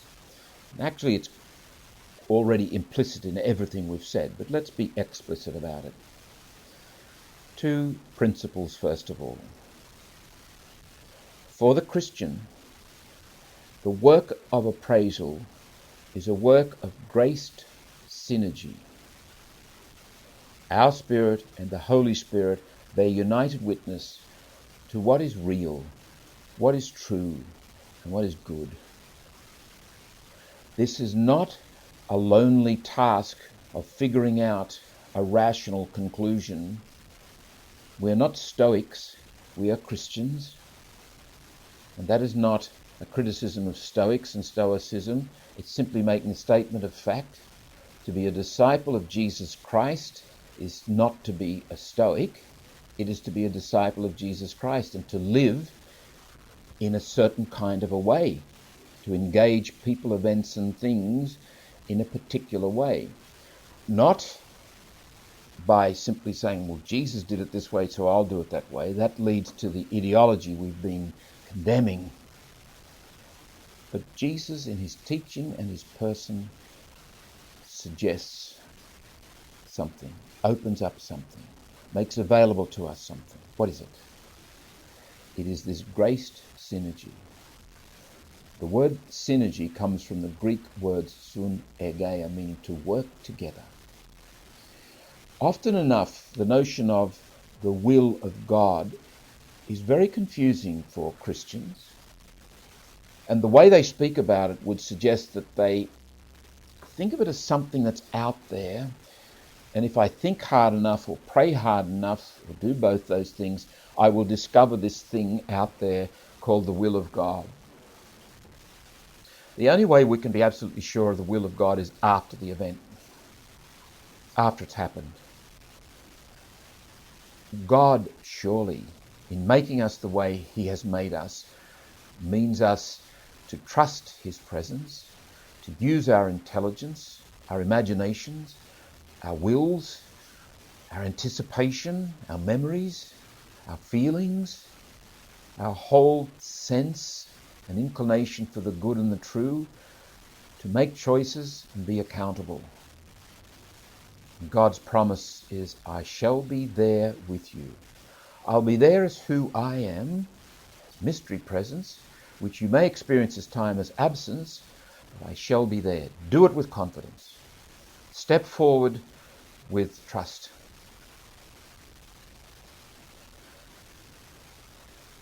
The second principle. For the Christian, the work of appraisal is ultimately about becoming more aligned with God and God's ways. This good, this truth, this beauty, this communion that we seek is God. As St. Augustine says, our hearts are restless until they rest in thee. That's what I want. That's what I need. That is the end, the goal for all our striving and our living as human beings.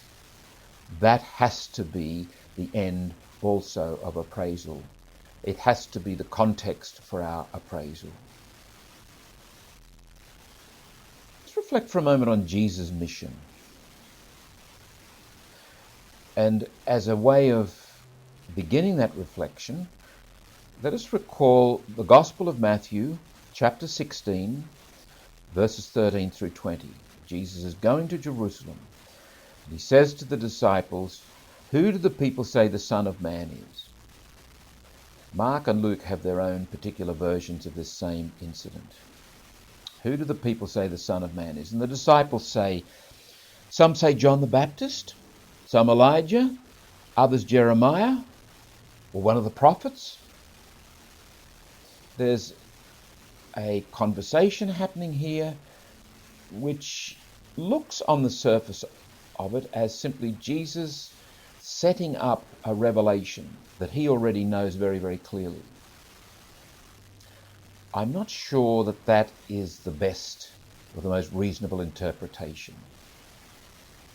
Consider the possibility, for example, that what is reflected here is a process through which Jesus actually went many, many times in his own mind, and maybe with his disciples on more than one occasion. The who am I question, the existential must of my being, my vocation, that realm of conscience. Then Jesus turns to them and says, "Who do you say I am?" And it is Peter who steps forward and makes the revelation. You are the Christ. I think it is entirely reasonable that that revelation, that statement by Peter, is something that Jesus would have mulled over. You can imagine him looking at Peter and saying, yes, I think you're right. And there's something else, Peter, that's got to be added to this. There's something about Jerusalem. I must go there. The Christ, as I see it, as it is being revealed in the depths of my being, is not a political person, individual. He's not going to throw out the Romans. He's not going to usher in a new Davidic dynasty. The Christ that I am must suffer and die. They're going to shun me when I go to Jerusalem, and this revelation becomes evident to them all. There's an underlying theme throughout the Bible that the Lord of the covenant will remain faithful. Again, the promise, I am with you. Jesus would have known this in the depths of his being and his very bones. But listen to Jesus on the cross. My God, why have you forsaken me? Psalm 22. Now, you might go to the end of that psalm and say, well, actually, it becomes a psalm of praise. So he was beginning that psalm, that prayer of praise to God.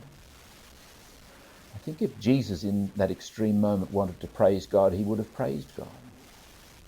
He would have used words of praise.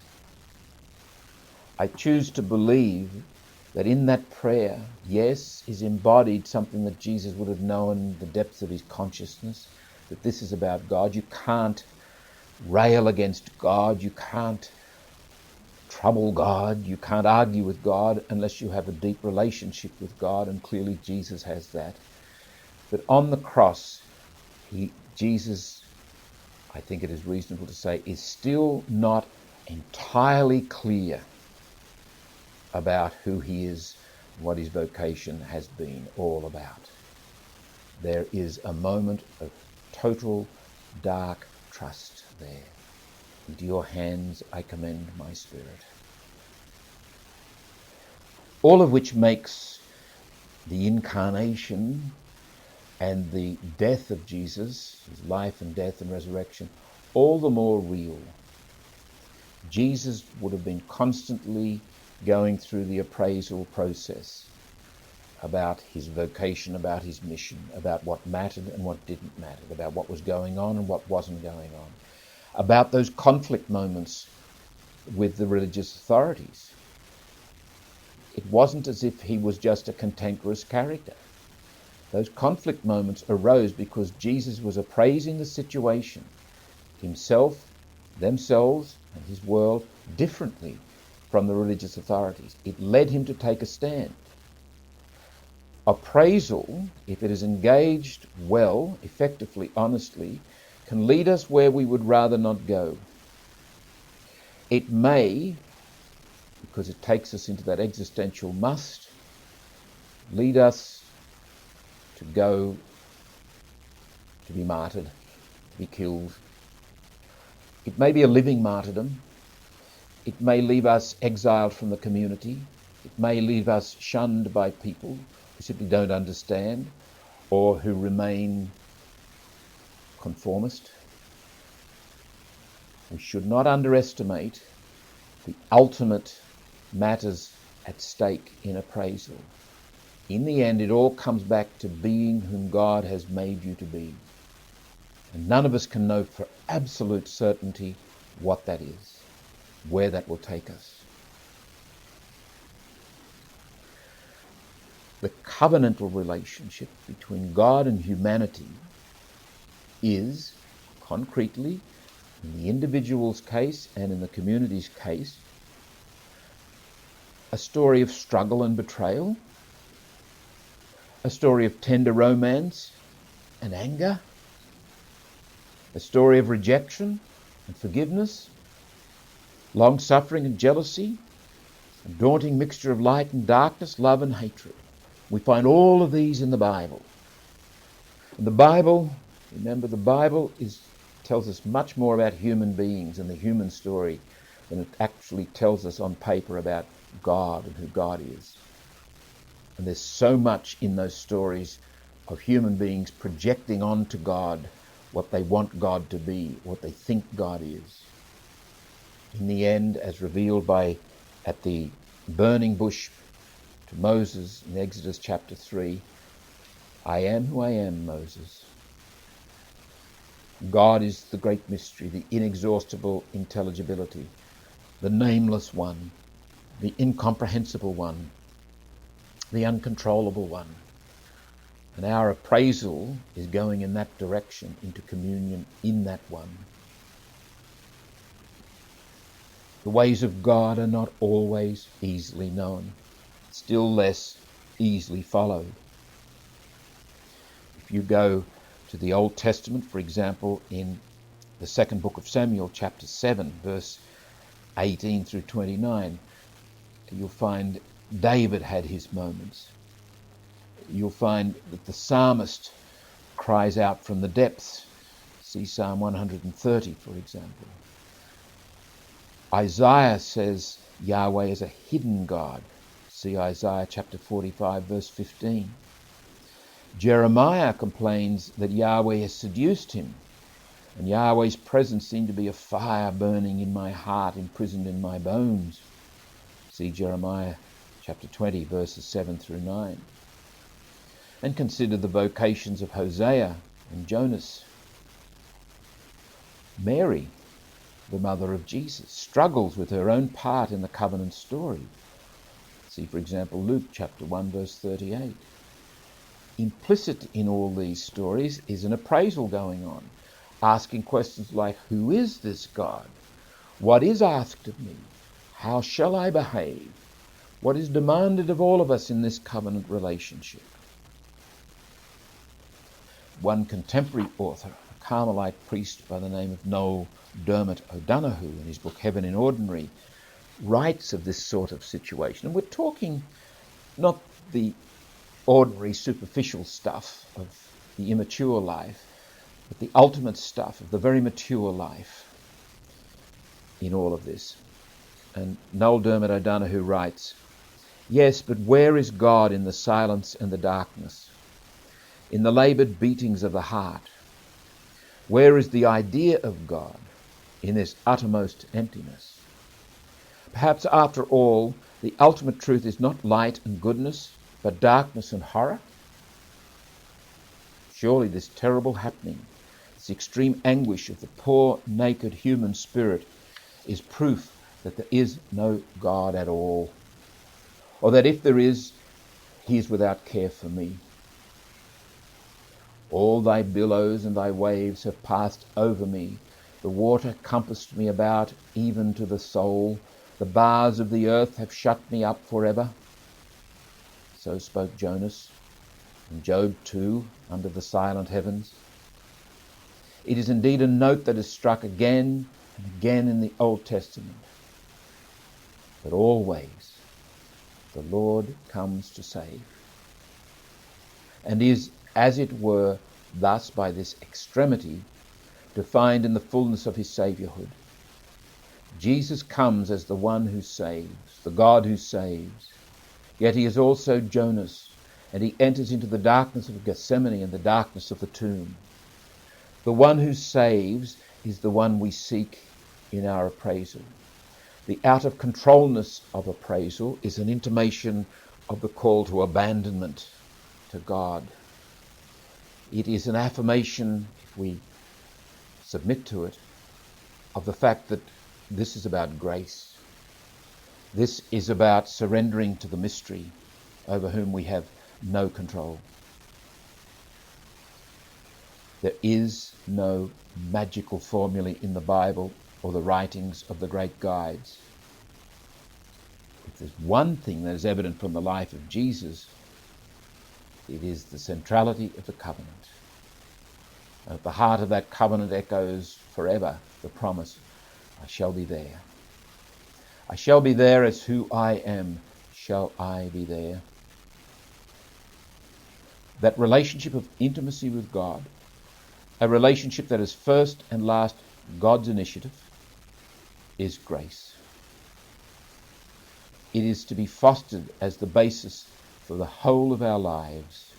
That is our life. That is the context for all our appraisals, for any measure that we would want to put on things, people, and relationships.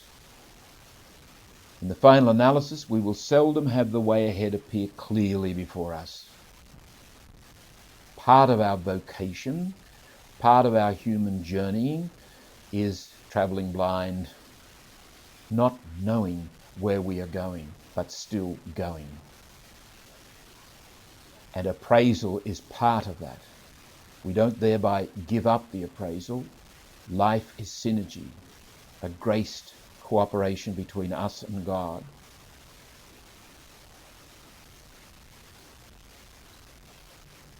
A note on conscience. And this is a troubled area, and it's one that has some brilliant, beautiful, profound and very practical statements in our Catholic tradition. And in fact, there is probably no other tradition that honours conscience and speaks of it so beautifully as the Catholic tradition, going right back to Gregory the Great and indeed, for that matter, into the Gospels. But more specifically about conscience, it doesn't become a word as such until later. But there are also some rather terrible words implicitly and explicitly about conscience. It is at the very heart of our faith. The primacy of conscience is essential to a healthy adult moral life. To say conscience doesn't have primacy, truth has primacy, is to miss the point. To speak of the primacy of truth begs the question, how do I know what is true? The tragic thing is that we get back to that double binding I spoke about earlier. I'll tell you what is true, which obviates the need for conscience, of course. We can accept the primacy of truth, but in concrete lived reality, there is a primacy of conscience in order to submit to the truth claims that life places on us.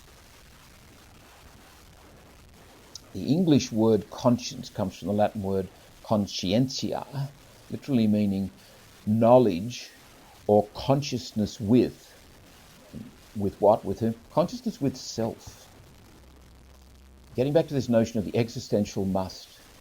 Conscience is that consciousness that connects us with the depths of our being and helps us to express and know the depths of our beings. It doesn't come through strongly in pre-Christian literature, although there is a concept which is similar to it, arising out of 5th century Greek literature, synodesis, which has the notion of a sort of an inclination or a natural tendency towards what is true and to discover what is wrong. It is not the pre-Christian literature, however, I want to focus on here. It is the development in our own Christian tradition. Gregory the Great, in his book on the morals of Job, speaks of the voice of God. Conscience is the voice of God within us. Now that raises a pretty difficult kind of an issue, because whenever I hear someone say, God told me, or I heard the voice of God, I get very worried. Yet, the basic principle, I think, is sound. Namely, God who made us, God is reflected, God is to be found in the depths of our own beings. God is within us, active and revealing. And it is up to us to listen and hear the voice of God in the depths of our beings. In the scriptures, the notion of heart, or in one's loins, it is very physiological, the Hebrew culture. That implies, I think, the same thing, the sense of what must be done, a voice for what is true and good, the voice of God. St. Thomas Aquinas in the 13th century spoke a lot about conscience, and he went so far as to say that even a badly formed conscience must be followed. Now, he's not suggesting that I can stand back and say, oh, well, I know my conscience is badly formed, but I don't care because I'm still going to do what I want to do. Conscience is not an escape hatch. It's an entry point. In the end, conscience is about this whole appraisal process we've talked about. It leads us inevitably, inexorably towards God, towards ultimate truth, towards ultimate goodness, towards the abandonment of our egotistical, selfish, greedy, burdened selves. The way of conscience is demanding. It demands everything. It demands a total submission to what is true and what is good. So that when Thomas Aquinas talks about following even a conscience that is in error, he's talking about someone who's within that and they don't know it's in error. They've done their best to arrive at this position, and they may discover, they may not discover, that it is in error later. You have no other way to proceed, unless, of course, you resort to blaming people for the decisions you make. Well, I do it because they told me to do it, or they do it because I do it because they said it's right.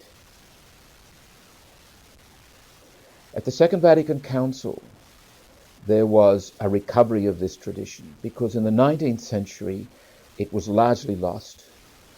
Pope Gregory XVI, for example, spoke of conscience as if it was some kind of psychopathology. There was no place for it in his scheme of things.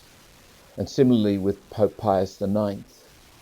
and his syllabus of errors, and the whole attitude that came through the end of that century and coming through with the modernist crisis in the beginning of the 20th century, there was a very, very strong move towards conformity and to force conformity. Error has no rights. That was one of the catchphrases. And that goes back probably to the very early church. It was certainly operative during the latter part of the 19th century and the early part of the 20th century. The assumption was that if you disagreed, if you had engaged in an appraisal process and your conscience took you in another direction, you were wrong. And the right thing for you to do would be to abandon that path and conform. Listen to Gaudium et Spes. And incidentally, in the Second Vatican Council, you will not find a uniform teaching on conscience. There are contradictions. There are schools of thought obviously present in the documents, as they have become evident about a whole lot of things. But it is reasonable to accept the teaching of the primacy of conscience as an orthodox Catholic position. The Church has never and will never come out and make an apodictic statement about conscience. It's not that sort of topic, actually. Listen, however, to chapter 16 of Gaudium et Spes. In the depths of our consciences, we detect a law which we do not impose upon ourselves, but which holds us to obedience, always summoning us to love good and avoid evil. The voice of conscience, when necessary, speaks to the heart. Do this, shun that. For we have in our hearts a law written by God. To obey it is the very dignity of the human person. According to it, we will be judged. Rome, a conscience is the most secret core and sanctuary of a human being. There we are alone with God, whose voice echoes in our depths. In a wonderful manner, conscience reveals that law which is fulfilled by love of God and neighbour. In fidelity to conscience, Christians are joined with the rest of the human family in the search for truth and for the genuine solution to the numerous problems which arise in the life of individuals from social relationships. Hence, the more right conscience holds sway, the more persons and groups turn aside from blind choice and strive to be guided by the objective norms of morality. Conscience frequently errs from invincible ignorance without losing its dignity. The same cannot be said for those who care but little for truth and goodness, or for a conscience which by degrees grows practically sightless as a result of habitual sin. That is a beautiful and reliable teaching from Gaudium et Spes, number 16. It gathers together so many aspects of the understanding of conscience. It is an entry point. It urges us to come home to ourselves, to what is true and what is good. It is not a mode of opting out. It is not a way of hiding selfish, self-centered behavior. It is the very opposite. Conscience, given us by God, leads us home to God. Welcome to Unit 4 of Developing Your Own Spirituality. This is Session 5, and our topic today is social presence. I begin with a reference to a paradigm that we've begun this course with and we've kept referring to, and it concerns the primacy of relationships. Life is living relationships. In fact, that is our definition of spirituality, because at its core, the life formation process is a process of spiritual formation or spirituality. We all have a spirituality to attend to because we all are caught up in relationships. And the more alive and life-giving and constructive we can make those relationships, the better it will be. The measure of our humanity is the quality of our relationships. Relationships with whom? With God, however I name God. That is the primary relationship. That sets the context for all my other relationships. That gives the fundamental energy. In our Christian tradition, we say God is both our origin and our destiny. So that relationship with God permeates all, is all-embracing. Secondly, I must attend to the relationship with myself. I must face what must be faced. I must build that relationship in honesty and compassion. Thirdly, I am called into relationships with other human beings. My relationship with myself will be mirrored in my relationship with others. If I wish to be a compassionate, merciful presence to others, I must learn that in my own inner conversation, in the inner journey of my life, facing what must be faced. Fourthly, I must attend to the relationships with the world in which I live, the earth and the water, the trees and the sky, and the dogs and the cats and the horses, and the world as I find it. It is the fourfold relatedness that constitutes me in my humanity. I cannot withdraw from any of those. In our Christian tradition, we should note that there is a very, very strong tradition of the hermit, a strong tradition of solitude. These are not matters of withdrawal, they are matters of engagement. The hermit has an immense amount to offer the living relationships of a culture. A culture that doesn't have people who are able to engage in solitude is a culture in which the relationships at best will be superficial. Ionesco, in his play Rhinoceros, has said, commenting on that play, the reason people become rhinoceroses, and the whole metaphor of the rhinoceros is conformity to the social demands, the superficiality of the masses. The reason people slip into this is lack of solitude.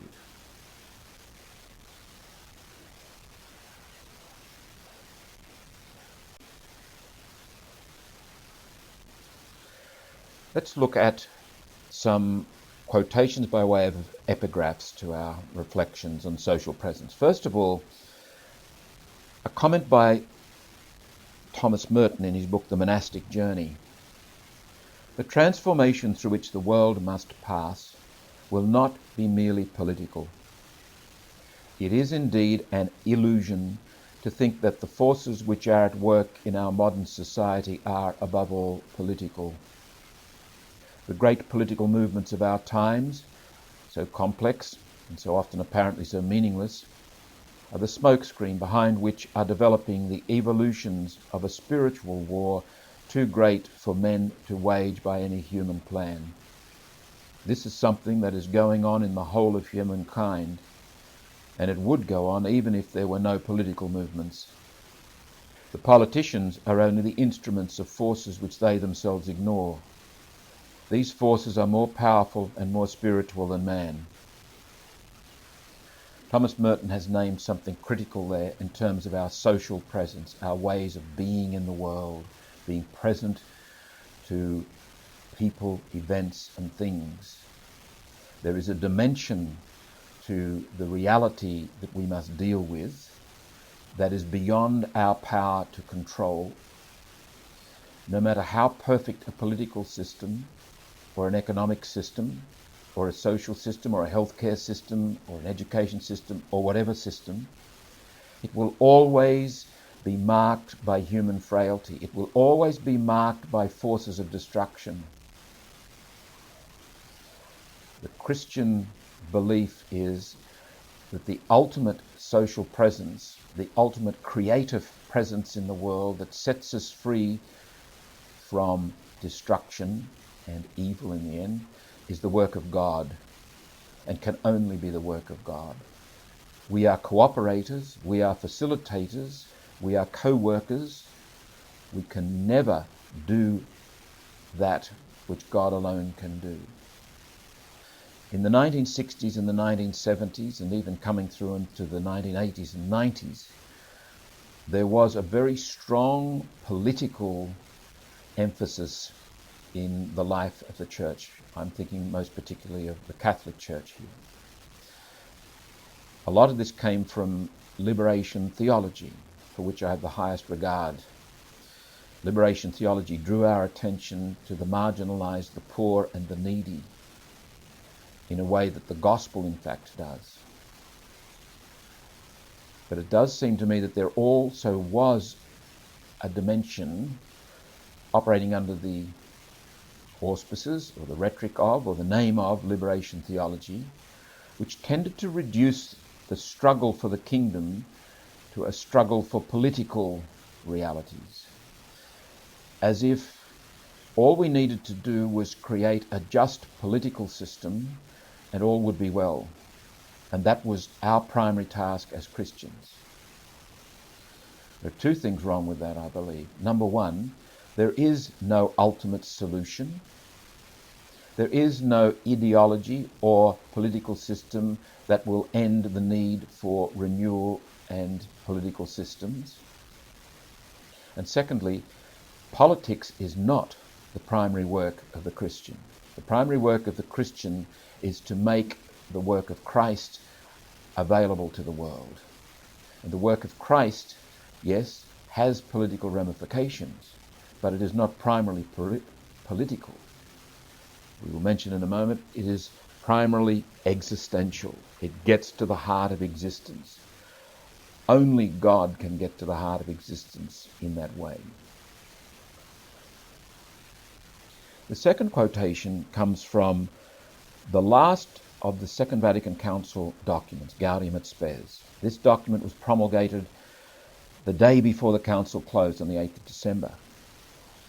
And it is a mixed bag of things, but it is a remarkable sign of a new vision that was emerging at the council and we have attempted to promote since. This particular reference is to the vision for peace, peace in our world at our time.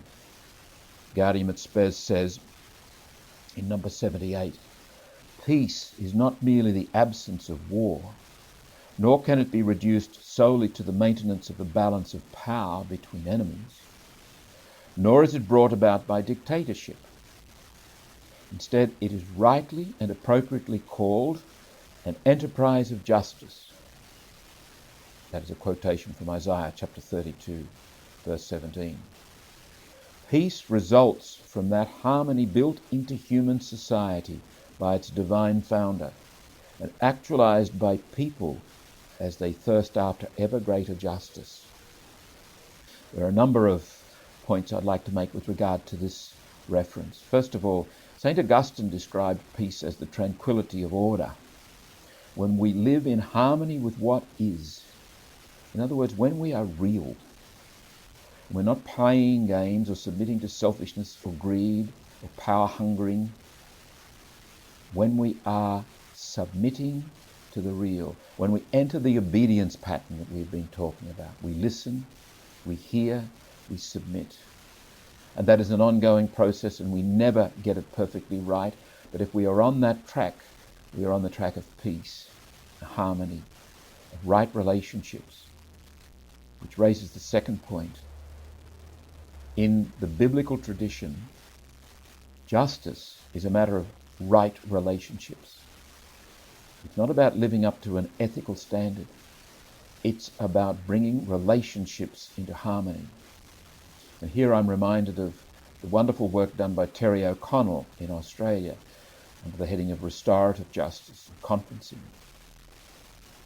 Terry was a police officer in Wagga for many years, and his experience there and the experience of others was that there was a relational dimension, a human story that needed to be addressed if justice was to be achieved in our so-called justice system.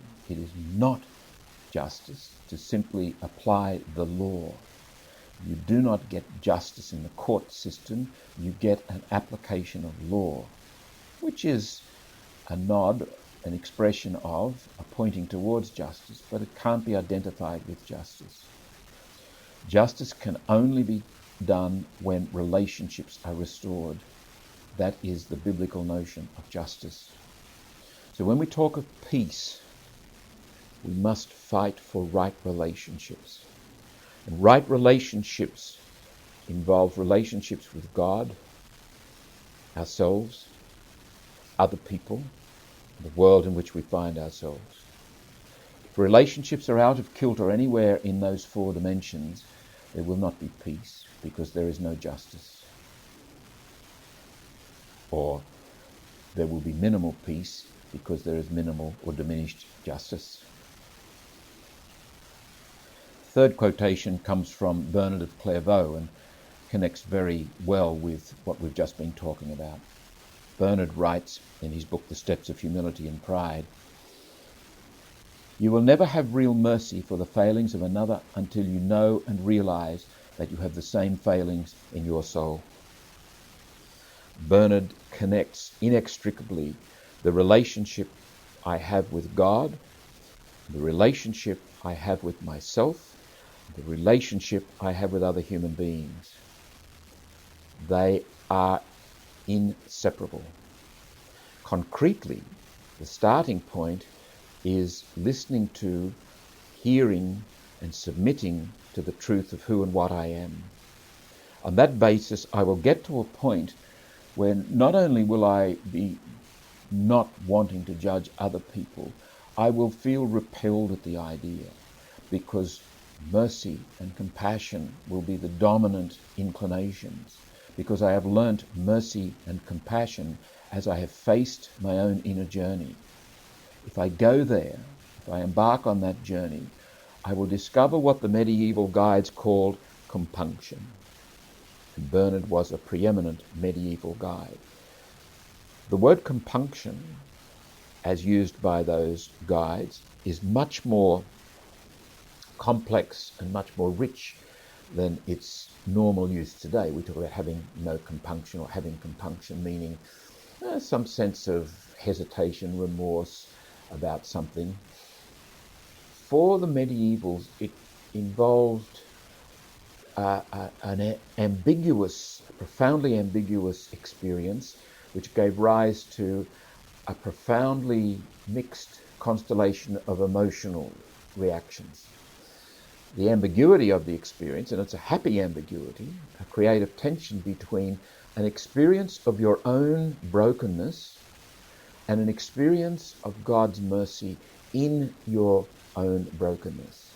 We discover the God who saves in our need to be saved. That gives rise to a manifestation of feelings ranging from remorse, sadness, fear, right through to exaltation and joy, and very often it promotes tears. For those medievals, and I think they were onto something quite practical and profound, that is the boiler room of the spiritual life. You will not go anywhere seriously in terms of your inner human journey until or unless you face yourself and get some taste, both and together, of your need and God's overwhelming desire to embrace you in that need. Out of that arises your desire to reach out to your brothers and your sisters, and your hunger for God is set in motion in ways that are unstoppable. And that becomes, if you like, a self-perpetuating movement in your life. This obviously significantly transforms your presence in the world, your presence to people and to events and things, and your presence becomes in turn transforming. The next quotation comes from the Jewish scriptures, the book of Deuteronomy, chapter 15, verse 7. This is the sort of thing that is spoken time and time and time again in the Jewish scriptures. If there is among you anyone in need, a member of your community in any of your towns within the land that the Lord your God is giving you, do not be hard-hearted or tight-fisted toward your needy neighbor. When Jesus is asked what's the greatest commandment, one of the reference points is Deuteronomy chapter 6 verses 4 and following, the beginning of the Shema. You shall love the Lord your God with all your heart, with all your mind, etc. But then he refers to Leviticus chapter 19, which is pretty much an extended paraphrasing or summary of the Ten Commandments, which in turn is all about relationships and maintaining right relationships. The question of justice again, the basis of peace. This is the stuff of a transformed and transforming world. The prophets in the Old Testament again and again railed against the people. Why? Simply because the prophets liked railing against people? Simply because the prophets were killjoys? No. The prophets were raised up to remind the people of this truth, of the covenant reality, which had demands built into it. By implication, if you were in relationship with God and God had acted graciously to you, you must in turn act the same way in the world. Finally, a quotation from the Christian scriptures, 1 John chapter 3, verse 16. We know love by this, that he laid down his life for us, and we ought to lay down our lives for one another. How does God love abide in anyone who has the world's goods and sees a brother or sister in need and yet refuses help? First of all, we note the source and the origin of love. The command to love is a command to be open to participate in, and to become an instrument of God's love. Strictly speaking, in this Christian sense, we cannot love other people. What we do is get out of the way and let God love others through us. Again, the rule of thumb, as we have been loved into freedom, it is our moral duty, it is the moral vision that we go into the world in such a way that God may love others into freedom through us. So that if we experience love at work between us and someone else, or compassion at work, or mercy or forgiveness at work, or peace emerging, our immediate response is one of gratitude. Isn't it wonderful? We exalt and we praise God because God is at work here. It's not that we get satisfied that we have triumphed, that we in some stoical way have disciplined ourselves enough to be compassionate, even to this blighter. No. The experience of compassion, even if it looks like from the outside, I am being compassionate to this blighter, we are both experiencing the compassion of God. We are sharing in the embrace of the eternal, both of us.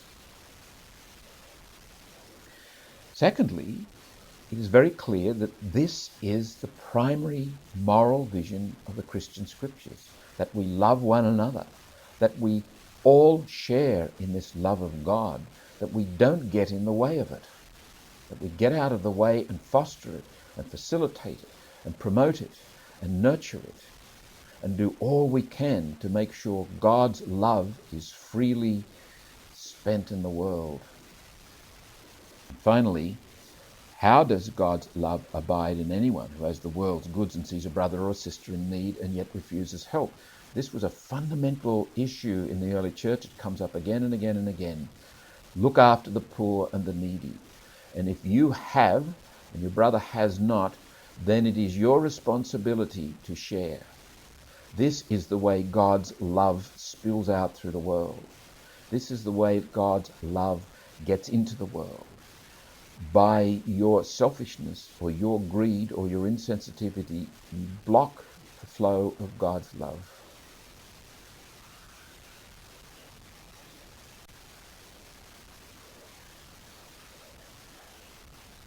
Let's recall Appraisal, the session that we had immediately prior to this one, where we talked about appraisal as that process through which we seek to know and identify with the good and the true in the concrete. It's all very well to talk about seeking the good and the true in an abstract theoretical way. Appraisal is about action. It is about engaging the world. It's the process whereby I seek to know and identify with what is true and what is good, so that I can be a channel of that in the world. Appraisal demands decision. And when we talk about decision, we're talking about the process through which we give direction concretely to our lives. And thus we become responsible and accountable members of the society and of God's people by decision making. The decision making is best done in concert with appraisal. Decision making releases energy. Decision making enables us to get on with life. But since it implies appraisal, there's a timing. There's a time for a decision, and there's a time to withhold and wait. Decision leads to action. Action is the process through which I concretely assert myself with regard to some goal and generally make something happen. This is how life proceeds. We are constantly submitting to the obedience pattern and the detachment pattern so that we can appraise well what decisions need to be made. We then, with courage and the adult appreciation that our decision making makes us accountable and responsible, we make the decision, trusting in God, knowing that in the end, if our decisions are made with goodwill and depending on generous and intelligent appraisal, whether or not we get it right is not the issue. The issue is our willingness to participate in this responsible, accountable way and take the risk, do the thing that must be done or what seems to us must be done, and then we go back into the cycle of appraisal, decision, action, appraisal, decision, action. This, in microcosm, is happening all the time.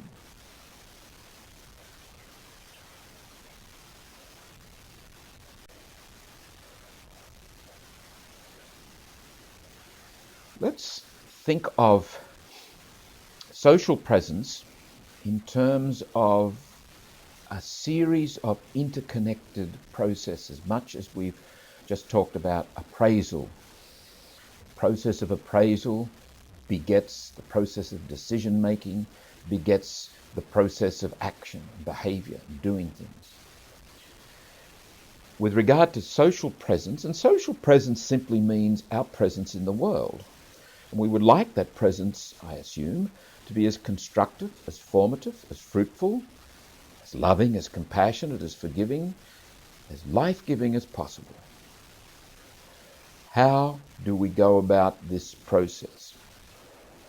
I suggest there are 4 major points including social presence, and they proceed by way of an ongoing process. The first point, the first dimension of that process, we could call social reality, both theory and practice. The second dimension we could call social consciousness. The third dimension we can call social conscience. The fourth dimension, emerging out of that, is a social presence. And we go back and look at social reality, which begets more social consciousness, which sharpens our social conscience, which hopefully improves our social presence. Let's look at each one of those now. What do we mean by the social reality? Well, first of all, we are talking primarily about human beings. Human beings, as we have insisted all along, are social animals, are relational beings. To be human is to be in relationship. That is a fundamental factor which leads to and constitutes the social reality. The human being as relational being. We could also talk about, under this heading of the social reality, the concrete facts, the economic facts, the social facts, the political facts, and so forth. In other words, this relational being finds herself or himself in a particular context, historically and culturally. What are the facts? Some of them are obviously named, but we should note here that bias can enter in, cultural filters can play a part, as indeed can selfishness or greed. We may, in fact, be unwilling to acknowledge as important certain parts of the social reality. Elitism, classism, for example, is a refusal to accept the social reality, that the fundamental, the universal reality is that we are one, we are interconnected, and we do have responsibility for each other. Where one group hives off and refuses to assist or help another group, then I think you are violating the social reality. You are setting up an unreal world. It may be successful, I put the word successful in inverted commas, it may be successful in the sense that you get what you want, but it won't be successful in the deeply human sense. So social reality tends to demand, and in fact tends to engender, a certain consciousness, a social consciousness. And, as I've indicated, that social consciousness will be influenced by various forces, internal and external. We become more or less aware of the social reality. There may be some people, for example, who deliberately or indeliberately, consciously or unconsciously, deny that we are all connected. That to be human is to be in relationship. There have been cultures, there still are cultures, where there's a certain filter put on. Here in Australia, I think part of our culture is a certain filter with regard to the Aborigines in the past.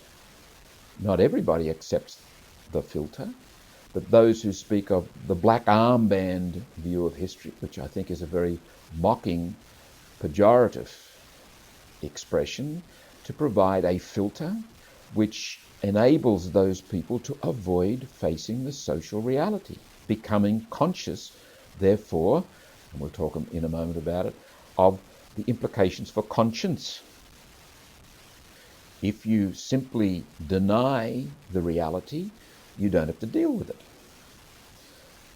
Apartheid in South Africa was a certain cultural filter, a particularly nasty one, I might add. But it allowed a certain group within the country to deny the social reality, to construct an irreality, to say, well, we're not responsible for this poverty and this degradation and this denial of human rights, because the laws of apartheid allow us to do this, this, and this. Similarly, in the deep south, particularly of the United States, racism depended on cultural filters, biases, prejudices, bigotry, all of which was profoundly rationalized. We must never forget every single human being, me and you, we all have a genius for self-deception. It operates implicitly and explicitly. It operates unconsciously and consciously. Hence the need for pursuing the relationship with yourself, continually and persistently facing what must be faced. if for no other reason, it must be done to provide some kind of antidote to the thrust towards self-deception. If we do not do that, we will inevitably, without a shadow of a doubt, become self-deceiving. And that self-deception can become so embedded we don't even know it's happening. I grew up in Australia in the 1950s and the 1960s. I was not aware of the true social reality pertaining to the Aborigines. Nor was I aware, I might add, to the true social reality of those immigrants, those displaced persons, as we call them, who came to Australia after the Second World War. And when I look back on it, they must have been desperately lonely. Groups of men who came out and worked as cane gangers and so forth. Those who worked on the Snowy Mountain scheme, etc. And you wouldn't have to search very far in Australian cities today to look at the issue of social awareness and social lack of awareness and how it works and what are the implications of it. So our social presence depends on social awareness of the social reality. Now let me raise an obvious issue here, and it will lead us into our reflection on conscience. One of the difficulties today is that we are, in some sense, too aware. The TV presents us with global issues of momentous proportions. And there's a danger that we become impotent. And when we become impotent, we turn our backs. In order to save our sanity, we shut off. And we might even literally turn off the TV and stop watching. Because when we become aware, we can't stand it. The issue of modern Catholic thinking also, I think, needs some critical attention here. Let me ask a question. Have we become, at least in some part, too focused on social justice? Now, in asking this question, I'm not suggesting we should not have social awareness, and I'm not suggesting that we should ignore the plight of the poor or the marginalized. I have a sneaking fear that if we focus too much on social justice, we may in fact be doing that in lieu of focusing on the Paschal mystery and the demands of the cross, and the reality that it is only by our identification with Christ, it's only when we can say, I live now, not I, but Christ lives in me, that we can make a difference in the world. There is a sort of a seduction about making a quick difference, giving money to charity or helping with the Clean Up Australia or going to a soup kitchen, all of which is very good. But if it is to be essentially Christian, it must have the focus of the Paschal mystery. Further, if our catechesis and teaching of religious education in schools is too much focused on social justice, I think it could promote burnout and a sense of impotence and a casting off of the religious thing, because if that's all it's about, it becomes something that you wear as a hair shirt, something that just makes you angry or negative. The essence of our engagement with the world, what ought to be the context for our awareness and our social consciousness, is the love of God and the action of God and the incarnation, what God has done in Christ through the saving death and resurrection. So we enter that with great hope and great sense of trust and joy and exaltation, not with the superficial sense that we're going to sort things out politically, sociologically. There will be so many things in the world that we just cannot even reach. We must simply commend them to God in prayer. There will be so many issues that we cannot address.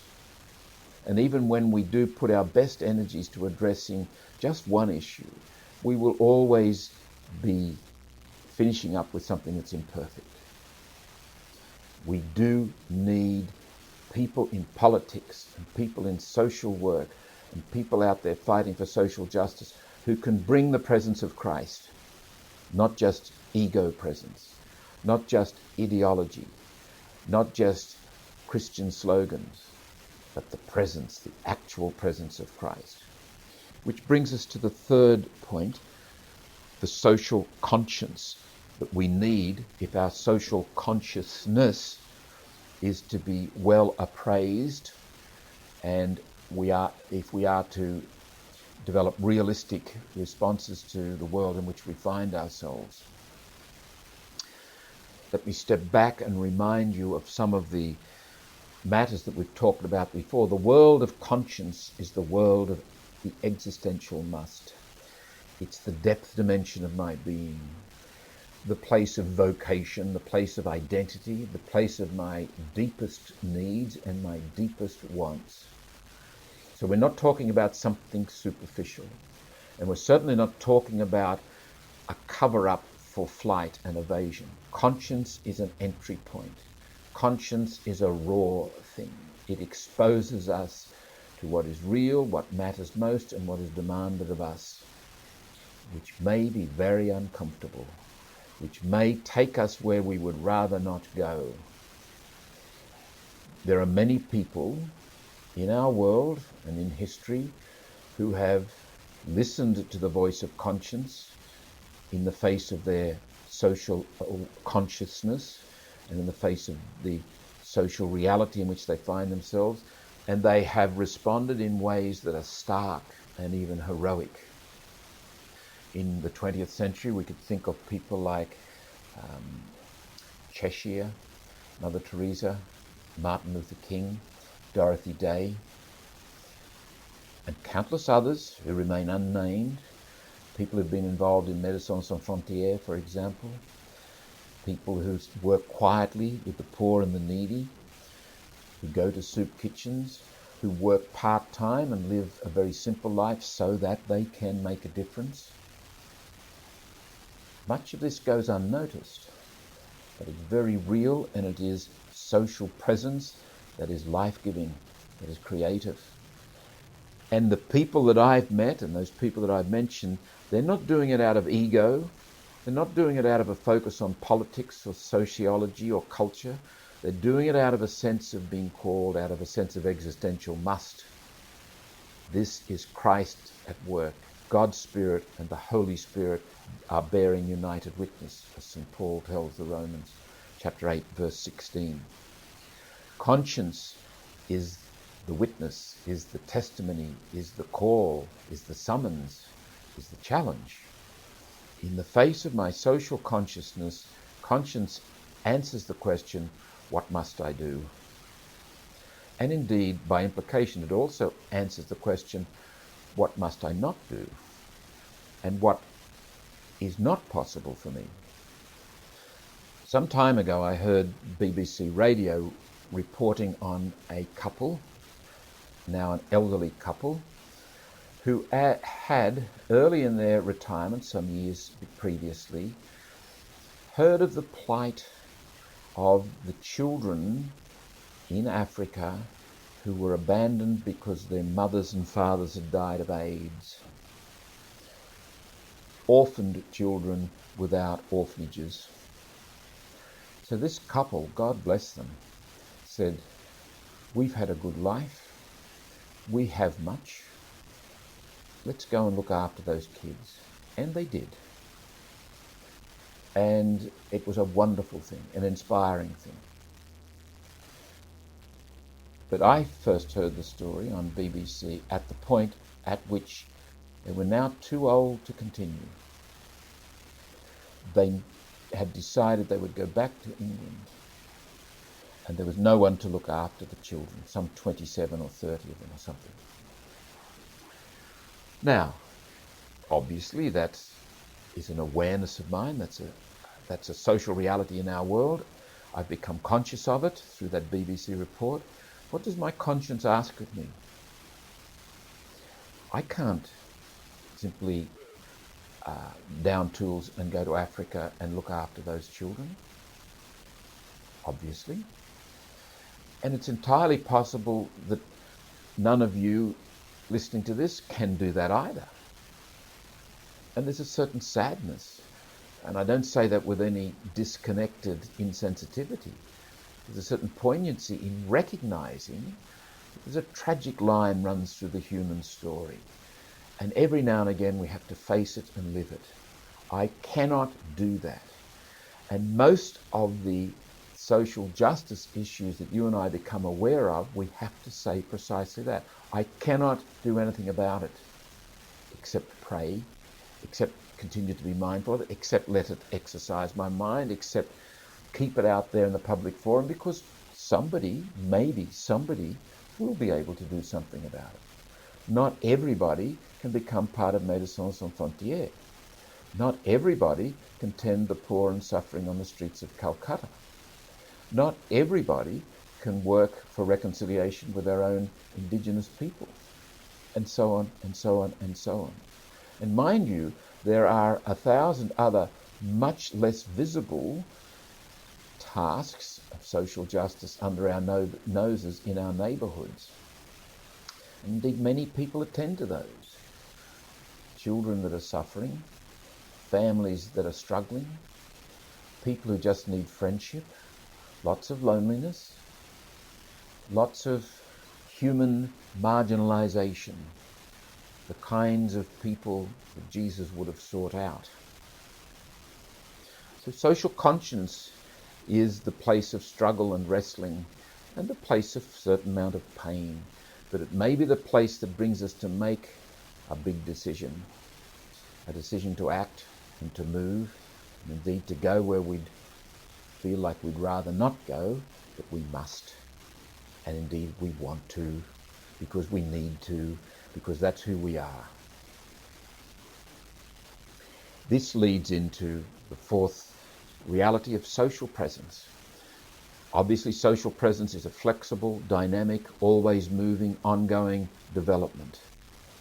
It's about how I am there in the world. What does my presence bring to the world of people, events, and things? To what extent am I a selfish presence, a greedy presence, a nasty presence, a mean presence, a destructive presence, a death-dealing presence? To what extent am I actually a life-giving presence, a presence of joy and fruitfulness, a presence of constructiveness and creativity, a presence of goodness and truth? These are not idle questions, they're very practical questions. And the thoughtful adult keeps those questions there. And it's not a question of willful mastery, whereby we make a resolution, I'm going to become a creative presence in the world. We'll end up being a pain in the neck or some other part of the anatomy. Again, our primary energy should go into listening. Keep listening. Never stop listening, so that you might hear, and having heard, you might submit to what is true and what is real.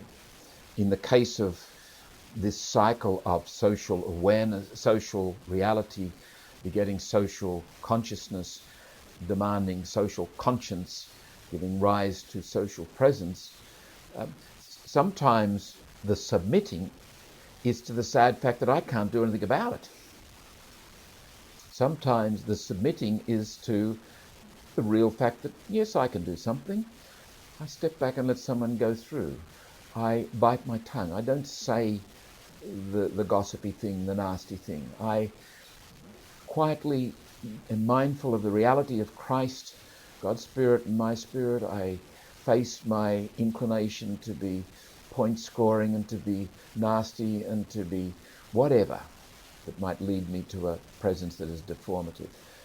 And by simply facing it, and by rejoicing in the good and the true, then my presence becomes something that is life-giving and constructive and wonderful.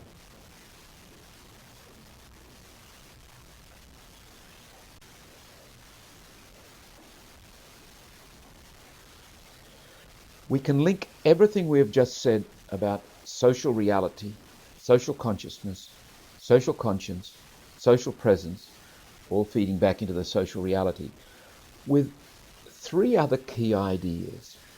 And they pertain particularly to the social reality, but obviously are intimately linked with social consciousness, social conscience, and our social presence.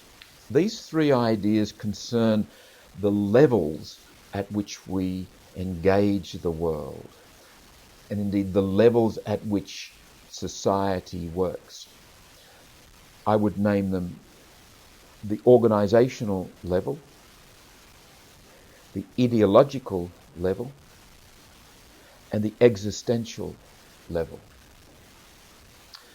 What do I mean by the organizational level? I'm talking about the most obvious, visible structures of society, our laws, our politics, our health, our education systems, and mostly the structures of life operate at this organizational level. Much must be done. If we don't have good systems, good organizational structures, society won't flourish. Relationships will tend to falter. That organizational level is in service of living relationships, and it is well that we give our best shot to building organizational structures that are good. John Paul II spoke of structures of sin.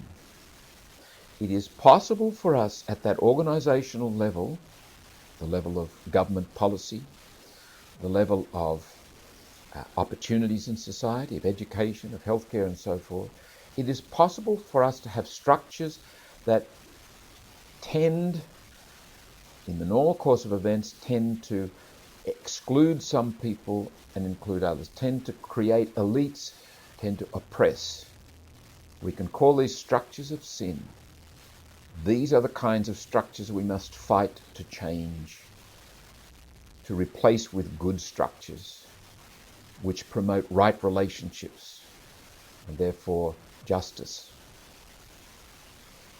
This is the value of having good people in politics and good people developing social policy and government laws, good people running our education systems, giving leadership in our healthcare and so on, in local government and in neighbourhoods, people who can look out for the structural realities that do or do not promote right relationships.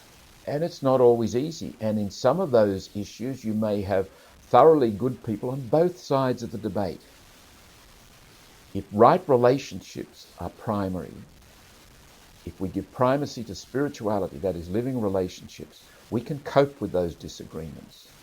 We can cope with those debates, vigorous and all as they might be. And we can get on with life. If the organizational structure, rather than living relationships, is our primary concern, then we'll have big problems. The organizational structure will promote, if it's primary, will promote winning as the main thing, getting on top, being in charge, getting power, us against them. That is not a good basis for healthy society. Now, as I've indicated a moment ago, the organisational structures demand good Christian participation. But most of those decisions are not about being Christian. They're about being practical, about being knowledgeable. But we need people in there who've got a sense of right relationships, who are willing to defend those who need to be defended, the defenseless. The strong should look after the weak. Having said that, organisational structures are not the primary focus of the gospel. They are not the primary focus of the Christian. If they were, then Jesus would simply be a behaviourist. Jesus would simply be a moral teacher. And you'd have to ask the obvious question, why didn't he give his primary focus to the organisational structures? Given his capacity for miracles, surely he could have set up a fantastic healthcare system. an incomparable one. Couldn't he also have gotten rid of the Romans? Couldn't he have gotten rid of poverty? The vocation of the Messiah was not focused on organizational structure. He did address organizational structure, but it was consequent upon something else. The second level of society, the ideological level, is very important. If there are structures of sin, for example, what is the thinking behind them? What is the ideological dimension that underpins them? It is very important that we go upstream and as much as possible avoid the downstream problems by dealing with issues at their source. And the source very often is thinking, bad thinking. A number of years ago there was a very sad conflict within the St Vincent de Paul Society here in New South Wales particularly. There was a group of people in the St Vincent de Paul Society who were very willing to give meal tickets and help people find homes and do the normal work of the St Vincent de Paul. But they started to ask the question, why are these people needing meal tickets? And they wanted to address the thinking and the structures behind that. Government policy, for example. It caused a serious split in the St Vincent de Paul Society. It is reminiscent of a comment by the famous Helder Camara from Brazil. He said, "If I feed the poor, people say I'm a saint. If I ask, why do the people need to be fed? People say I'm a communist." It behoves us to have all sorts of people. We Christians, we who are followers of the way, ought to be in there asking such questions.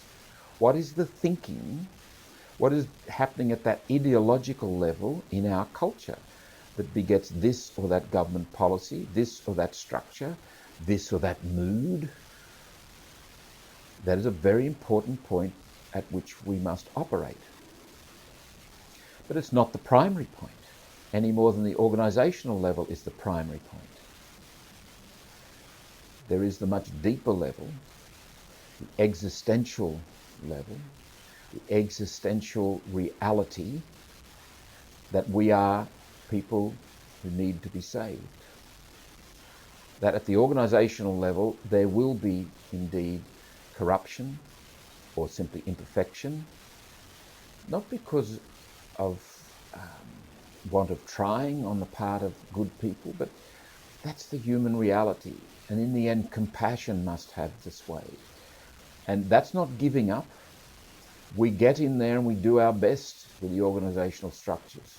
And we get in there and do our best at the ideological level. But we are primarily and most basically a people of faith. A people who must look to our identification with Christ as the source of our power. A people who engage in a lifestyle which makes it possible for God to be active in us and through us. That is the power that we bring to the world. That is the transforming power that the world needs. And that transforming power is not going to bring about perfect systems. It simply does, it's the source of the kingdom, and it will bring about the beginnings of the kingdom. Right relationships, justice and peace, forgiveness and mercy and compassion are grounded in the reality of Christ. And wherever you find truthfulness and goodness and forgiveness and mercy and compassion, you find Christ, whether they are believers or not. Christ has identified himself with these truths, these realities. So that the social reality, coming full circle, the ultimate social reality for us who are Christians, is grounded in the kingdom, in the work of Christ in the world, bringing about right relationships. And it is our desire as Christians to be part of that. It is our work to get out of the way so that we can be part of that. It is God's desire to transform the world. And it is also God's desire that we be part of that, co-creators, co-workers, so that our presence in the world, our social presence, is one that carries with it the goodness and the love and the life of God.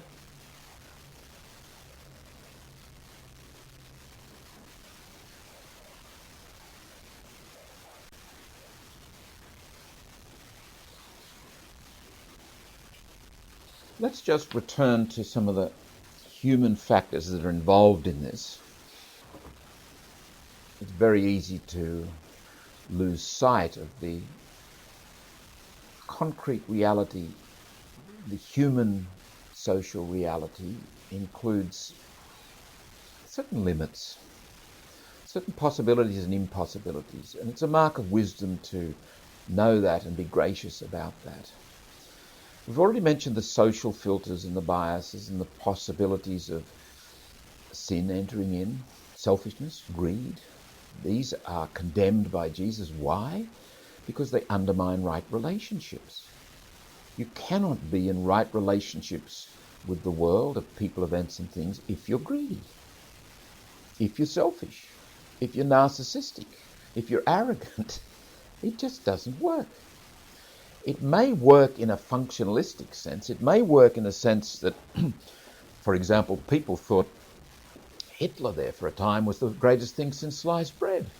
He was going to give them full employment. He was going to give Germany back its identity.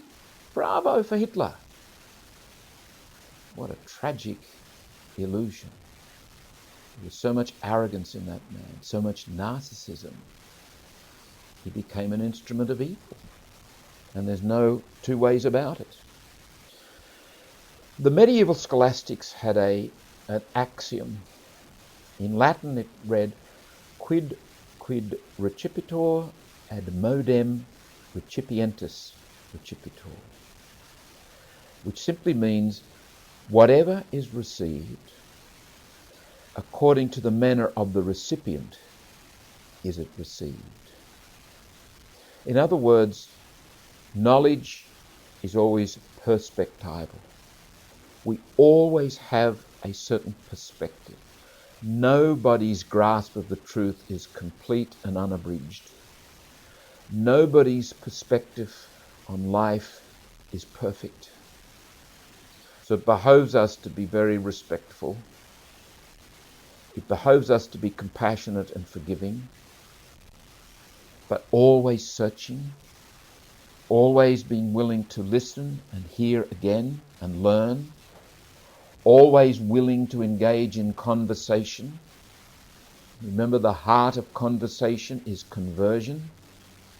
The one thing absolutely essential for good conversation is the openness to, if not the desire for, conversion, that through this encounter with the other, I will be transformed. My social presence will be changed, will be improved, will become more creative, more life-giving, because I've engaged in conversation. Life is conversation. Life is conversion. My social presence is always changing, hopefully for the good. This is why I commit myself to conversation and conversion, in the expectation that my presence in the world will become a good presence, a life-giving presence.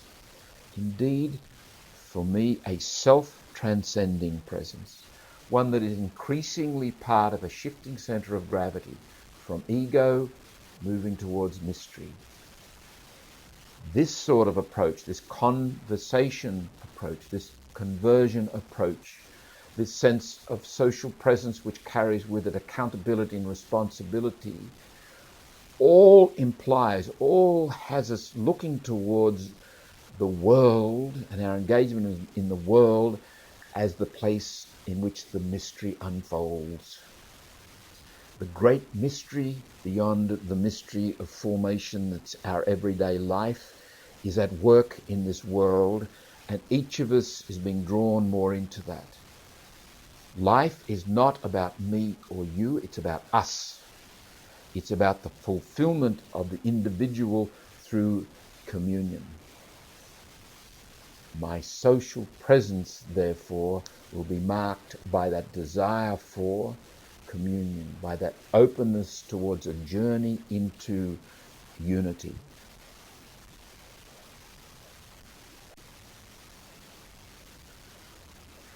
The issue of accountability follows on, obviously, from what we have said about being sent and about being free. Again, in Gaudium et Spes, the Pastoral Constitution on the Modern World of Vatican II, we read, "In the depths of our consciences, we detect a law which we do not impose upon ourselves, but which holds us to obedience." This is the heart not only of obedience, it is the heart of vocation, it is the heart of mission, it is the heart of our being present in the world. We are being led, we are being drawn, we are graced. We have encountered, we have tasted the inexhaustible intelligibility of love, of goodness, and of what is true. And we are accountable. And we desire that accountability, and we do not shirk from it because of what we have tasted.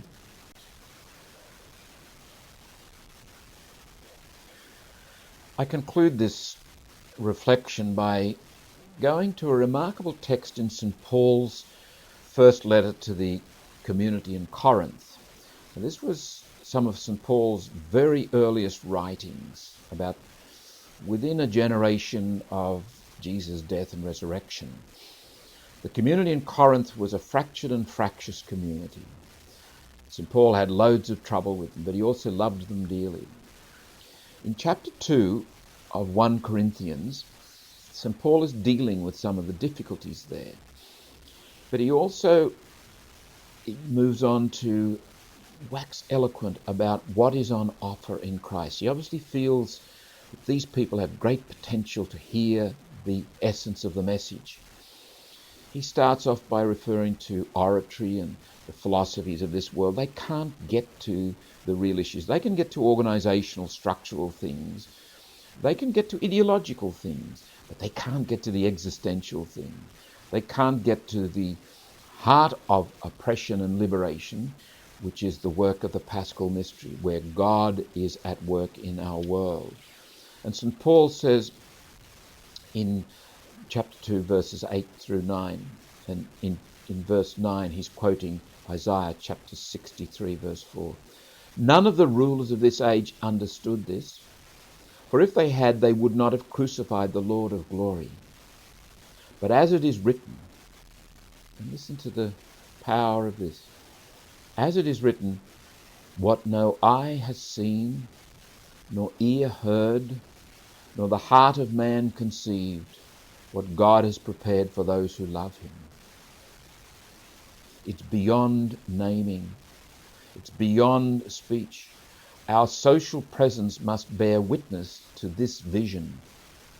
We are, to use a technical term, an eschatological people, from the Greek word eschaton, meaning the end time. We believe that history is being carried and transformed by Jesus Christ. All history is salvation history.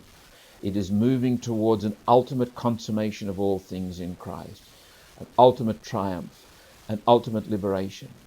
That is what we are made for. We live in the light of the eschaton. We bring an eschatological presence to our world, one that actually makes all things relative to the absolute, and the absolute is God. An eschatological vision doesn't mean that we don't care about the here and now. The jibe, a pie in the sky when you die, doesn't meet what eschatology is about. Eschatology, paradoxically, is about introducing the vision into the present moment. It is introducing into our social consciousness an awareness of where this is all headed. The end time is now. It's already unfolding. Christianity is nothing if it is not eschatological. We are nothing if we do not bear witness to the final consummation of all things in Christ. Yes, we get into politics and we give it our best shot, and we get into social work and sociological and cultural realities and we give it our best shot. And we will make mistakes like the rest of the world. We don't have any magical solutions. Politics is not a specifically Christian domain. Christianity looks at the issues of justice and peace and goodness and truth and relationships. And in a given moment in politics, it may not be at all clear what best serves relationships. You do the best you can. And often enough Christians will make mistakes. They'll be on the wrong side of the debate. Doesn't matter. We keep turning up. We keep bringing this vision. We keep being a presence in the world that says Christ has died, Christ is risen, Christ will come again. We live in the shadow of the cross, which is a triumph. We live with a deep consciousness of victory, so we can go into the world with great joy and great confidence. And we can bring that presence, and we can meet people where they are. We don't have to all the time talk about this. We don't even have to name it. Our very presence should be the naming and the talking.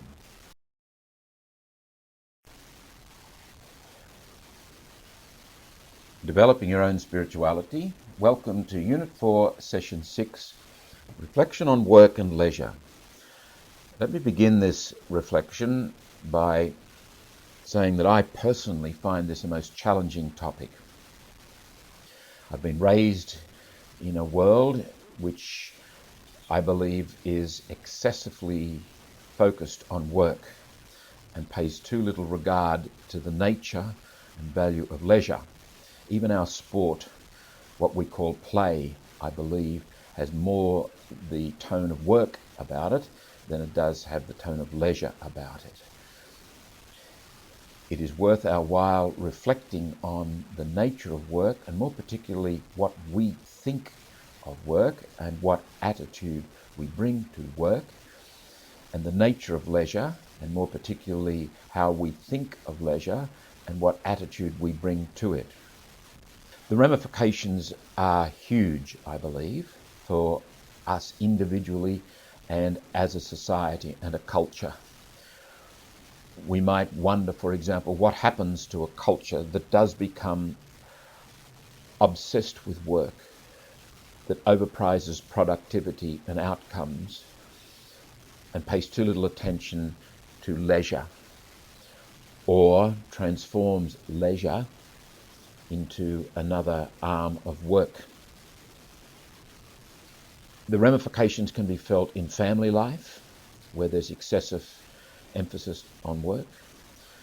It can be felt in education, how you approach the whole philosophy of education. It can be felt in religion and how we structure religion and what attitude we bring to religion. I would suggest that when we reduce religion to an ideology, we've spoken about this in earlier sessions, particularly when we become moralistic and dogmatic, that to me is a manifestation of a work-oriented, a world in which work dominates rather than leisure. And I'm going to suggest in this reflection that it is leisure that should dominate our thinking, not work. And that is a thoroughly biblical vision. Finally, culture depends on leisure. Joseph Pieper, the German philosopher, has written a marvelous book called Leisure, the Basis of Culture. Leisure is also the basis of contemplation. It is the foundation of a spiritual life. You cannot have spirituality thriving without leisure.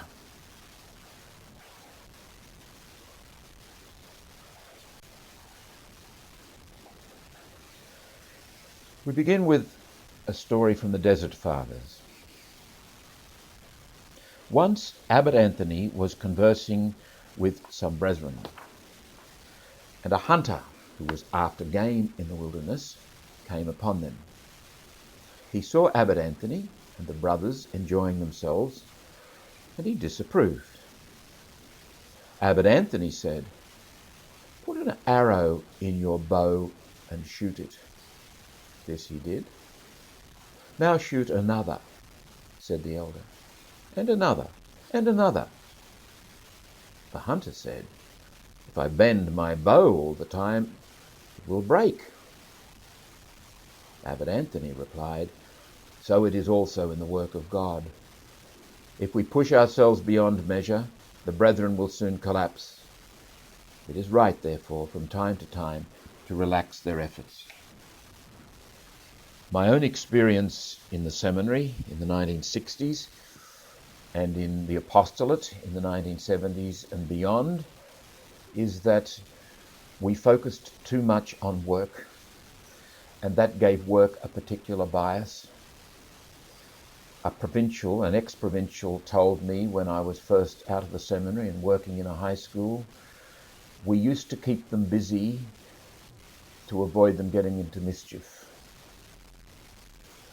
We all remember sayings like, "The devil finds work for idle hands," or a similar one, "An idle mind is the devil's workshop." Now, there's possibly a little bit of truth in those sayings, but there's also something rather dark and negative in the implications, namely that keep people busy to keep this untrustworthy animal, the human animal, in check, that somehow or other work must be done, and there's a pejorative overtone to that, because disaster will follow if it's not done. And we're all aware of the effects of people not having employment, people being lazy, people sitting around doing nothing. That's not the issue here. What is at issue is a mindset, an attitude that gives dominance to work and a particular way of thinking of work. And in religious life especially, I would say many of the decisions in my own experience were made on the basis of work, not on the basis of human beings. The decisions were made because a job needed to be done, so someone was asked to go there. Whether or not they had the aptitude or the training or the inclination wasn't a serious issue. Of course, if they rebelled, and occasionally this happened, they probably or possibly were not sent. But more often than not, the job demanded and the job got.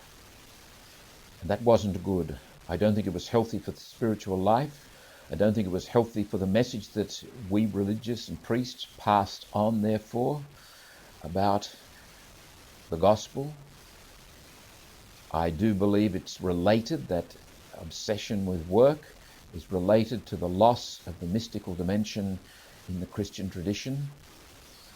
If mysticism, that being one with the one, is nurtured and fostered and allowed to flourish, it will not allow work to become the dominant fact in our lives. Leisure will. The second quotation comes from Joseph Pieper. Despair and incapacity for leisure are twins. I believe that is a very insightful comment. Despair and incapacity for leisure are twins. There is something pathological about being obsessed with work, and that's the flip side of incapacity for leisure. It's a despairing way of life. To take leisure, and this is the other implication of that comment, to take leisure is an act of trust.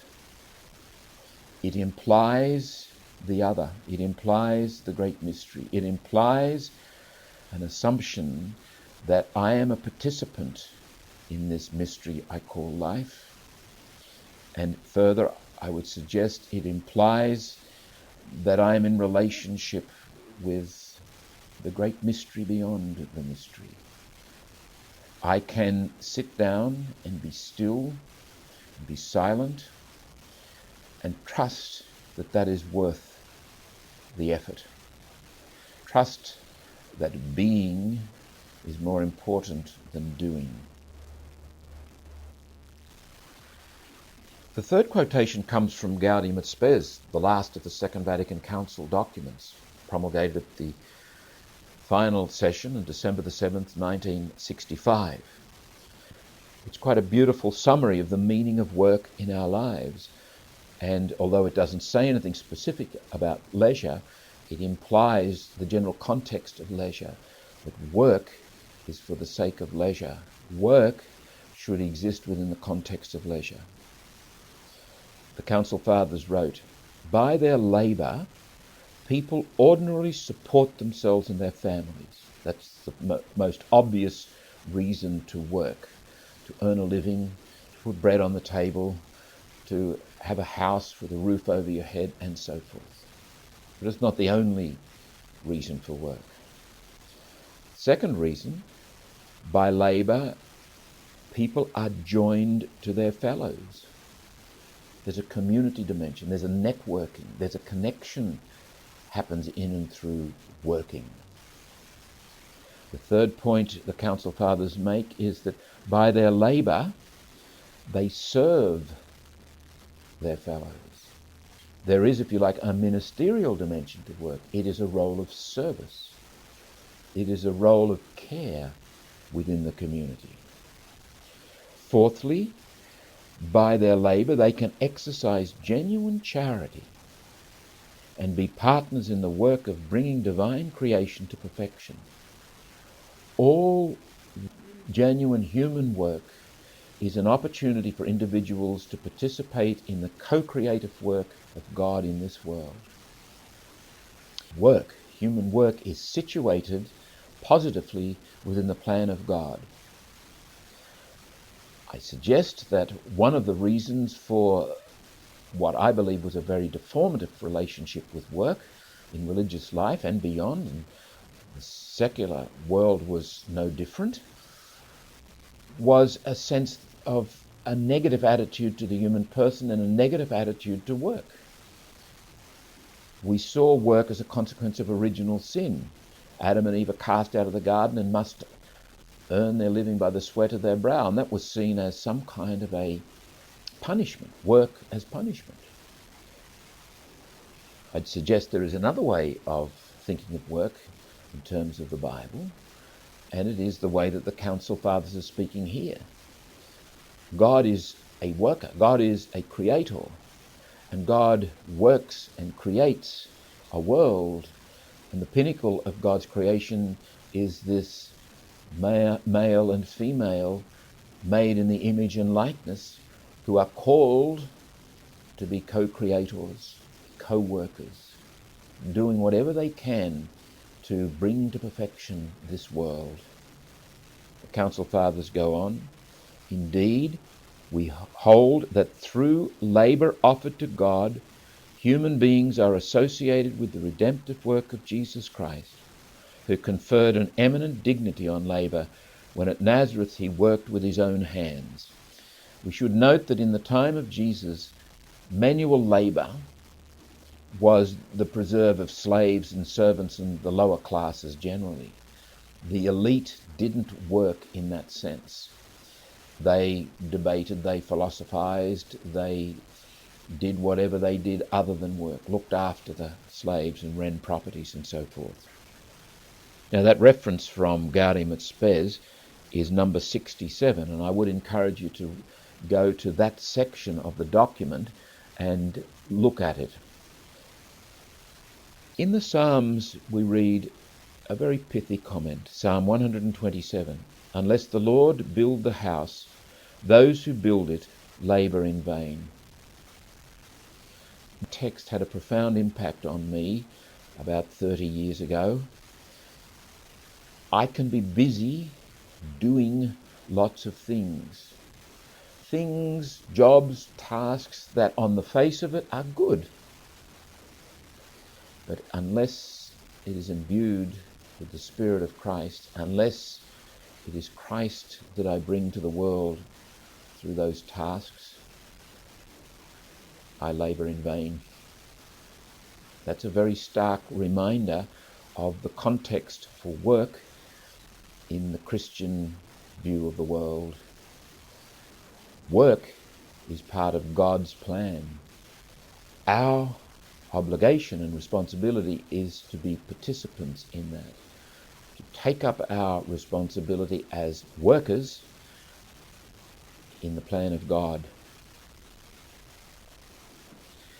In the Gospel of Luke, chapter 10, verse 40, and accompanying verses, we find perhaps the most contentious of all the stories in the Gospels. It's the story of Jesus calling on his friends Martha and Mary. Martha is dashing around the house trying to get something to serve. Mary just sits. And Jesus rebukes Martha and compliments Mary. Nothing could be more calculated to set the teeth on edge of a contemporary woman than this story, or at least ostensibly what this story means. I suggest that there is one of many interpretations. It's one that appeals to me, and it's an interpretation that removes a lot of the negativity that is often attached to this story. It is often seen as a simple matter of work versus contemplation. And contemplation is declared the winner. A lot of people get angry at it because they say, well, it's all very well for Mary to sit down there. Martha's doing all the work. Mary's lazy, in other words. She's a good kick in the backside, not a compliment. And Martha needs a pat on the back, not a kick in the backside. The Greek verb used in this context, which I think helps to unlock an understanding of this parable, which is very fruitful. The King James Version translates it, Martha was cumbered about much. The very word cumbered, it's an old English word, is onomatopoeic. It almost carries the sense of burden, that this work that Martha is doing, this dashing around the house, is loaded with negativity. Martha's resentful. Martha's angry. Martha's not freely and generously and graciously getting a cup of tea for the Lord. She's carrying a terrible burden. The Greek word is perispeo, and as far as I'm aware, it's not used anywhere else in the Bible. It literally means to drag around. What Jesus is saying to Martha is, look, Martha, you are cumbered, you are burdened, you are dragging yourself around and you are dragging us with you. For God's sake, will you stop it? Jesus is not commenting on work, but the attitude she's bringing to the work. And I don't think Jesus is commenting as such on Mary sitting there, but Mary has an attitude. In contrast to Martha, she's free. Now, if it was a simple matter of someone doing the work and someone sitting and being lazy, I don't think Jesus is going to compliment the one being lazy over against the one doing the work. I think that would be an unfair and unrealistic representation of this text. It makes eminent sense to see that Jesus is concerned that Martha, in her soul, is burdened. She's carrying a weight, and it's not good. She brings to the work resentment and anger, and that makes of the household a place of heaviness and darkness, lacking freedom and grace.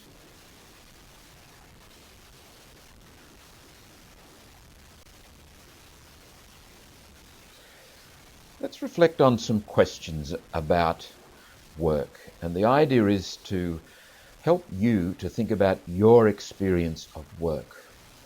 And again, to think critically about the place it has in your life. And we'll ask some questions about leisure. And the idea is to stimulate you to think critically about leisure and the place it has in your life.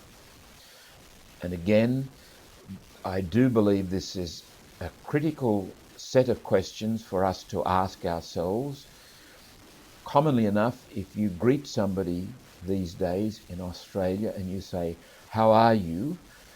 the answer is, "Oh, I'm tired. Oh, I'm worn out. Oh, too busy." Frequently when people ask to see me or ask me for something, they preface it with, "I know you're a terribly busy man." There's something wrong with this. This is not a good mindset to bring to life.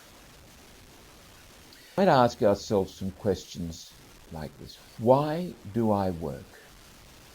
What motivation do I bring to work? Whatever the work is, whether it's washing the dishes, vacuuming the carpet, or doing a heart transplant, or teaching a class of 15-year-olds, or driving a bus, or building a house, or whatever it is. My moment, my activity, my working. Why do I do it? And there's a very obvious answer to that, and I do it because I have to. I have to earn a living. I have to put bread on the table.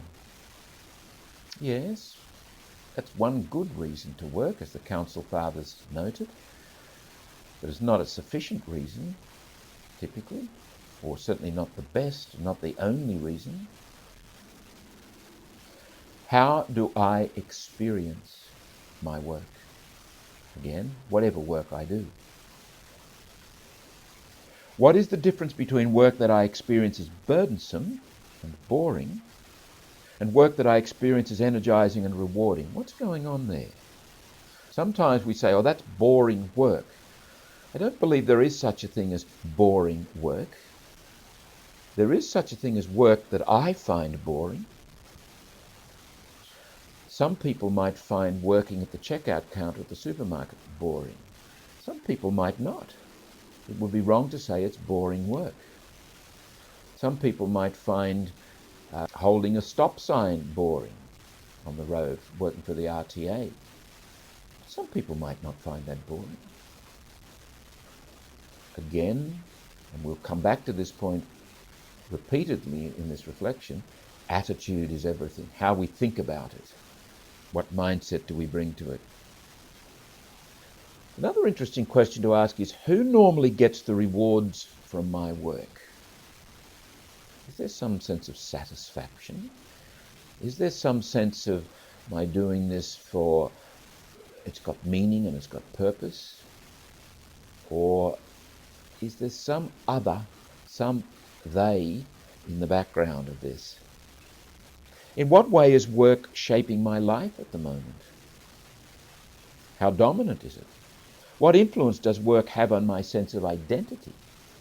It's amazing how often we ask people soon after meeting them, "What do you do?" It's also amazing what a devastating effect it has when people aren't employed. Or somebody who's a wife and mother and works very, very hard, but at a dinner party says, "I'm just a housewife. I don't work. I stay at home." I think that's an unfortunate way of thinking. And incidentally, it might be realistic, and I don't know how practical it would be, but it might be realistic to actually, for the community, to pay someone to stay at home, whether it's the wife and mother or the husband and father, to stay at home and do the housework. It's interesting that we only give financial rewards to certain kinds of work, and some kinds of work get obscene amounts of reward, and some which are excellent and much needed get pitiful amounts. For example, someone can earn millions in advertising, but a nurse or a school teacher gets a very small amount relative to that. Is it possible that I work to keep reality at bay, to avoid myself? What a wonder about people who work very, very long hours. And here a distinction that psychologist Wilf Jarvis made might be helpful. There are workaholics and there are workophiles. The workaholic is driven, is compulsive about work. The workophile loves work, enjoys hard work, and enjoys working long hours even. Well, again, there's a subjective dimension here. What attitude do I bring to it? What is the mindset that I individually bring to it? Let me make some statements and see if you resonate in any way with these statements. Work is only for making money. If I had enough money, I would not work another day in my life. For example, if I won the lottery, would I stop working? I might stop my current employment, but would I simply not do anything? Second statement. Do you resonate with this?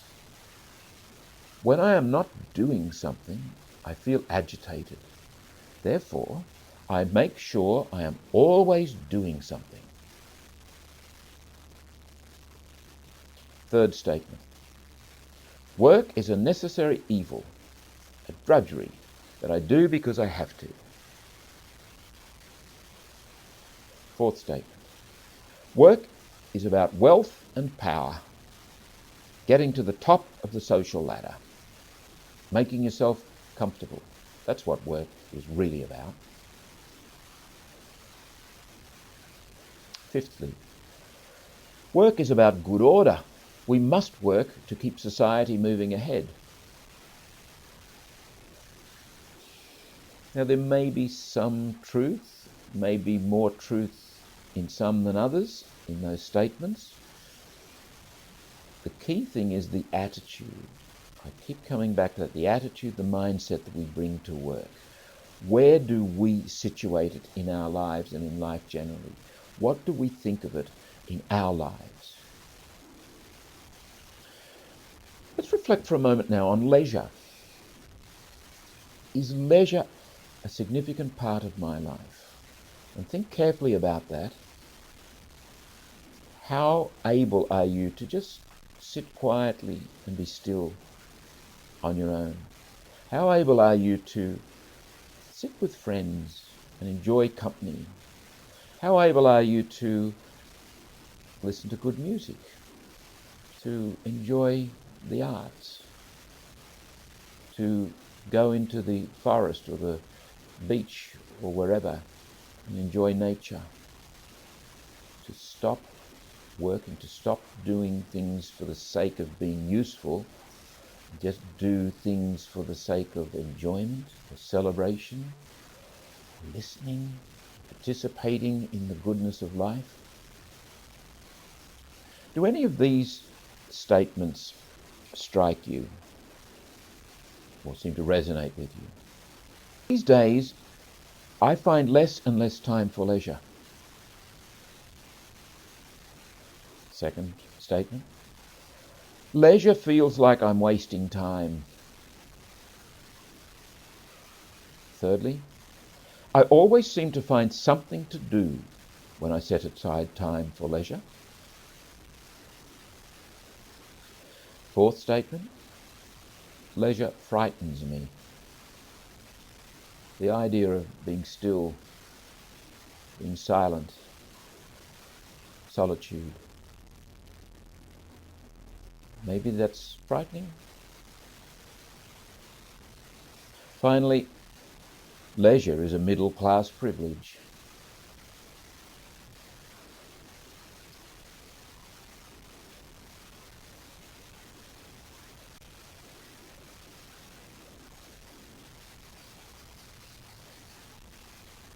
Let us focus on work for a moment and see if we can come to some kind of an understanding of it from a point of view of ideals, not from a point of view of how we do in fact experience it, or how we think most people experience it, but some kind of a vision that we might hold up to our imaginations as something of an ideal, something to promote within our lives. I'd like you to think about your experience of what you might call good work, or work that pleases you, work that you like to do. What are the factors that might be involved in that? I can think of several general factors, and each of these will give rise to others, I'm sure, when you think about it. The first is aptitude. The second is meaning and purpose. And the third is connectedness. The fourth is creativity. Aptitude. There's nothing quite like being asked to do a job for which you have no aptitude and no training. On the other hand, if you do have a talent or an aptitude and you are prepared for it, it can be very, very satisfying to do something that fits you, that suits you and what you're good at. Secondly, and I think this is much more important than aptitude actually, meaning and purpose. When I am doing something that implicitly at least has some meaning and purpose, some value to it, that this is worth doing, that can be very, very satisfying. That can be enjoyable. I would suggest that this is one reason why people are willing to work for little or no pay, little or no reward from others, because they find meaning and purpose. It's amazing what energy we can summon, how much effort we can put into work that is purposeful and that is meaningful, or at least we experience it as such. Thus, someone might find this in caring for the dying. Someone might find this in working for a deprived group within the community. Somebody might find this by going overseas and working in the third world. That is a tremendous facet of satisfying work, that it is meaningful and purposeful.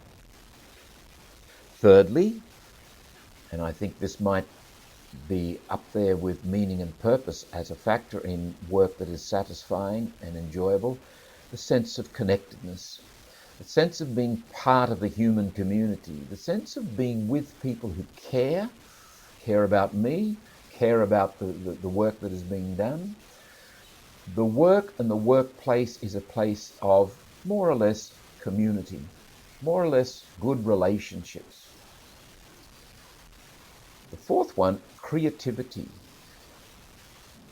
Now, this varies from person to person, I suppose, but some people who are particularly creative would feel quite crushed by doing a work that was simply assembly line or repetitive. Another person who didn't have much creativity might feel absolutely out of their depth if they had to create something.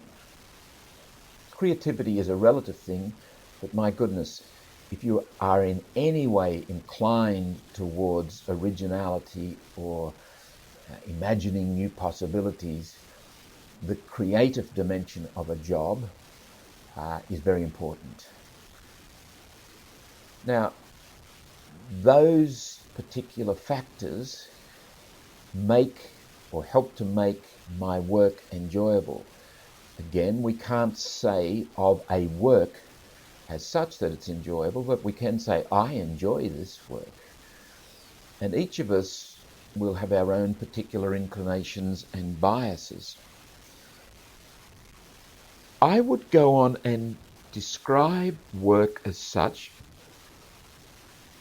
as a human activity where we participate in the mystery of formation. And I think those pointers to work that is enjoyable actually point to us being self-transcending, getting out of ourselves. For example, it does seem to me that it's entirely possible that volunteer work, especially where there's a pressing emergency like a bushfire or a flood or a family's in difficulty, so you cook them a meal and you go down there and give them a casserole or something like that, or help clean the house.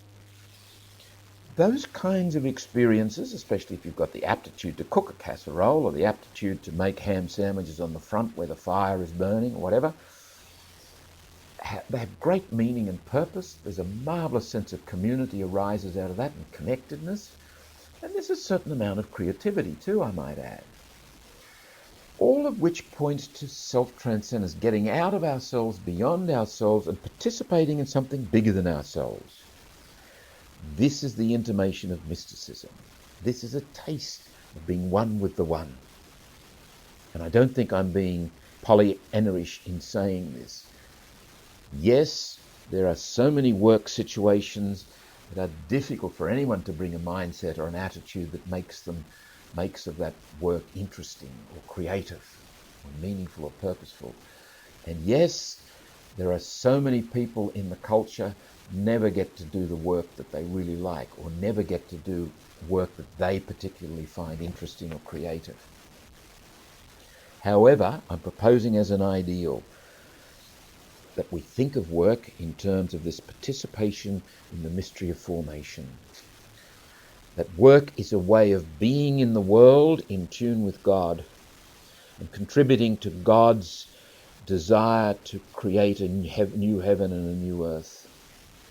Whether it's washing the dishes or tending the sick or doing accounting procedures for a company or appearing in a law court for somebody or hammering nails into wood to build a house, potentially with the right mindset and the right attitude, this is a way of participating in the mystery of life.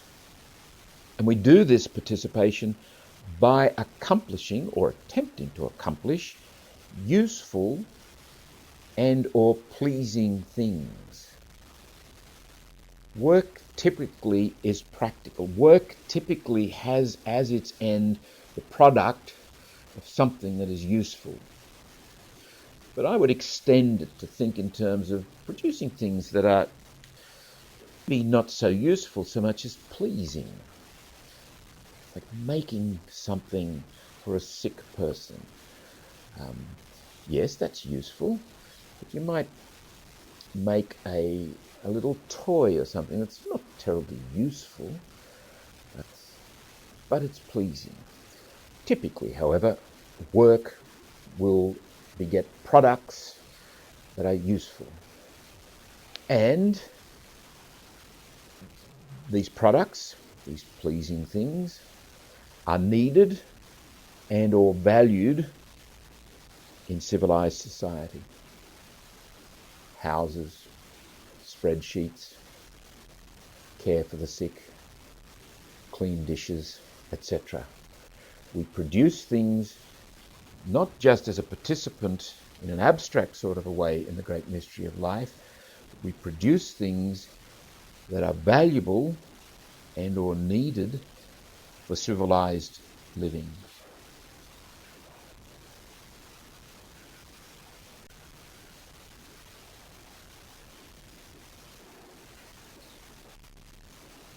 If we think along these lines of work, and I deliberately put the description of work in the context of work that you find pleasing, I think we're more likely to understand the nature of work and its place in human existence if we think of work that is pleasing, if we think of those moments that are satisfying when we work.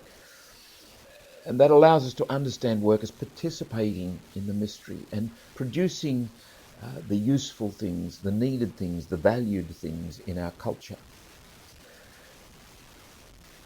We can think then of good work, and I suppose let me qualify that and say, in a sense, potentially all work is good, but I have a question mark which prompts me to use the expression, namely,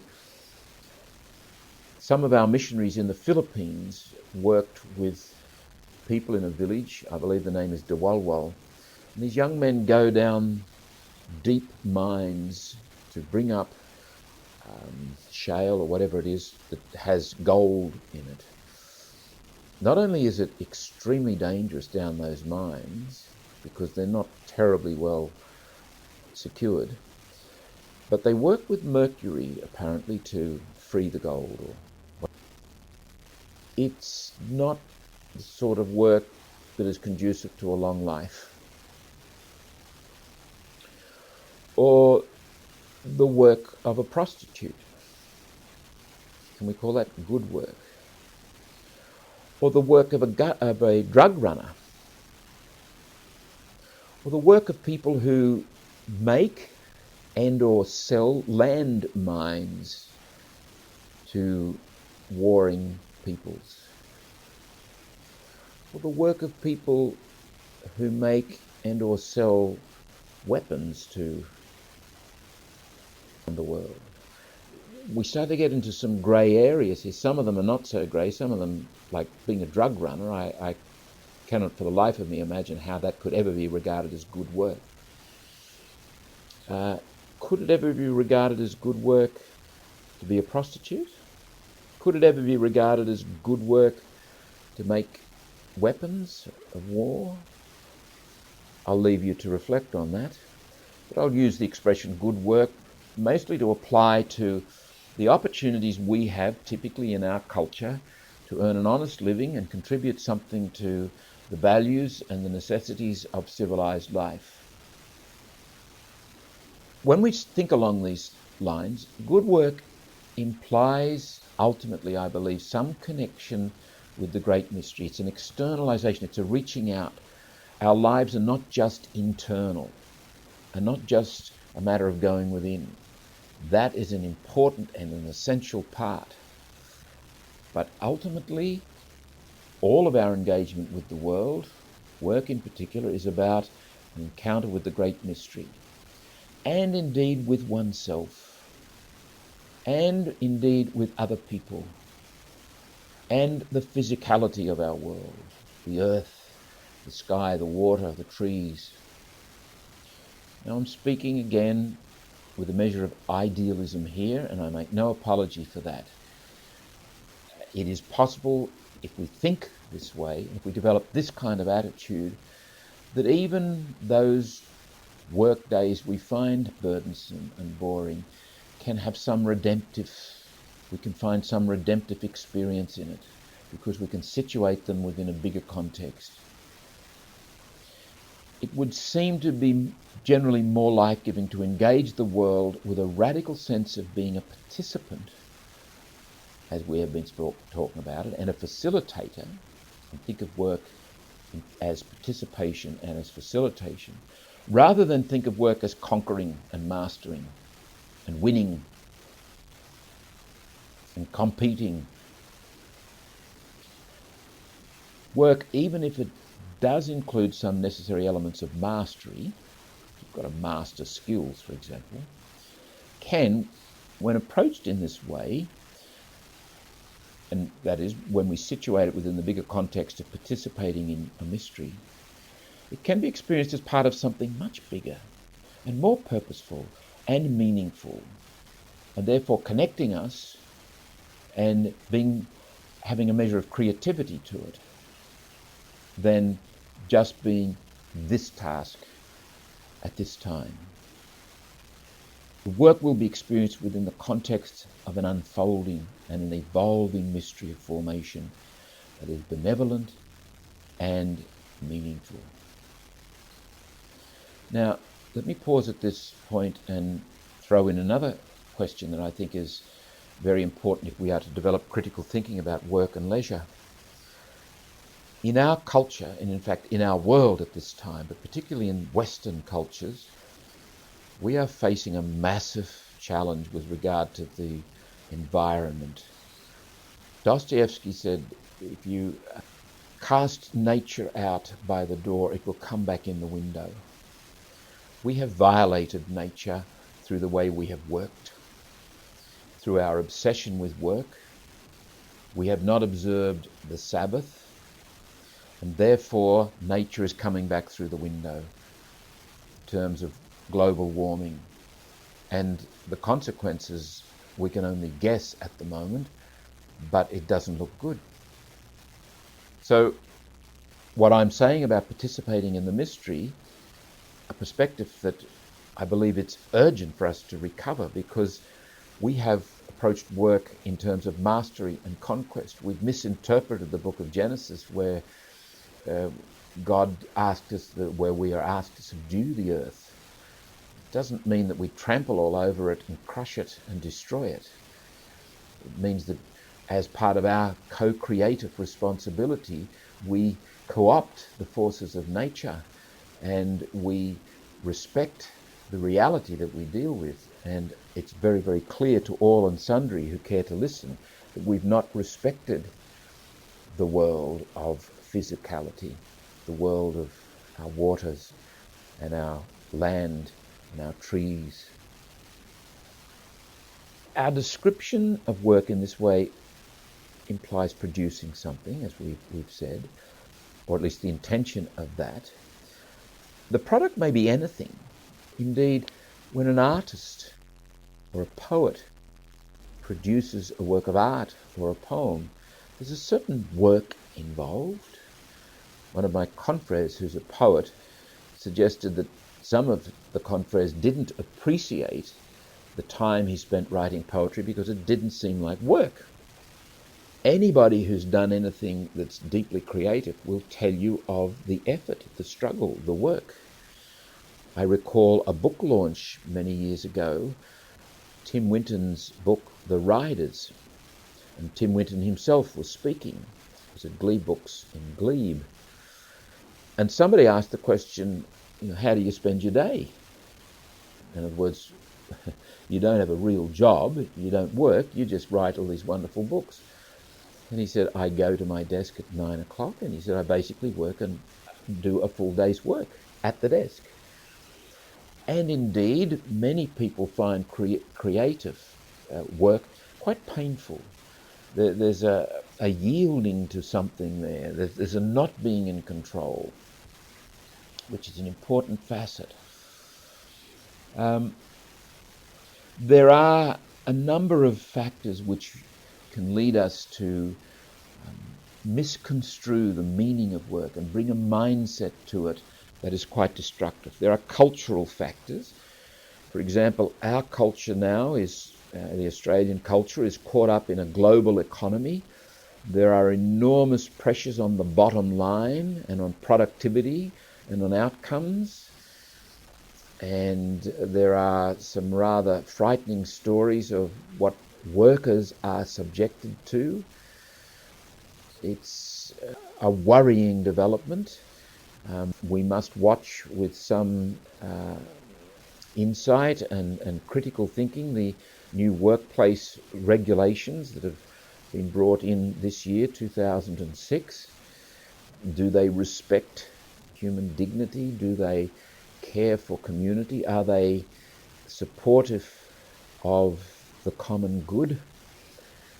Now, these are most complex questions, and this is not the place to even attempt to go into them, but they are questions that must be asked in the context of critical thinking about work. And I do suggest that our culture has largely lost its deep sense of connection with mystery, with storytelling.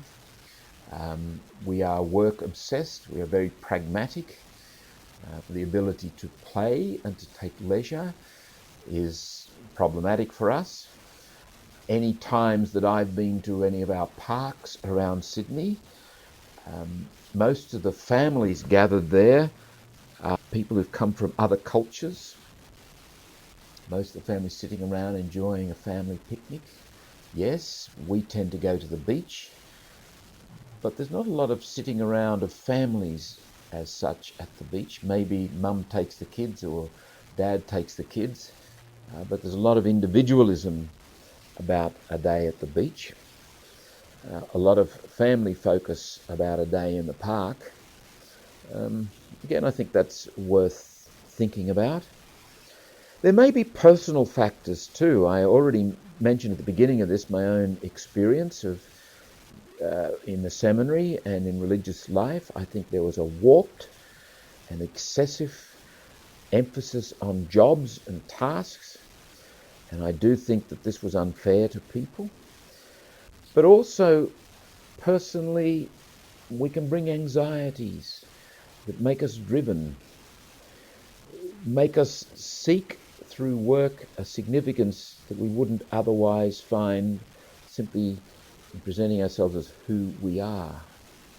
And again, the terrible feeling that people obviously have when they're out of work, and the embarrassment some people have when they're at a dinner party and they can't say that they do, work that's terribly important.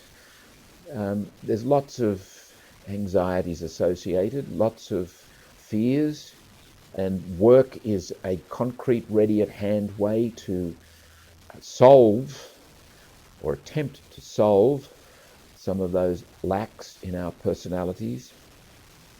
Other relevant factors could include simply the availability of suitable work, so we might find ourselves having to accept work that wasn't, for us, terribly interesting.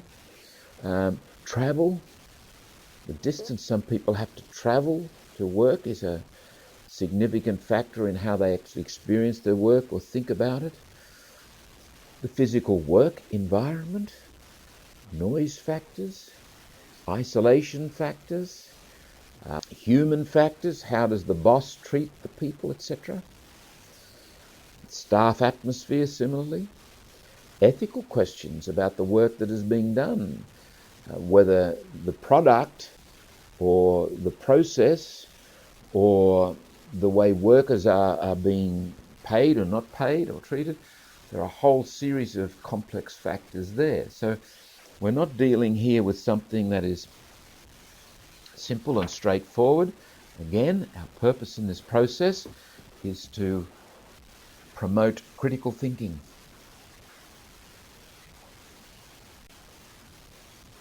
Focus on leisure now.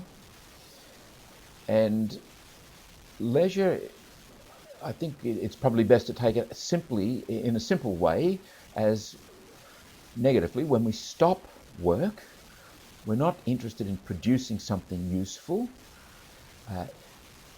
We may find some leisure component in works such as a hobby. And in a hobby we may produce something useful, but hobbies are not about, as such, doing useful things. They're about enjoyment, they're about pleasure, they're about satisfaction as such. Celebration, festivity, play. These are the aspects of leisure. The English word leisure has its roots in the Latin word licere, meaning to be allowed. We get our word license from the same root word. To be allowed.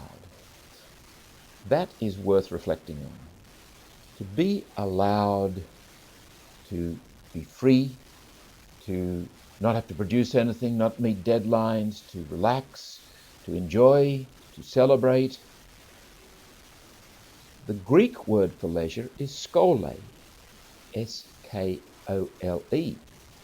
And the Latin translation of that is scola, S-C-O-L-A. And interestingly enough, we get our English word school from that. In other words, school has its roots in leisure. School is a place of leisure. Schooling is education for leisure. And that word education comes from the Latin words educere, meaning to lead forth, to lead out. A marvellous concept. The whole of formation is about originality, about arising. The word originality comes from the Latin word arire, to arise. Life formation is about coming forth. Lazarus, come forth, unbind him, the gospel says. Life can be thought of in terms of that metaphor of coming forth, of emerging from death, of coming out of the tomb, of arising, of resurrection. Education, schooling is central to this process. And it's not as such primarily about producing something useful, although that will inevitably happen down the track. First and foremost, it's about the enjoyment of living. It's about the celebration of life. It's about the wonder of a human being coming to birth. I've always thought that education is an incredibly privileged and remarkable vocation. It can be a most difficult and trying job. I can understand that. And that depends on staff, that depends on the kinds of children, students you're involved with, etc. But at its best, education is a remarkable privilege, as indeed is nursing. Nursing, the intimacy that's involved with caring for another in a physical sort of a way. Quite wonderful, quite wonderful. There's a leisure component that's in there. Now, the word work in Latin is neg otium, or one of the words for work. And one of the words for leisure in Latin is otium. So work is when you're not at leisure. Now, you could take that in a straightforward negative way, that work is the opposite of leisure.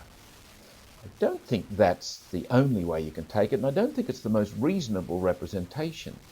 Think rather of, at the heart of the word for work, negotium, is the word for leisure. At the heart of work is leisure. Leisure should be imbuing work. Leisure and work are intimately and necessarily linked.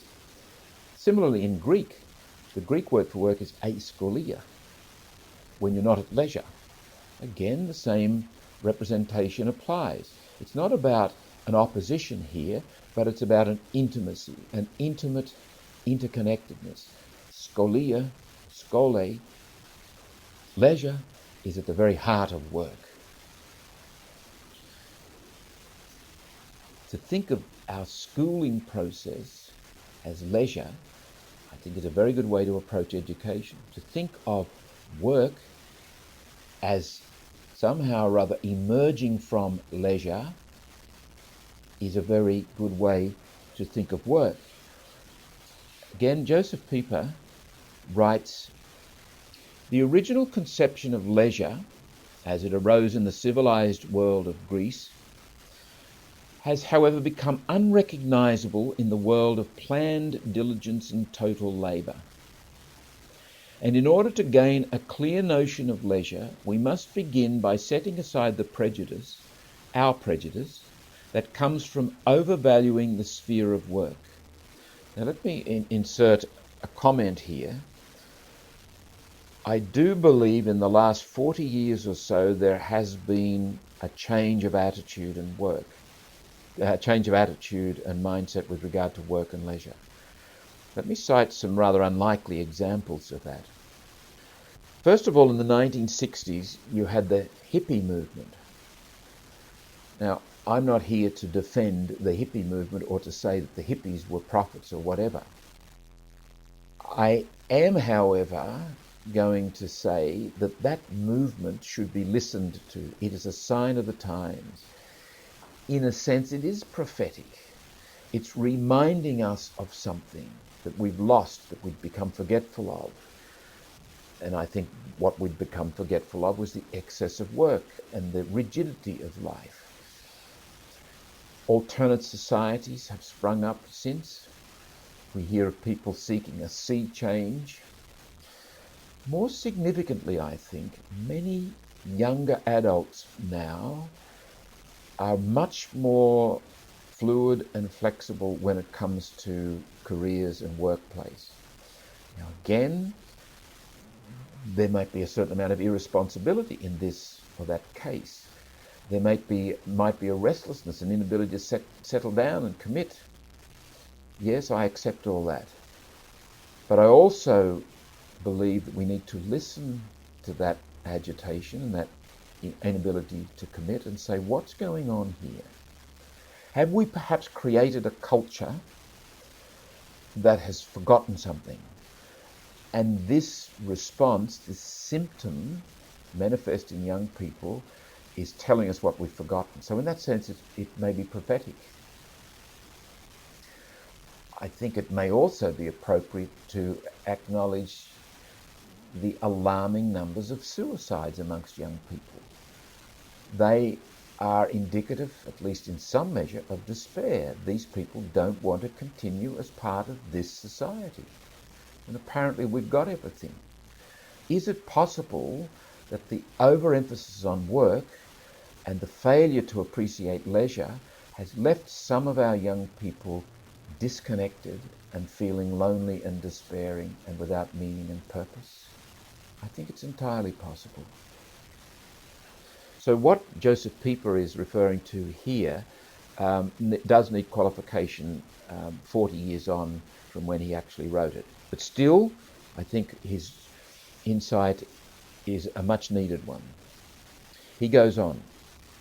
In his well-known study of capitalism, Max Weber quotes the saying that one does not work to live, one lives to work, which nowadays no one has much difficulty in understanding. It expresses the current opinion. We even find some difficulty in grasping that it reverses the order of things and stands them on their head.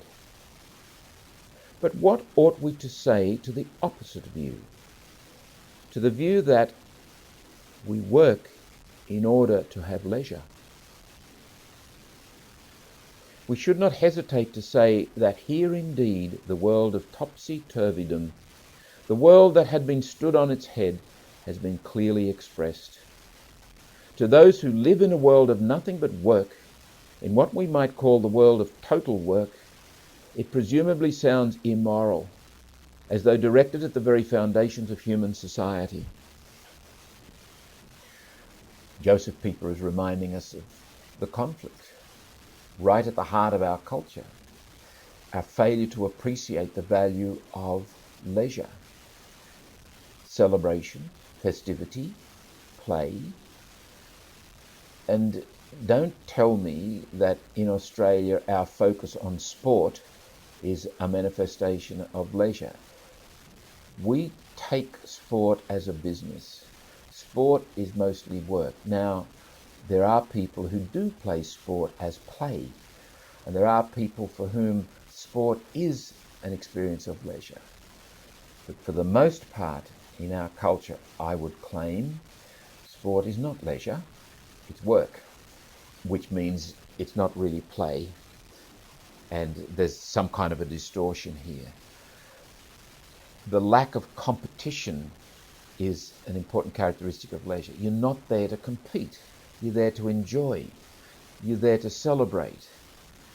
So any kind of play or sport that doesn't have that playfulness about it, that freedom, is not really leisure. When Joseph Pieper quoted those words, "we work in order to have leisure," he was actually quoting Aristotle. And that's worth reflecting on. We work in order to have leisure. In the biblical tradition, we would say we work in order to have Sabbath. And that feeds back into work. And herein lies our generation of a context and a mindset and an attitude to work. It's all about, living is all about Sabbath, leisure, contemplation, play, celebration, festivity. That's the end. That's why we work. We don't work just to possess things, to hide from the world, or to lord it over other people, or to gain status. We work in order to celebrate. We work in order to become part of the great mystery of life with our brothers and sisters in community. We work so that relationships can thrive.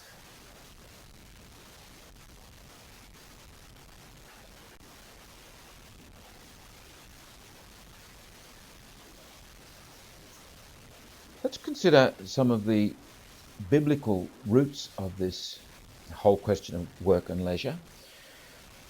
First of all, three basic principles. Both work and leisure are core features of our being in Christ. Both.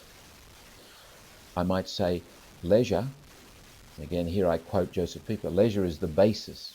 Leisure is the basis of culture. Leisure is the basis of contemplation. You cannot have a contemplative life. You cannot be a prayerful person unless there's serious amount of leisure, unless there's time taken, unless there's an effort made. And in our culture, we do need to make an effort to claim space for leisure. The rhythms of the seasons and the rhythms of night and day and the rhythms of the days of the week have been taken away from us for the most part. Electricity takes away any need for us to submit to night and day. Air conditioning takes away from us any need to submit to hot and cold.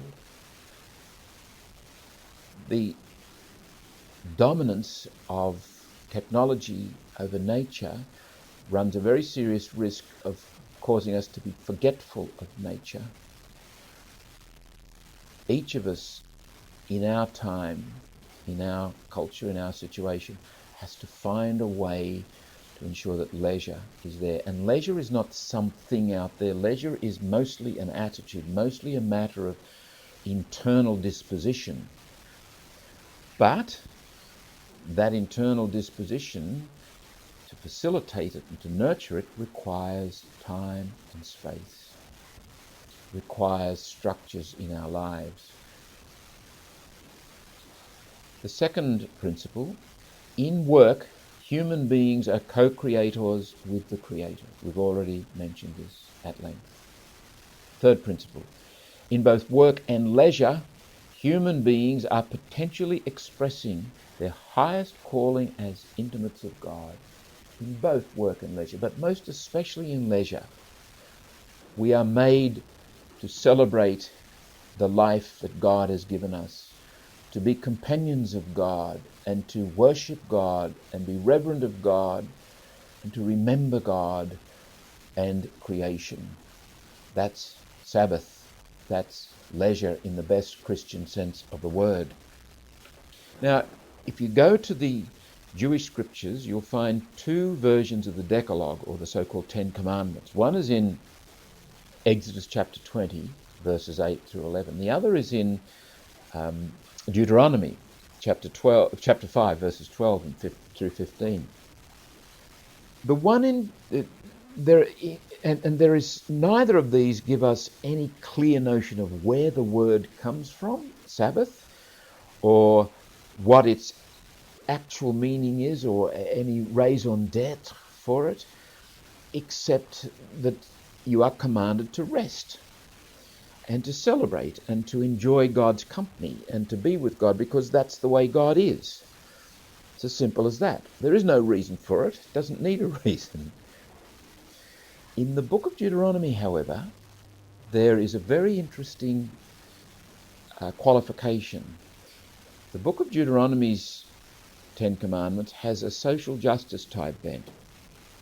And so we read there, observe the Sabbath day and keep it holy, as Yahweh your God has commanded you. Labor for 6 days, doing all your work, but the seventh day is a Sabbath for Yahweh your God. You must not do any work on that day, neither you, nor your son, nor your daughter, nor your servants, male or female, nor your ox, nor your donkey, nor any of your animals, nor the foreigner who has made his home with you, so that your servants, male and female, may rest as you do.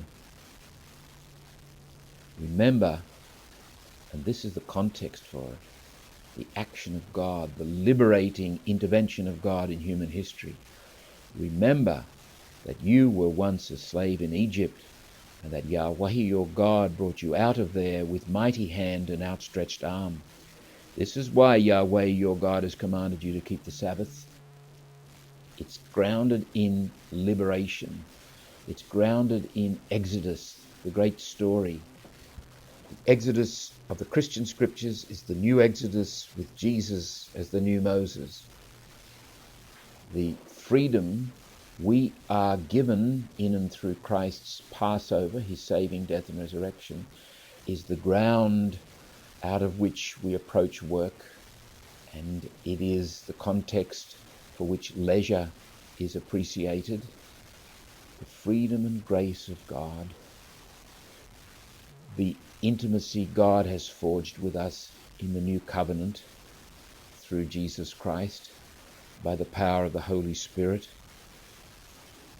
Demetrius Dumm, a Benedictine monk in Pittsburgh in Pennsylvania, writes beautifully of the Sabbath, but first of all he makes a comment about work, and this is in an essay of his called Work and Leisure. He says, labour as such is a fairly neutral thing. Ideally, it will always be a reflection of God's activity in creation, bringing order out of chaos and developing the immense resources of a world becoming. But it may also be used, like idols and magic, to control, manage creation in a way that ignores and rejects God's presence in it and God's freedom to act in and through it. Labour or work can therefore be a device for eliminating mystery and rejecting God. For to reject God's mystery in creation is to reject it everywhere, even in God himself. It's another form of idolatry. Against that idolatrous attitude to work or labour comes the Sabbath. It's a way of protecting God's sovereignty. It's a way of protecting our truth, our place in the cosmos.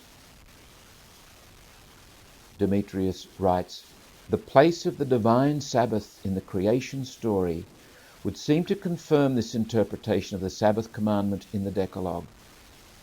Creation is pictured as the result of a confrontation between God and the forces of nothingness and chaos. God's labour results in a paradise of light and order and peace and goodness. But the end of creation is not the world or even man. The end is Sabbath. Not only in the sense that it came last, but also because everything else was created to make Sabbath possible. It is called rest because it's not labour, but the positive nature of it pertains to the order of mystery, person, gift, contemplation. These things cannot be defined or even described. They can only be enjoyed. Demetrius goes on, to keep the Sabbath then is not so much a matter of activity or inactivity.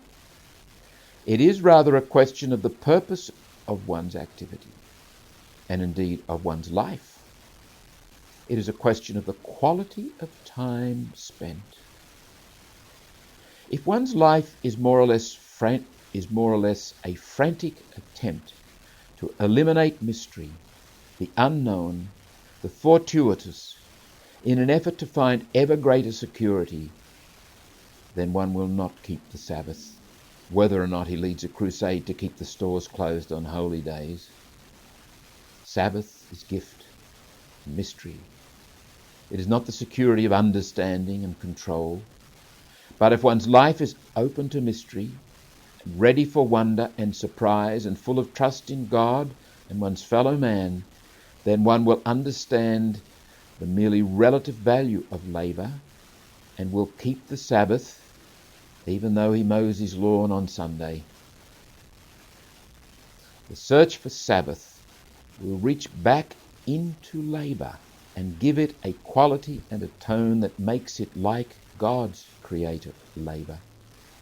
The Sabbath occurs every seventh day, no doubt because 7 is the mystical number of completion. Therefore, the great Sabbath is heaven. Man's labour is to ready himself for heaven, for gift, for happy surprise, for promise fulfilled, for mystery become joy. Welcome to Developing Your Own Spirituality, Unit 4, Session 7. Our topic is compassion. Before we begin to reflect on compassion as such, I would like to make a few introductory comments. The first one is to say that when we talk about compassion, we're using the word in the broadest possible sense. It is not some tiny, reduced, defined characteristic. In the best sense of the word, I'm speaking of compassion as another name for God. Like all the qualities to which we aspire, they are names for God. Mercy, kindness, forgiveness, wisdom, goodness, truth, beauty. These are all indicators that God is present in our world in some way through the human beings whom we say have those characteristics. So that to say that a human being is compassionate is to say that in some measure that human being's presence in the world is enabling God to be present in that form, which we describe as compassionate. All good human qualities, therefore, are gifts. They are grace. Grace is nothing but the presence of God. And God's presence is always an active presence. God's being is God's doing. God's being is love. And God's doing is liberating love. The development of such characteristics comes by way of facilitation, not mastery. We move into these possibilities through grace. They are manifestations of a gift. They are not our achievement. Our energy, our effort, which must be considerable, persistent, and sometimes even heroic, is applied to the listening and the facing and the facilitating, therefore. We face what must be faced. We submit to what must be submitted to. We engage the obedience pattern we have spoken of. We engage the detachment pattern we have spoken of. And we surrender to God and God's ways. At the heart of all human endeavor to become human, certainly at the heart of the Christ life, is surrender, abandonment, giving oneself over to God so that God may be in us and through us and with us. Our ability to trust and to be effective in the way of love, to trust that God's love, rather than our shrewdness or our efforts, will win the day, depends on where we are in relationship to this whole process of being channels of God's presence in the world. We could imagine life on a spectrum. It is, if you like, a movement from ego-centricity towards mystery-centricity. The mystery has been revealed to us in Christ, the mystery hidden from all ages. What keeps us ego-centered at the wrong end of this spectrum is, I would suggest, one thing, and one thing only in the end: fear. Look at all our self-centered, narcissistic, destructive, or just plain obstructive patterns of behavior, and you'll find fear there somewhere at the base of it. We are frightened to let go. We are frightened to surrender. We are frightened of what might happen if we allow ourselves to be drawn into a relationship with the living God. And so we develop games, deceits, little protections, defenses, armors, fortresses, all of which seem to serve the purpose of defending us against threat, but in fact obstruct us against love, prevent us moving into the life of love. One final word, and this relates to a theme we treated earlier under the heading of moralism.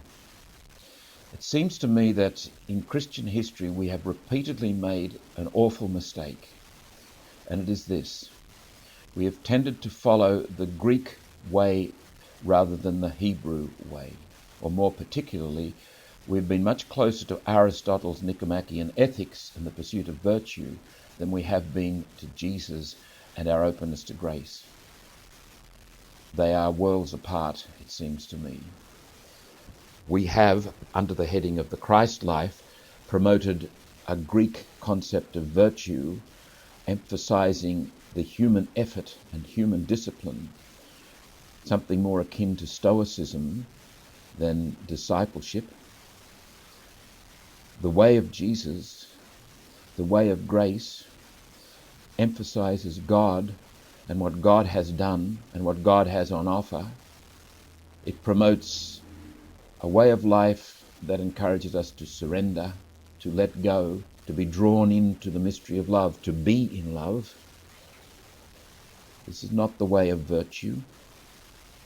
Now, immediately, some who are embedded in the way of virtue will say, well, what have you got against virtue? Do you have a problem with people being virtuous? What I'm saying is the Greek way is not the way of Jesus. The Greek way is a very noble way to live, but it is not the way of discipleship. It is not the way of grace. It is not the way of the good news. And if our faith means anything to us, it means that we embody the good news in the world. And that is something other than the Greek way of virtue, which emphasizes human beings and human effort. The way of Jesus emphasizes God and God's gift.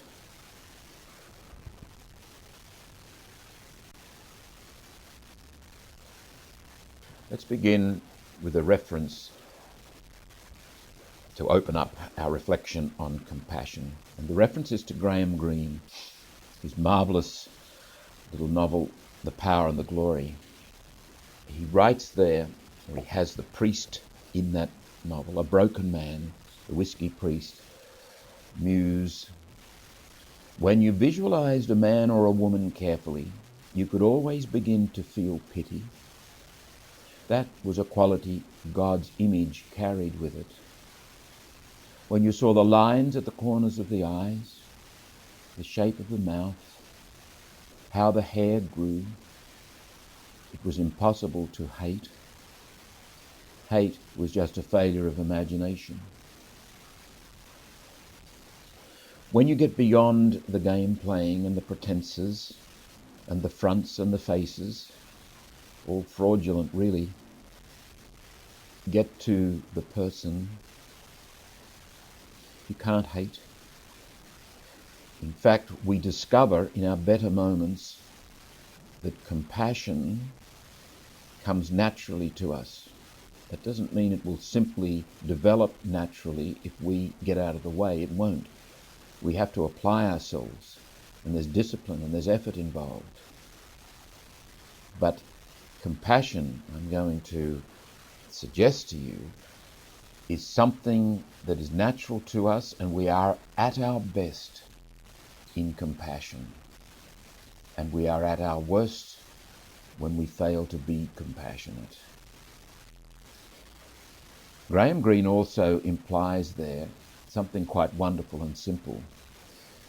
The simplicity of getting to know a person through the raw facts, as it were. Have you ever looked at a person's well-worn shoes or a well-worn hat? These are particularly poignant items if the person has died. Shoes and hats, something that is intimate to the person, carries the shape of the person and very much the memory of the person. How can you hate? How can you hate a human being when you know them? You may, in fact, have difficulty with some of the things they did, but underneath there is, in fact, in all of us, the image of God, and the image of God speaks to the image of God. Tennessee Williams, a second reference, says, "Hell is yourself. And the only redemption is when a person puts himself aside to feel deeply for another person." This too will be an important theme as we reflect on compassion. It involves self-transcendence. We go beyond ourselves. Remember the roots of that word, transcendence. Trans meaning across, scandere meaning to climb. We are climbers. We are boundary breakers. We are liminal beings. We are always on the edge. It's only fear that makes us pull back. We become game players, pretending that, no, that's not our lot. Well, it is our lot. Compassion draws us out of ourselves, and therefore home to ourselves, paradoxically. Third quotation comes from the American writer John S. Donne from his book The Way of All the Earth. Compassion is the abolition of the closed world of the self. This complements what we have just quoted from Tennessee Williams. You must, as Eckhart says, break the shell. You have to leave, and this is where we will encounter fear. Another theme, we must face our pain and our fear if we are to move beyond ourselves and become who we most deeply are.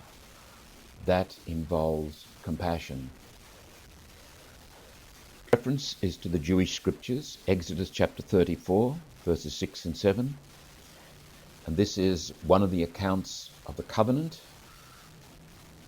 The Lord passed before Moses and proclaimed, the Lord, a God merciful and gracious, slow to anger and abounding in steadfast love and faithfulness, keeping steadfast love for thousands, forgiving iniquity and transgression and sin. We will take that text and several others from the Jewish scriptures to reflect on the notion of compassion. It is at the very heart of the covenant, not only the covenant of the old Exodus, but the covenant, most especially the covenant of the new Exodus, the covenant sealed in the blood of our Lord Jesus Christ, who is the very embodiment of compassion. He is God with us, and that is preeminently expressed on Calvary. God crucified.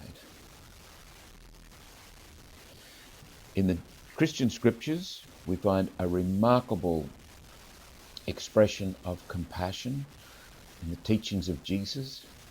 Two of the great stories of the Western canon, or perhaps the human canon of literature, are found in Luke's Gospel and nowhere else. They are the stories of the Good Samaritan and the so-called prodigal son. I would encourage you to reflect on the prodigal son and think about another name for it. I don't think the parable of the prodigal son is a good name for that story. I think it might better be called, for example, the prodigal father, but that doesn't say the whole thing either. Another name, which is one of my favourites, perhaps a bit mischievous, is it's the story of the dysfunctional family in which love triumphs, or almost triumphs. In part, we read in that story, while he, that is, this recalcitrant son, was yet at a distance, his father saw him and had compassion, and ran and embraced him and kissed him. The implication is that the father is looking out for him, and when he comes across the horizon, he's ready. You can't wait to welcome him back. What he has done wrong is irrelevant. Rightness and wrongness are transcended by compassion. Rules and dogmas are rendered obsolete by compassion. Compassion, in the best sense of that word, is subversive. It takes us beyond any human constructs whatsoever. Three universal principles that apply to all human beings at all times. Firstly, compassion is essential to healthy human life formation, both as cause and effect. That is, compassion is necessary for me to grow up and become a fully developed human being, to become the person that I am. I must be the recipient of compassion. And on the other hand, I must be a compassionate person if I am to be fully alive. I must be someone through whom compassion comes to the world. Second principle, to the extent that I am compassionate, I am human. Compassion lies at the very heart, the core, the essence of humanity. Third principle, to the extent that I lack compassion, I'm less than human. That if I lack something as essential as compassion, then I lack something that is essential to my humanity.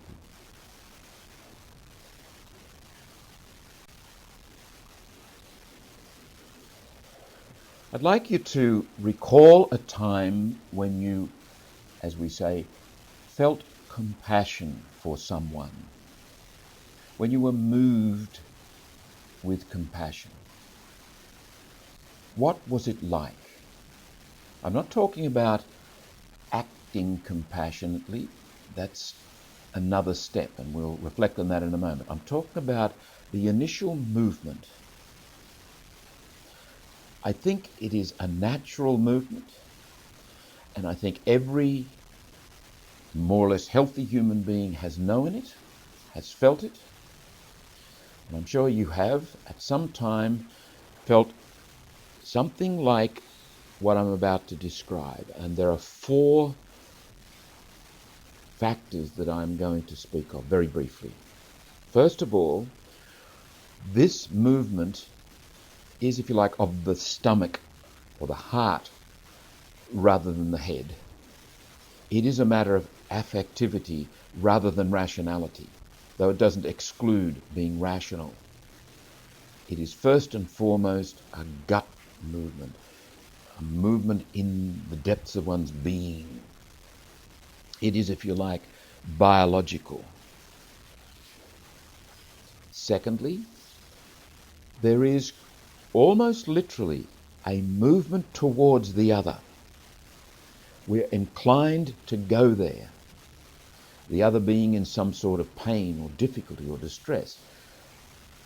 And when you think about it, there is something quite challenging about this, that our natural movement is to join the other in his or her pain, even to take risks ourselves, even to incur pain for ourselves. Sometimes when we stop and think about it, we stand back and resist that movement, but that's an initial movement. The other day I was driving into town and there was a push bike, a man riding a push bike about 30 metres in front of me. This was on a side street heading for Victoria Road at Drummoyne. I watched him ride into the roundabout and a car came from one of the cross streets and hit him. I saw him flip in the air and roll across the bonnet. And my immediate reaction was to stop the car and go to that man. Now, in the course of going to him, I thought, no, somebody needs to ring emergency, so I stopped. There was a rational component to it, but my first movement was go there, be with him, do what I can to get there, and this brings the third point, relieve or help or support or encourage, do something to assist this fellow human being, because I'm experiencing a fellow feeling, something that is generally not awake, or certainly not awake so strongly in the workaday world, but when there's a human being suffering and in pain, it comes to life, and I want to relieve it. So relief, the desire to help, encourage, support, is the third part of this experience. The fourth part of it is, it involves a certain self-forgetfulness. When I stopped the car, I wasn't thinking of myself. And in fact, I had to catch myself because there might have been another car coming and knocked me down as I ran to help him. I had to introduce that rational element. The first instinct is to forget all about yourself and go there. And this is the sort of movement that has people doing heroic things, actually. Things that perhaps they wouldn't do if they stopped and thought about it. My point is this, that we have deep in our beings an inclination that is awakened by suffering to be with the other. The word compassion comes from the Latin words com, meaning together with, and patiri, passus sum, to be with. I am patient, I am suffering, it's got that notion to it. But we get our various words like passion, like patience, like patient from this. The word compassion means to suffer with, to receive the world with, to be with this other person in their pain. That is a natural inclination to do that, to go there. Before the doing to help, there is inclination to be with the other. We ought not underestimate the significance of this. I believe it's an inclination or an intimation of what we are and who we are most deeply. It is an awakening to the communion that already exists. Compassion is a given. Compassion is another name for God. God is everywhere. Compassion is everywhere. It is quite a challenging thought that it takes this experience of pain to provide an access point to the communion to which we are all called, the communion that is already there, but we're divided from one another. Pain can unite us.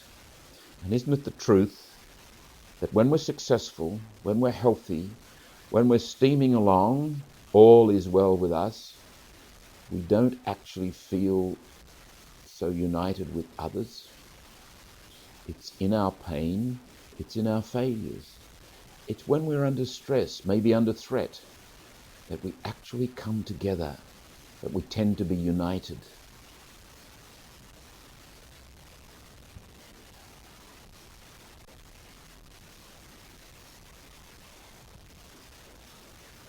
Take the experience of compassion one step further, where you actually do something that's compassionate. Maybe it's prompted by feeling compassion, but maybe it's not.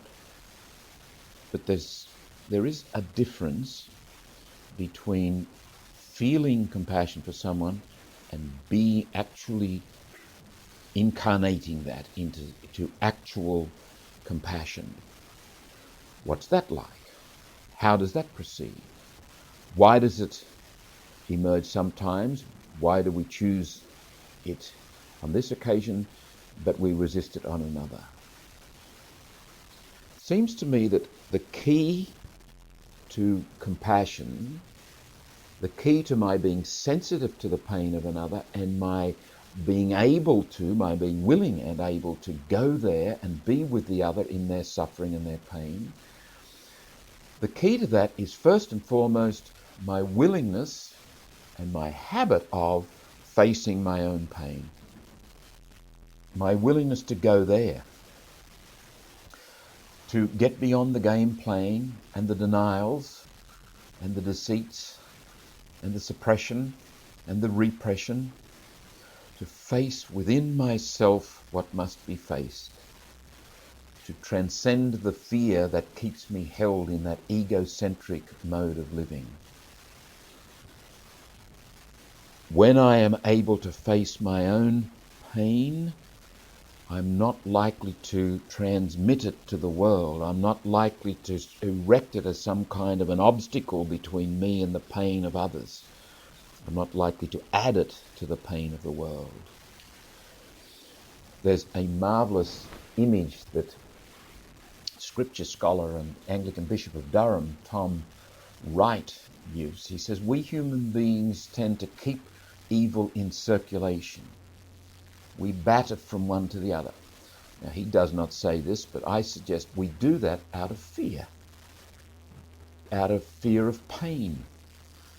If we stopped and stood our ground and said, no, I'm going to absorb this, I'm going to accept the pain of this, whether it's the pain that's generated by other people or the pain generated by myself, through my own selfishness, my own greed, or their selfishness or greed or nastiness or whatever it is, and I simply face it and absorb it in my being by facing it and by listening and by hearing and by submitting to the truth that's in it.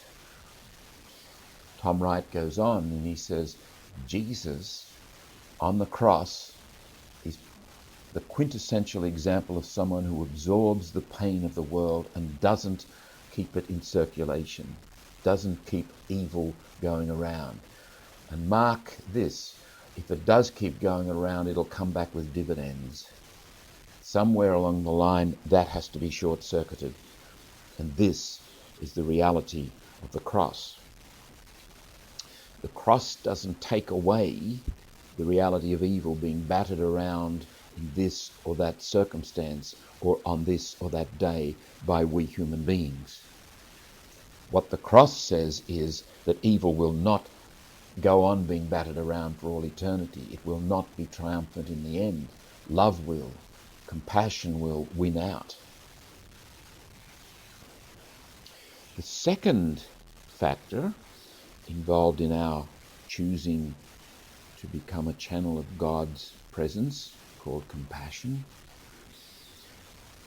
is that we are probably more likely to do that, to choose that, if we have experienced that from other human beings, if we have witnessed other human beings being that way to us particularly, but not only to us, to their fellows.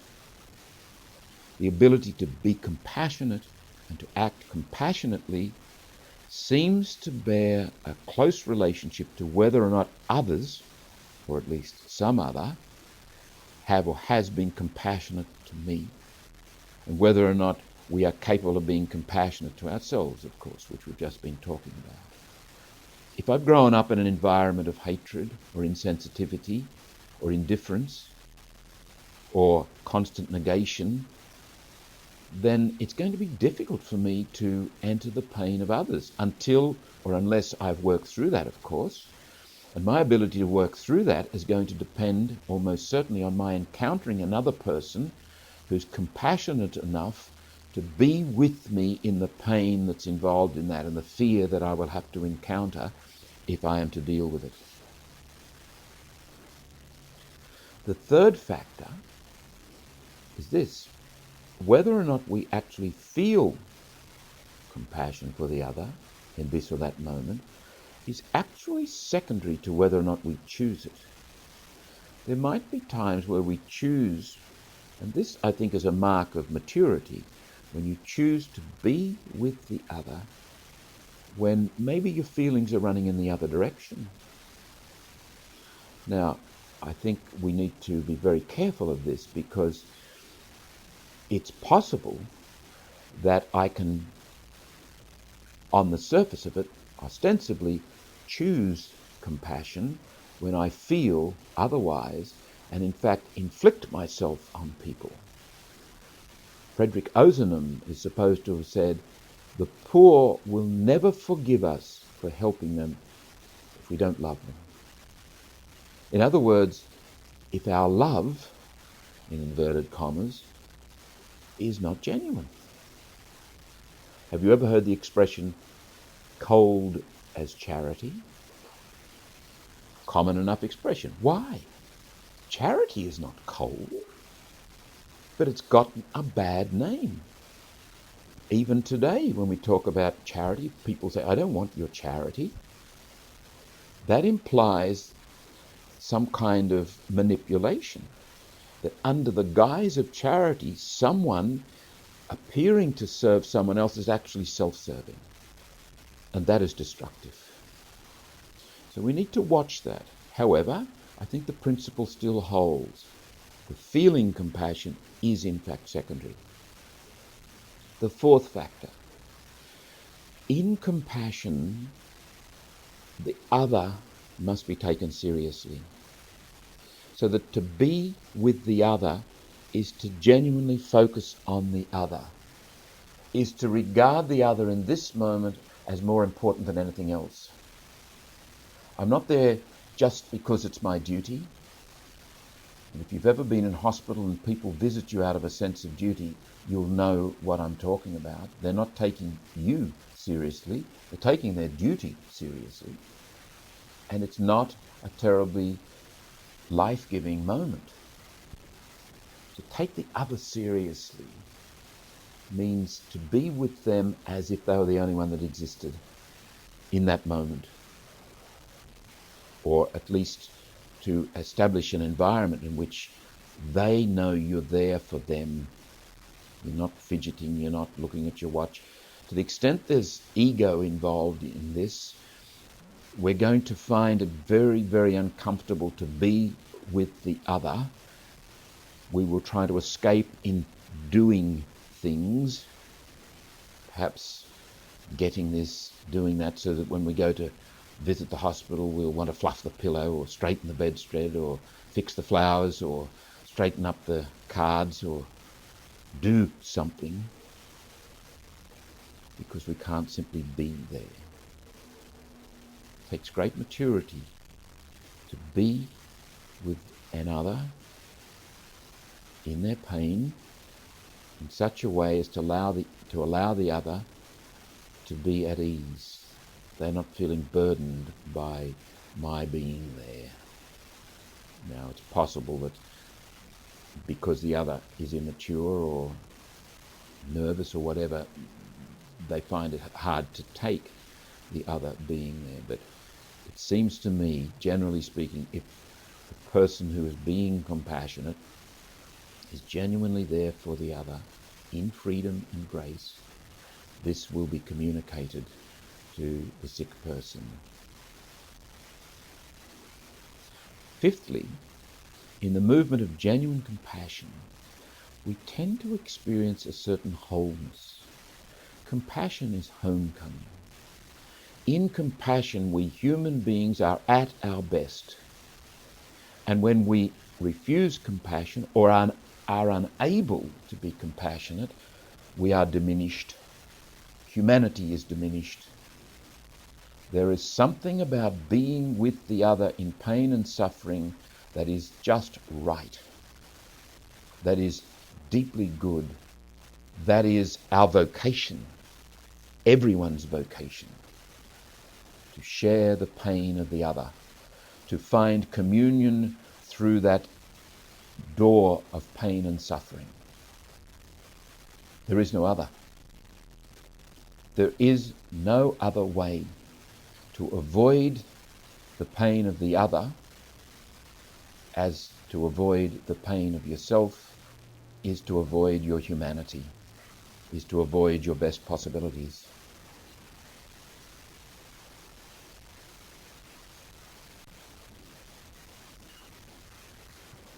Let's explore the connection between, just a bit more, between feeling compassion and being compassionate. The inclination, as it were, instinctive to go there on the one hand, and the being there on the other.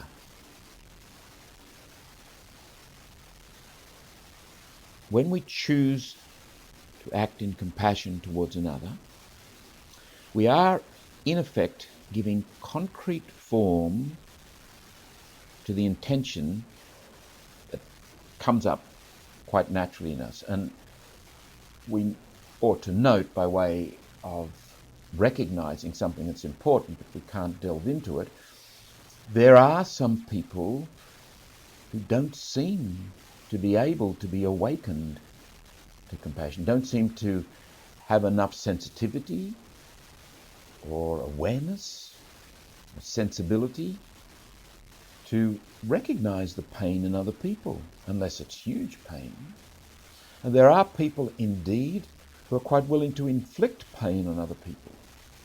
What's going on, for example, when one human being tortures another human being? Hannah Arendt, when she examined the Nazi phenomenon of the Second World War, came up with the startling conclusion, which I think we would all have to agree with, and she called the banality of evil, that these dreadful crimes were perpetrated by, in inverted commas, normal people. As Solzhenitsyn said, the line between good and evil runs through the human heart. To put it rather starkly and perhaps melodramatically, there is an SS guard in all of us. So the fact that at a given time I might be dead to the movement of felt compassion, or someone might be dead to it most of the time, doesn't mean it's not there. And I would suggest at our best, that is how we are inclined, and the inclination, when it is incarnated, is an expression of humanity at its most deep and most rich. It becomes obvious when we reflect on compassion and this natural human inclination and the chosen incarnation, but this is more a matter of being than doing. You are inclined to go there being the place of pain embodied in another human being, and to be there. Not just to be there and, as it were, sink in the mire of pain with that person, or to, in some sadistic way, enjoy the pain. Obviously not. You are there as a possibility of freedom, as a statement of confidence that pain and the sources of pain do not have the last word. There's an element of trust and hope in compassion. We bring the possibility of transcendence, that by being with the other in pain, the pain will not defeat them. Pain will not have the last word. Evil will not have the last word. Suffering will not have the last word. When we choose an act in compassion, we are at once doers. We do something. But there are occasions when what we do is sit down, hold a hand, cry, because there's nothing else we can do. We're also instruments.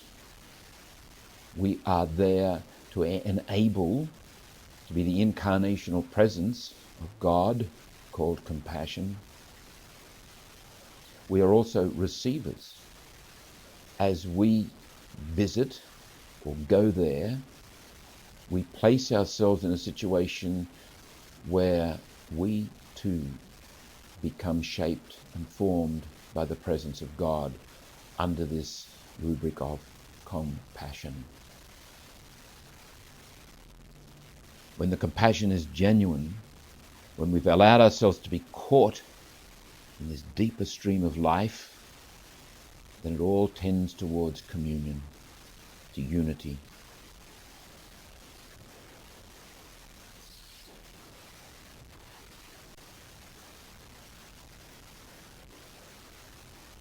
We will reflect now on the experience of receiving compassion. There is always the danger of ego being part of doing compassionate things. But what about when we are in pain, when we are suffering? We are vulnerable. Are we able to receive compassion? And if so, what's that like? How do we experience a moment of compassion when another is with us? Not just rushing around doing things, which might say more about them and might be more for them than for us. That can be a manipulative and denigrating experience. When someone takes us seriously, and they're there for us, we're the only one that exists in that moment. And they know with the experience of someone who's walked in the desert, something of our experience. There are at least 3 factors that come to mind here in the experience of receiving compassion, being there when someone else turns up. Firstly, the experience is a healing. It is good when someone is there with me. There is genuine empathy. There is fellow feeling. There is union. There is communion. There's a sense of support and encouragement in the very presence of the other, no matter what they do or don't do. And they need to convey that and communicate that through their very presence rather than what they do, because what they do will tend to get in the way if it's not, the compassion is not in their very being, in their presence. They bring hope and freedom, and we feel it in our bones. This suffering just might not conquer us. It might in fact be a doorway to greater depth and transcendence because the other is with me. Secondly, we experience the other, someone who's there with me in my pain, as genuinely concerned for us. They're not there for them. They're not there out of duty. They're not there because they're supposed to be there. They're there for us. But this other is self-forgetful. This other is self-transcending. This other is transparent rather than opaque. Thirdly, the other is therefore experienced as humble. It's terribly demeaning when the other comes to you, and in fact this can't happen in genuine compassion, but under the guise of compassion it may happen, and the other comes as a superior person. And this is always a danger when the person you're helping is in pain, obviously lacks something that you may be able to provide. Humility is about truth. You learn the truth of yourself, as St. Bernard of Clairvaux has noted, by facing the pain, the fear, the reality of yourself, standing firm in that and submitting to the obedience pattern, listening, hearing, submitting to the detachment pattern, allowing life to take this and that away and strip you down and empty you. And then you start to walk in the truth of who you are, with joy and with freedom and with grace. That's humility. The word humility comes from the word humus, meaning ground, earth. The humble person is grounded.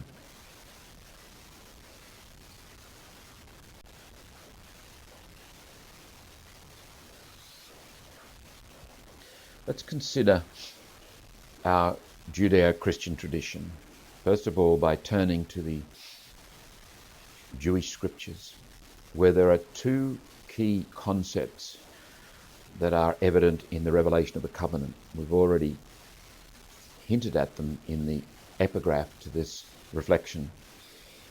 The first concept you might say is biological. A word is used that has its roots in the word that is used to describe that part of a woman's anatomy that nurtures new life into existence. The inner physical reality of the woman that gives birth. It's implied, for example, in Isaiah chapter 49:15. Can a woman forget her nursing child, or show no compassion for the child of her womb? Now the word that is translated as compassion is the word rechem. Or near that passage from Exodus 34:6-7, you've got the Exodus chapter 33, God said, I will make all my goodness pass before you, and will proclaim before you the name, the Lord. And I will be gracious to whom I will be gracious. The word is rechem. And will show mercy. The word is rechem. On whom I will show mercy. That's the New Revised Standard Version. Now, there's a remarkable use of this concept found in the first book of Kings, chapter 3, verse 26. It involves the story of two women. They both have infants. During the night, one of those women rolls on her child and smothers it. So now you have two mothers and one child, both mothers claiming the child. Solomon, in his wisdom, has to sort this out. That's clearly a very stylized format, and it's all about the wisdom of Solomon. But what is significant is what Solomon does. He appeals to the inner biology of the mother.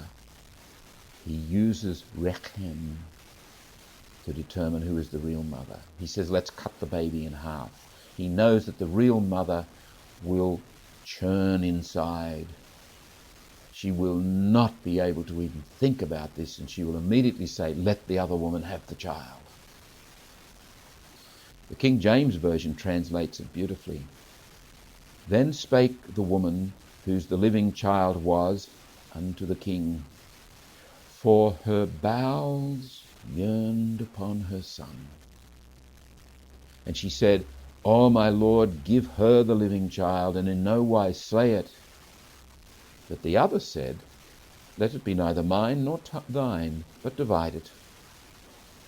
Solomon knows instantly who the real mother is. Her bowels yearned upon her child. This is a characteristic of God. Or more properly, think of this and think of God in the light of this, and you'll begin to understand how God thinks of you. God loves you like a woman loves the child of her womb. Can a mother forget the child of her womb? Now let me make an aside here. There are often facile references to the God of the Old Testament versus the God of the New Testament. The God of the Old Testament being, it is argued, someone who is vengeful and resentful. I think this is entirely untrue. The God of the Old Testament is the God of the New Testament. The God of the Jewish scriptures is the God of the Christian scriptures.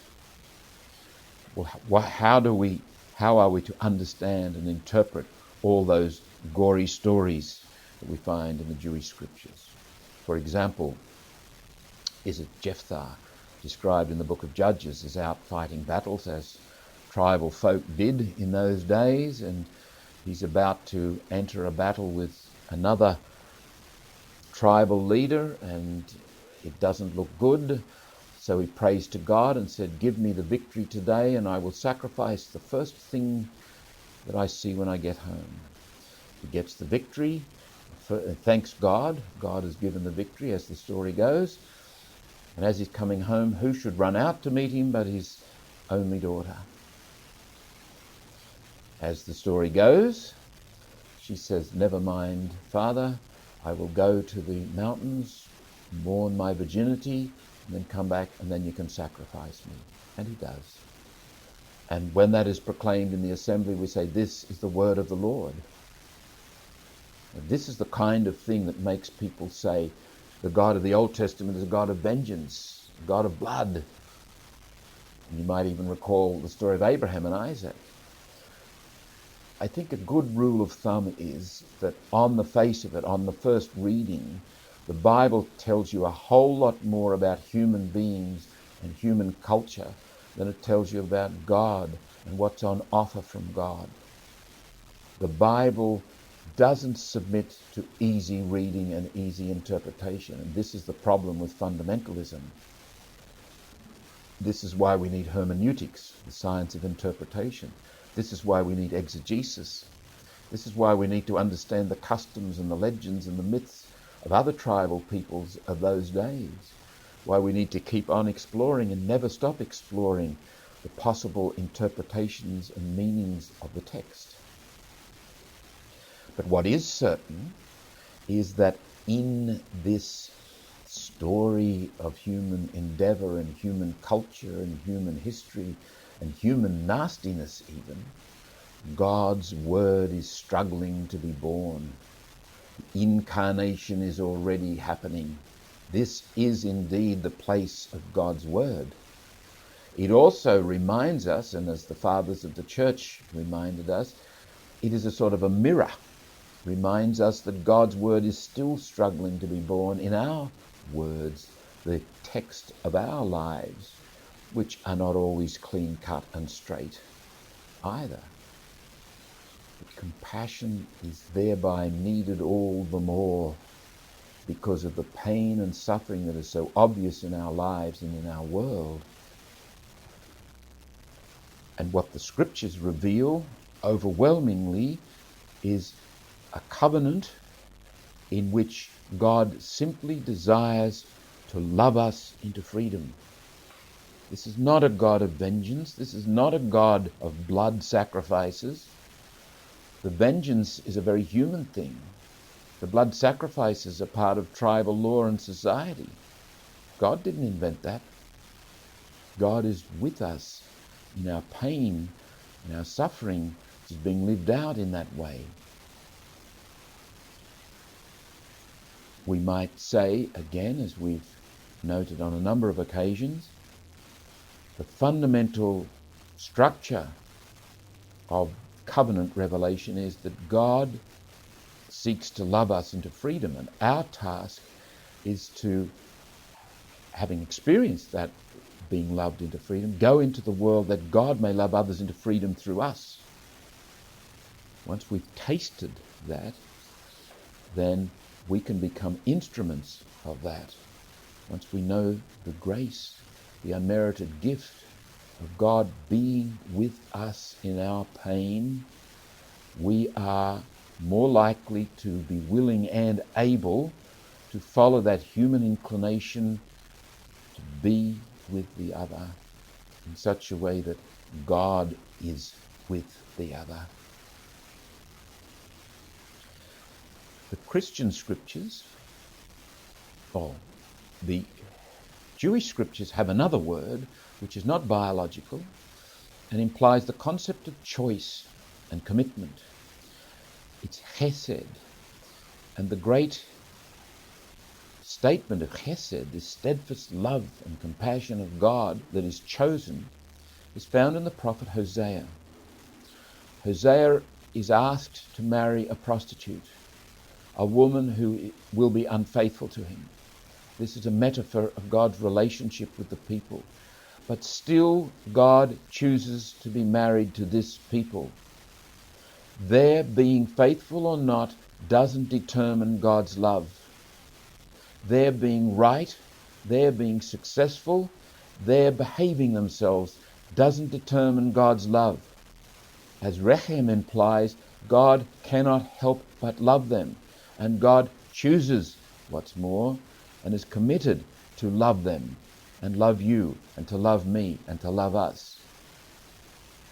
It is, if we use a human analogy, where the presence of the other in our pain in effect reassures us. It says it's okay. Because I am here, it's okay. Come on, keep your head up, keep going, keep hopeful.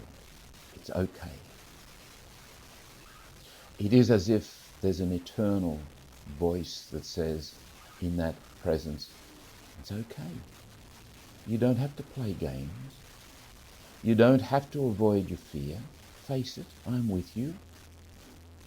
And here's where the Christian story comes to life. God is with us as symbolized on the cross. That is our victory. That is the triumph of compassion. That is the very embodiment of eternal compassion. The great statement to us in our lowest moments, it's okay. We may, in fact, suffer and die. In an extreme situation, there are martyrs. People have been forced to do that. And in your life, in your own small way, you may have to suffer and die many, many times. The love that you bear to others may not be received by them. In fact, you may be hated because you love. The cross is no guarantee that you won't be crucified. The cross is the guarantee that love in the end will be victorious. The cross is the challenge and the invitation. Accept the open arms of God, utterly vulnerable, utterly unwilling to bat the evil back into the world, eternally willing to absorb it and let it sink in the ocean of love. That's the reality of God's compassion. And there is a word used in the Christian scriptures that is equivalent to the Hebrew word rechem, the concept of, if you like, gutsy love, compassion. The Greek word splagna means the noble viscera, the intestines, the liver, heart and lungs. And from that we get the word splagnitsesthai, which means compassion. Now, here is a difficulty for us in the West, us who are very rationalistic and have become disconnected from our experience and indeed from our bodiliness. This sort of language can't be translated into English.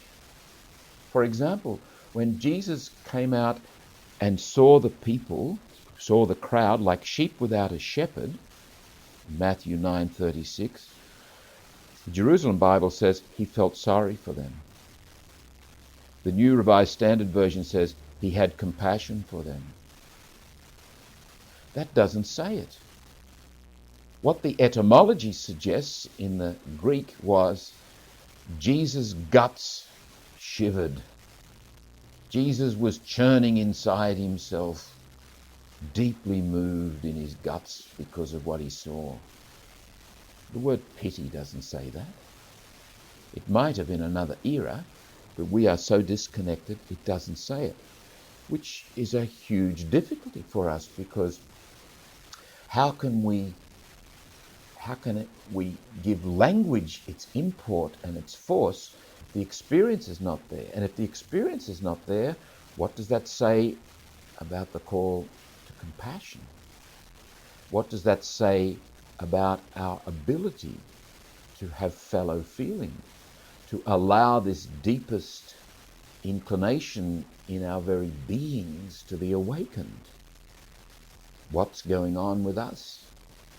Again, I think the way back to reconnection is by facing our fears, by standing there in the affective reality, beyond the rational reality, to start reconnecting with experience and allowing experience to speak to us and teach us and shape us and draw us back into a world that has more reality to it than reason could ever possibly see or grasp.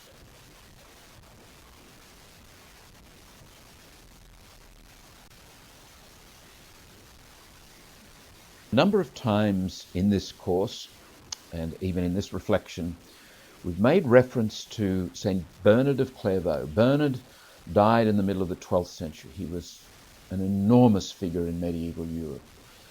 Historians would say the most powerful man. He was a Cistercian monk, part of the Reform, founded more than 60 monasteries, was a great teacher, and in a little treatise on humility he writes, "I have done my best to set out the blessings which come from climbing up the ladder of humility." He's in the tradition of Benedict here. Benedict placed great store on humility. And remember, humility is not about putting yourself down. Humility is about grounding yourself.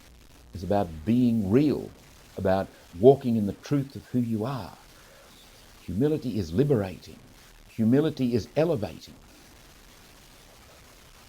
Bernard goes on, "Now I shall explain as well as I can the way that these blessings of humility lead to the promised prize-attaining truth." When he talks about truth, he's talking about existential or experiential truth. He's not talking about doctrinal truth or abstract truth or the conclusion to an argument. He goes on, "As understanding truth comes gradually, I will try to show the 3 steps of truth so that the 12 steps of humility are seen more clearly. We must look for truth in ourselves, in our neighbours, and in truth itself. Firstly, we find it in ourselves through self-examination. Secondly, we find it in our neighbours through being one with them through compassion. Thirdly, we find the centre of truth through a direct vision from God, which is given to the pure in heart. Notice both the number of the steps and their order. To start with, allow Him who is the truth to teach you that you must search for it in those who are around you, before you search for the purity of truth in itself. Later you will learn why you must search for it in yourself, before you look for it in your neighbours. It is the same way that Jesus placed the merciful before the pure in heart in the Beatitudes in his Sermon on the Mount. For the merciful quickly discover truth in their neighbours when they are compassionate to them. They are weak with those who are weak, and they inwardly burn with those who are led into sin. They have made it their habit to rejoice with those who rejoice and mourn with those who mourn. When their spiritual sight has been clarified and sharpened through their love for the Christian brethren, they will delight to contemplate the truth for its own sake. And because of their love of the truth, they will look compassionately on other people's faults. How can people who do not become involved with their brothers and sisters, and who actually mock the tearful and make fun of the joyful, possibly see truth in their neighbours? They cannot possibly empathise with people they don't know. The famous saying puts it well: a healthy man has no idea what an ill person is suffering, neither does a well-fed person know what a hungry person goes through. A sick person can feel for the sick, and a hungry person can understand the plight of the hungry, especially when those who suffer are in similar circumstances. Just as pure truth is only properly understood by the pure in heart, so another's sadness is best understood by the sad in heart. If your heart is to be touched by other people's sorrows, you have to recognize your own sinful condition, which you may see reproduced in your neighbour. And in this way, you will be able to help your neighbour. That is a very dense passage. 2 things there. St. Bernard is pointing to the sense of communion, the desire for communion, and our obligation to seek it out. Oneness, not fragmentation or alienation. Community, rather than divisiveness. And suffering and pain is the point of access, being with the other. Secondly, being with the other depends on one's ability to be with oneself, to know the truth of who you are. It is built on humility, therefore. The starting point, concretely, in the spiritual life, the movement into deep humanity, begins with listening to yourself, paying attention, being willing to listen so that you might hear and submit to what is real and what is true. In this way, you are not only obedient, but you are humble. Not humiliated, humble. The third point, this is actually a path into God. This is how we experience God, through listening within, through connecting with our neighbours in their pain, that is, through compassion. We become one with God in the fulfillment of the promise, I am with you. And that promise is fulfilled, we say in our Christian tradition, our faith leads us to say it. That promise to be with us is preeminently seen in the cross, in the victory of Calvary. God's with us is God with us in our pain and our brokenness. God who stands with us in our fear and says, it's okay.